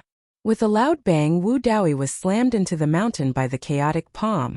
The entire Black Demon Ridge almost collapsed, and cracks appeared on the mountain. Through the dazzling light mirror, the old prefecture master and the others in the Central Prefecture Immortal Manor couldn't help but be shocked when they saw this scene. This kind of battle technique, could it be a long-lost martial arts battle technique? The old prefecture master said excitedly. The Central Prefecture Immortal Manor was different from ordinary forces. The Central Prefecture Immortal Manor had existed for countless years, and naturally knew many secrets of the world. In ancient times, martial arts battle techniques were incomparably powerful.